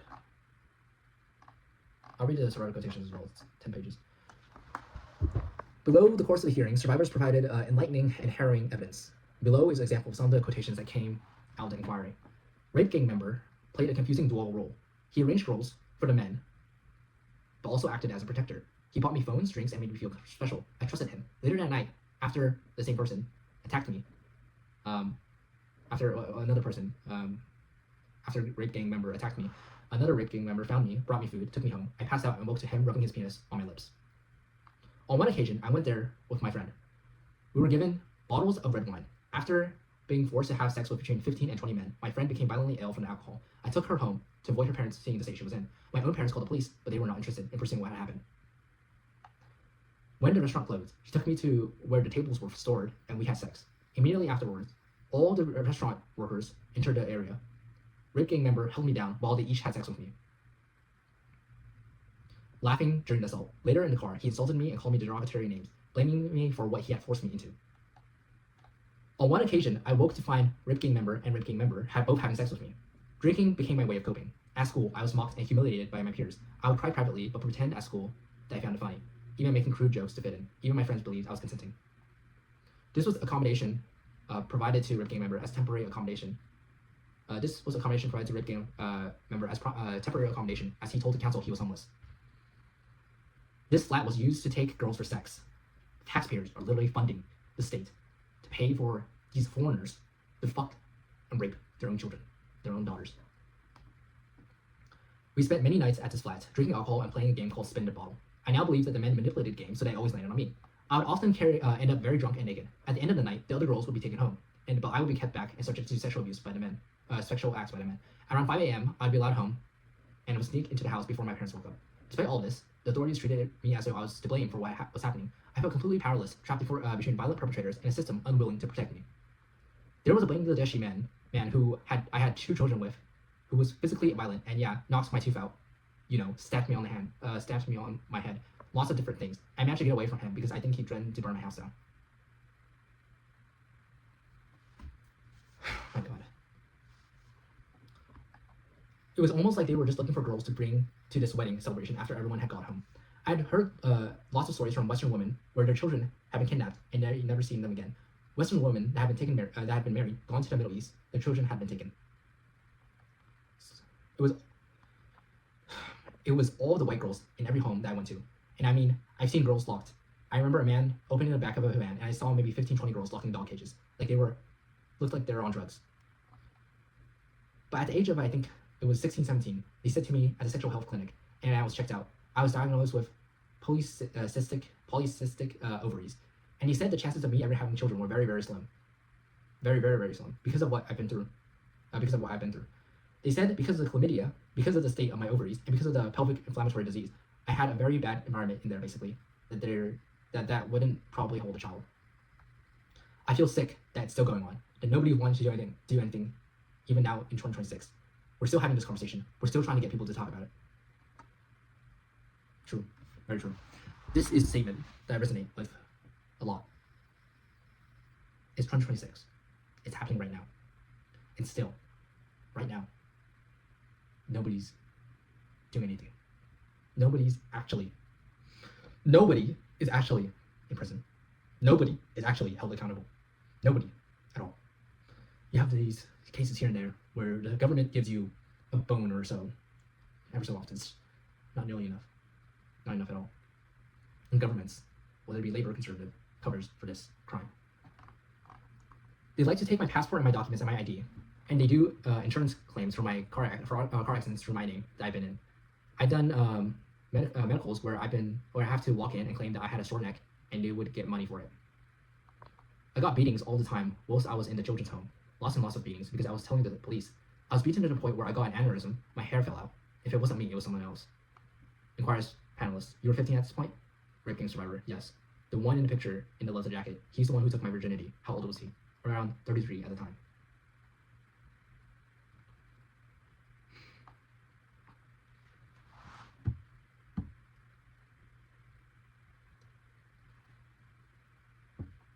I had experienced retaliation and hostility within my professional role when raising concerns. I have been warned against speaking publicly and told that doing so could result in disciplinary action or dismissal. I was taken into a bathroom by the girl who had brought me there and told to shave. She then told me that we were being sold to the men for sex. I had not known this beforehand. I did not want to participate, but I was frightened. trapped, and complied out of fear. I cannot describe in detail what happened in the bedroom. I was sexually exploited and abused by an adult man. Afterwards, we were made to sleep in a small child's bed belonging to a toddler. Rape gang survivor. I disclosed directly to the staff at the children's home what was happening to me, including the sexual exploitation, the repeated trips to flats, the involvement of adult men in the exchange of money, and the reasons for my rapid and dangerous weight loss.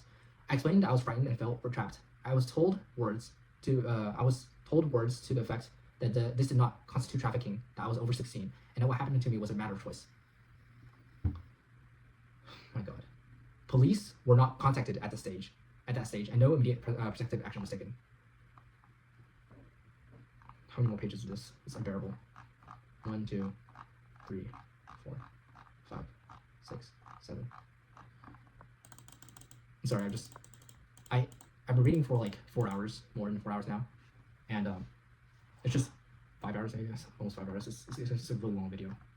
I'm so taxed from all of this. It is.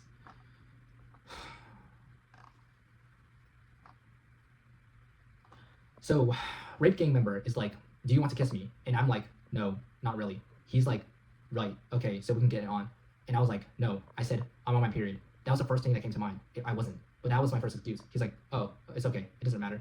So I was like, no, pushing him away.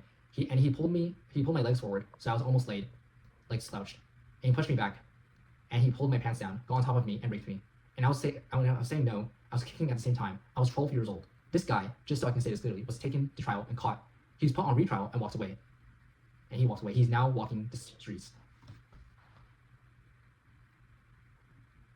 How many of these animals are still there? Pretty much all of them, right now. Right this instant. How many children are right now being raped? Hundreds of thousands, if not millions, I wager. Just in the UK, by the way. They would toot the horn of the car, and then a child would be taken to the front door by a staff member of the children's home. Were there any other objects that they raped you with? Coca-Cola bottles, keys for some reason. Somebody tried to put a baseball bat up there. Do you think they were doing these things for sexual gratification? It's all about harm. They don't care. They don't ask you. They don't care about you. They usually try doing these things after they've done the sexual bit that they've wanted to do. Once they're finished, that's it. They can do whatever they want to you. That's how it's seen. I remember the first time I was taken into the sexual health clinic by my social worker. She walked me in there, and it turned out that I had chlamydia in my throat and vagina. And I'd also got gonorrhea at the time. At the same time, they also diagnosed me with genital warts. And a few months later, I was taken back again. I was diagnosed with chlamydia again, gonorrhea again. This time, it was also pelvic inflammatory disease. Never once did any nurse or doctor question any of that. There was a circle of Pakistani nationals that were pointing to the children as if they were choosing them. Now, about the nurse thing. Again, I made this point earlier, but that's fine. Who's listening exactly? It is, even if you weren't trained, as one of the previous whistleblowers mentioned, on the consultant physician was to say they weren't trained on any of this. You can use your own logic. Are girls supposed to be having all these STDs when they're freaking teenagers? When they're not yet adults? No, they're not. And then you keep seeing persistently white girls put through the same thing again and again. Yeah, okay. And no question, the same girl showing up again and again. And you wonder why. Were you picked? What happened? The male staff at the children's home would keep taking the children to the arcade and done up in nice clothing. So you are saying that the staff at the home were selling you to these foreign men? Yes, it very much looked like it. Something was being set up. They knew the names of the children. They were all hanging around in the back-to-back taxis. They were all hanging around in back-to-back taxis. Yes, loads of them. They used to tell me things about the good angel and the bad angel that I'd been kind of possessed. And they got to punish me to get the badness out of me. That's why they have to rape me and do all this stuff to me to get the badness out of me. I've got to be punished. Yeah. And it was just all that kind of stuff like that. The words they say to you, you're Gora, like white trash and white skin. Again, if the roles were reversed, if it was a white man raping, sex trafficking, Pakistani girls or Muslim girls or whatever, there would be outrage, global outrage, pretty much. Immediate action. And I'm saying that's good. If that were the case, that is good. Immediate action done against these animals. But in this case, no action, or very limited action is being done. It is being done. This inaction is definite. It is clear what the interests of the British state is for. Therefore, the interests of these third world foreigners over the interests of their white girls, of their girls, of their children, of their women and children, of their people. It is, oh my God. keep saying the same things. At this point, it's just repetitive. But anyways, when I was 15, they had trafficked me to Birmingham. I walked into the bathroom in the flat, and there was a dead girl in the bath. I'm sorry, I walked into the bathroom in the flat, and there was a dead girl in the bath. I was told by a female gang member to gain more weight. She said Somali men like to big women. I need to eat more, and was trying to feed me. I went to the flat expecting a house party. Instead, I was met with a cream flat that smelled very nice, very calm environment. Pictures of children, a child, a little girl on the wall, and 6 Somali men in the lounge sitting around a coffee table chewing something. I didn't want to do it. I went for a cigarette by this window, and one of the men came over to me, hand on my throat, next to the window, going, "No, you need to do it. You need to do it." And I thought, I'm going out of this fucking window if I don't do what I'm told. So I did. I even got asked to get married to someone from Pakistan for money. You don't have to sleep with them if you don't want to, but if you want to be with them, you can, and things like that. He put a cigarette out on the baby's face. Pakistani, Somali, I don't give a shit. Indian, whatever. Every single foreigner, and every single domestic person, by the way, as well. Castration, torture, execution. I sound like a broken record because this shouldn't have been a broken record. This repetition of abuse after abuse after abuse cases. I remember closing my eyes, and then every now and again, I'd peep, and all I can remember is just seeing his face, like, you know, when someone's like really like trying to force it in. And then after he did it, I just remember being in so much pain and bleeding loads. I was really bleeding. We were given absinthe, and vodka, and a soft drink to mix with. Literally one of the strongest alcohols was given to us, and by no mistake, I was exploited to give in some of the horrendous ways. To exploit us in some of the horrendous ways possible, some of the most horrendous ways possible that a child could be. I grew up in a middle-class house with 2 parents that had been married for a considerable time, and I think that's quite important because most of the time, the idea is that the grooming gang victims are in care, or they're runaways, or they're from generally lower-class backgrounds. And I say this to just defeat the presumption that it's only a vulnerable and stereotypically vulnerable girl that can be groomed, because the perpetrators are insidious and they'll target anyone. They'll find weakness and vulnerability anywhere. It happened in summer 2017. I was about 14 when I first met the second group of perpetrators. I met them through another friend who's being actively groomed by them, like very severely. The first time we met them was in a park, which is now a massive hotspot for child sexual exploitation. It's happened to hundreds of girls there now, and what has been done. They said they were going to attack my friend's house, and she had 2 little siblings, and her mom was quite vulnerable as well. So for her, it was a massive thing. Oh my God, I've got to go because this is going to happen if I don't. And it's that type of thing, well, a child would believe, but it's probably something that would have been done. They were absolutely insane, and they were known for violence against women. It was actually quite a brutal sexual assault. He dug his fingernails into me, and to me, it seems there was no actual pleasure for him out of that. It was just control and actually exerting power over someone who's clearly vulnerable and showing, I have where I want you. Almost done. I think it's almost done. Let me see. 5 pages. Oh, 4 pages.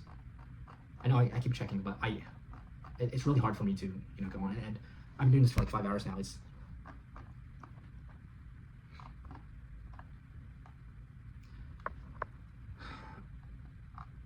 at the sentencing, she was behind us. She was sat behind us, directly behind us in the public gallery.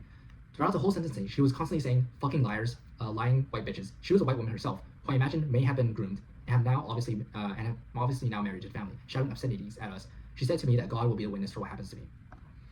Again, these animals, these barbarians, these savages, they groom young girls, they sexually traffic, rape, abuse them. They inundate them with drugs and alcohol to get them hooked on and dependent.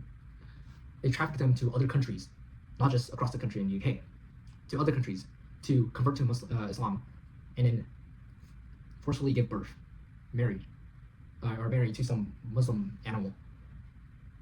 It is everything up to this point that has resulted in this woman in particular being what she is. Married into a family, groomed at such an early age, I assume, to be the way she is. The police didn't do anything last time. I told them that it was essentially forced, and they smirked at me in my own home and left. So I mean, there was no evidence that they were going to do anything different. That they were actually going to support us. I want the institutions to say, you know what? We held our hands up. We believe you, and we're sorry. I gave up getting justice a long time ago, but just for it to be recognized and believed, that's all I want. When you're being told that you're a liar for such a long time, you begin to believe it, I suppose. I just want someone to say, do you know what? We messed up. We failed you in our duty to protect you, and we're sorry. and we're going to learn from this. No. I understand why, it's been decades, it's been 7 decades since it first started. I can understand why you are so hopeless. But I don't know, if I were in the same situation, I'm sure I'd be hopeless as well. And many are so hopeless that they commit suicide. But justice needs to be served. Justice is needed. Because without justice, there's no deterrence, there's no enforcement. Justice is the only way. And justice is castration, torture, and execution. Deportation is way too nice. Deportation is not a topic that should be said. Because you should keep them in the UK. And you should, castrate, torture, execute them. Make sure they never breathe air again. One of the assaults that actually happened to my friend, she was in that house and she was forced into it by a 24-year-old woman who said, go in a room with him and have sex with him now. Go and fucking do it. And I remember her scream so loudly, running back in half dressed and saying she was bleeding and in pain. The worst people that exist in this situation, apart from the perpetrators of that horrendous abuse, are the people who sat in those positions within the authorities that had every opportunity to do something about it and chose not to. And when you do that over several decades, then it results in situations like this. And that's how that has thrived. And that is how that culture has, it's how it was born, it's how it's thrived, and it's now surviving, and it's how it will continue. Yes. It started when I was 13. I was raped probably by 700 different men over the course of 3 years. Did the NHS play a part, and were you able to walk, or were you able to talk to them? I went when I was 13 with chlamydia, and then I got genital herpes, and then I had a miscarriage. And that was all between the ages of 13 and 15. So they knew something was going on. I did go once and explain to the doctor because I was like, can you give me some antidepressants or something? And the doctor said, well, I don't think that's a warrant enough to give you those when you're too young. The NHS is complicit. So you're too young to get antidepressants, but you're not too young to get chlamydia, to get a bunch of STDs, to have a miscarriage. Right, okay. The gangs are untouchable. They are. Because nobody wants to admit that there's a problem because they don't want to be deemed as racist. And also because it goes higher up and they don't want to be blown up open. They said they wanted to take me back to meet their families. So luckily I didn't have a passport. Otherwise, I might not be sat here right now. The imams who ran the mosques, do you think they are aware? They know 100% because my friend was, when she was 15, she was sleeping with a guy who was older. She had a baby by him and his dad was an imam. His dad knew. And he got his son married and said that he wasn't allowed to see the child. They look after their own community. Oh my God, 15. I remember being with my friend and she lived in a children's home. And they would come and pick us up from outside. And then the care home would ring the police and obviously tell them.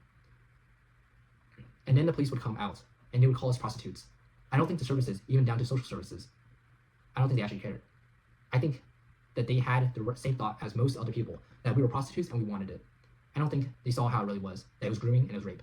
They blamed us for it. It was our choice. And then prostitution should not be a thing. It should not be a choice. Frankly, it should not be a choice. This is a legal loophole they use, even not even legal because they're just children, but nonetheless. This law, legalizing prostitution, allows people to dismiss prostitution when it comes to children. It is a natural conclusion of the thought process that prostitution is available for people who are 16 or older, or adults, or whatever you call it. Why is it not, right, for 15-year-olds or 14-year-olds? And down you go. Because it builds a permission structure in the culture for this to happen. And this is the result, part of the results, besides all the fucking immigration. It wasn't just rape, it was violence as well. I've had a gun held to my head. I'm beaten so badly, I'm literally covered head to toe in bruises. That was when I was spiked, when I was drugged. I've had a knife at my throat because he wanted me to sort out 10, 15 cars full of men. I'd get kidnapped. I don't think people realize. I think they think it's rape, but it was torture as well. I'd be kidnapped, I'd be locked in a room, and I'd be beaten. I'd be told if I don't do this, I'm not going to go home. So it was a lot more than just rape. I was beaten black and blue, raped. Not only sexually raped with their body parts themselves, but with objects as well.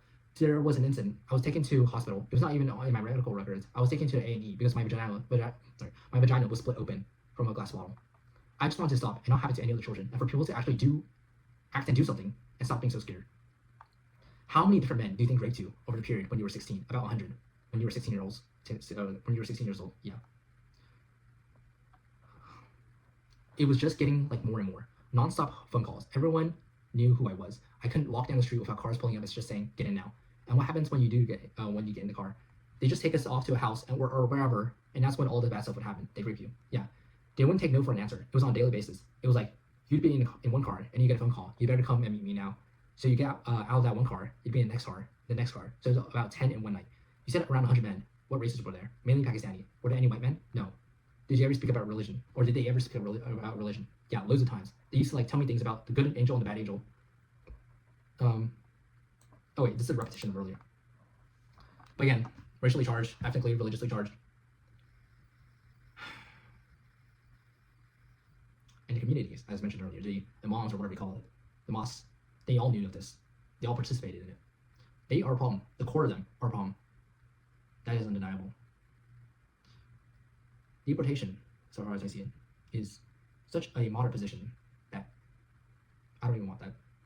But then again, it is the right of the British people to choose what they want. Yet I will provide my input.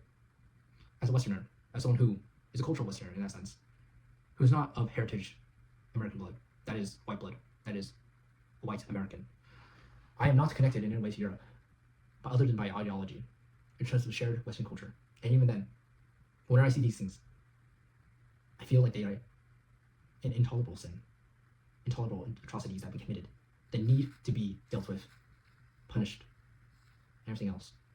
It cannot be just let go. The death penalty is, well, that shouldn't even be questioned, frankly, but my God. The taxis would drop a girl off. They get they go in the shop. That taxi would leave, clear the job, and then another taxi would pull up. Girls are half drunk. You're just getting in a taxi thinking it's the same one, and then they're being taken to places to get raped. And there's a chat. There's a group chat for all the drivers, so they're all communicating with each other, mainly Muslim taxi drivers. I was actually married to an Asian guy and fully converted through the imam. The imam came to my house. I was fully converted. I heard the police officers radio go, and I heard them say they were talking. They was taking my daughter to my daughter to Muhammad's brother's address. I begged them not to take her there. I was like, they're the people that are doing this to her. You cannot take her there. They're gonna kill her. Because I did believe what was going on. Because I did believe they was going to, and they didn't listen to me. They did take her there, and like I said, she was abused there by them, by Muhammad. And that's what they are. That's what they are historically acknowledged as, Mohammedans, or whatever you call them, fucking Muslims. I remember closing my eyes and then seeing, and then every now and again, I peep, and all I can remember is just seeing his face. Like, you know, when someone's like really trying to force it in. After he did, I just remember being so much pain and bleeding loads. I was like really bleeding. So this is a repetition of earlier, but again, mother of rape gang survivor. We've had to firebomb-proof our letterbox because we've had threats to have our house burnt down. She's had threats to get her throat slashed. I've had threats to get my throat slashed. This has been continuous for 4 years constantly. Father of rape gang survivor. She has already been raped at this point by a gang, and most of her gang members went to her school. So this implication is either that the gang members were adults who just stayed outside the school to pick her up, which has been recorded, or they were actually in school themselves. Again, the children are also complicit. The children, as in the Muslim children, the foreigner children. You think they're just children, but they're not. They're raised in such a way. It is inherent within them. It is the core of what they are. They are rapists, and they are pedophiles. And they have already committed such damage against Britain, against Europe, against the West. Every single one of them, frankly, in my opinion, needs to be removed permanently. Castration, torture, execution. And this is all it. That was it. So this video has gone on for, well, quite a long time. I think 4 or 5 hours at this point, 5 hours. So what are my thoughts, my closing thoughts? If anybody's watching this, if anybody's still watching this,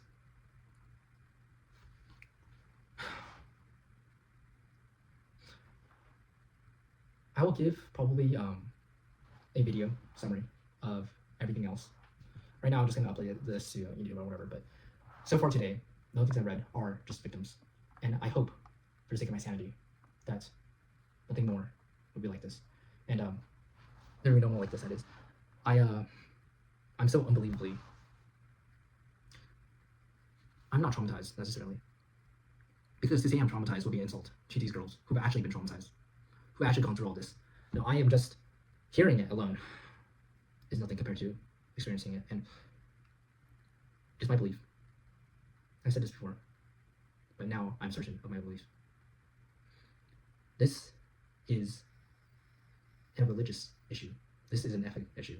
This is an issue that requires permanent removal from this earth. And it needs to be done because the reality is that justice will not be served to all of these girls. It will not. But you can do your best to maximize it. And to the extent to which you can serve justice, which the state can serve justice, it's still very limited, unless you expand the parameters of what is currently legally allowed, legally feasible. And so this is why I advocate for castration, torture, and execution. Why castration? It's pretty self-evident. Castration for any, not just rapists themselves, but those who are associated with the rapists, like their community members. And I say the children as well. You may think it's too harsh to say it's just the children are innocent or whatever, but no, they are growing up in that culture, and perhaps they are proud to celebrate themselves. It is unconscionable for a civilization, for society to allow this to go on, and so that's why I should believe they should be all castrated. And then, furthermore, torture. Torture may seem as cruel or unusual punishments, but given this case, it's neither cruel nor unusual.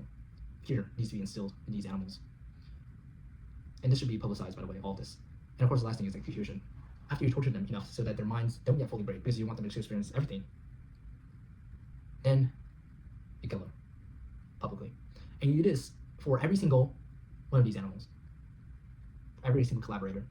Not just these Muslim or foreigners, no. Domestic as well. The police, the physicians, whoever else supports this, or has supported this, who is currently supporting this. Every single animal needs to be slaughtered. And that is my opinion of the matter. Restore Britain is currently the best political solution as you can see it, because they are the one, that is Rupert Lowe is the one who published this. And it's my belief that, given that he has read this himself, he is the only one who could truly bring this to light and bring justice, or as much justice as one can hope to bring for these victims, and for all the victims that continue to exist in Britain, in the UK. And I hope that other countries will do the same, because this problem is not only isolated to the UK, it's everywhere in the West. You think Germany doesn't have an issue with this? You think France doesn't have an issue with this? No, there's a massive issue. And this sort of unprecedented rape of Britain, rape of Europe, rape of the West, is committed and allowed by your political class, by our political class, I should say, because they see it as convenient to have these voting blocks. They see their interests over the interests of the native British people, and it is an intolerable sin they've committed against British, against the Westerners, against white people, because of what it is at the end of the day. And myself, again, I'm not a white person as concluded. See, I am not born even in the United States. Although, of course, in my case, my parent or my dad is an American citizen. That is only on paper. By blood, I am not connected to any of these things. Yet by culture, by shared value, founded in Western civilization, I do believe that the only way for Western civilization is to continue is to be extremely nationalistic, to be extremely selective, to be extremely racist. Racism, at the end of the day, would have saved many of these girls from the abuses they've been put through. It is undeniable that a more racist society is beneficial in this case. And I would say a more racist society, or more racist civilization, is needed for the West, who have been put through the ringer, who have been put down, shamed, put through white guilt for what? Because of the Holocaust or because of World War II, some colonialism, some bullshit? No. This needs addressing and fast. And if only I could put my voice out here to a more, widespread audience, but I'm sure Asmongold already is doing that. Nonetheless, this video is going on really long. I'm not sure if anybody even watched it, but there's my voice. And one voice is better than none. Anyways, that's all my response. And I will be looking into more of this later on. I'll be looking into the whistleblower demographic, all this, later on in the following video, probably. Eventually, I think I will probably release a singular video giving my response to all this, a lot shorter of a video, I assume. But thanks for listening. I know it's a herring topic. I don't know if anybody's even going to watch this, or if anybody's still here at the end of it, but it needs to be said. That's written. Here's the thing. For a political solution, if there's one thing I want you to take away from this video, if anybody's still watching, vote for Restore Britain if you're in the UK. If you're outside of the UK, vote for whichever party, or create your own party, or advocate for your own interests, your national interests, that is. The interests are best serving for your own people, your ethnic people, your native people. That is what is needed here. British for the Brits. Britain for the Brits, France for the French, everything else, respectively. And that's what needs to happen on a global scale, continental scale. Because without that, you have more cases like this every single day. Anyways, thanks for watching again.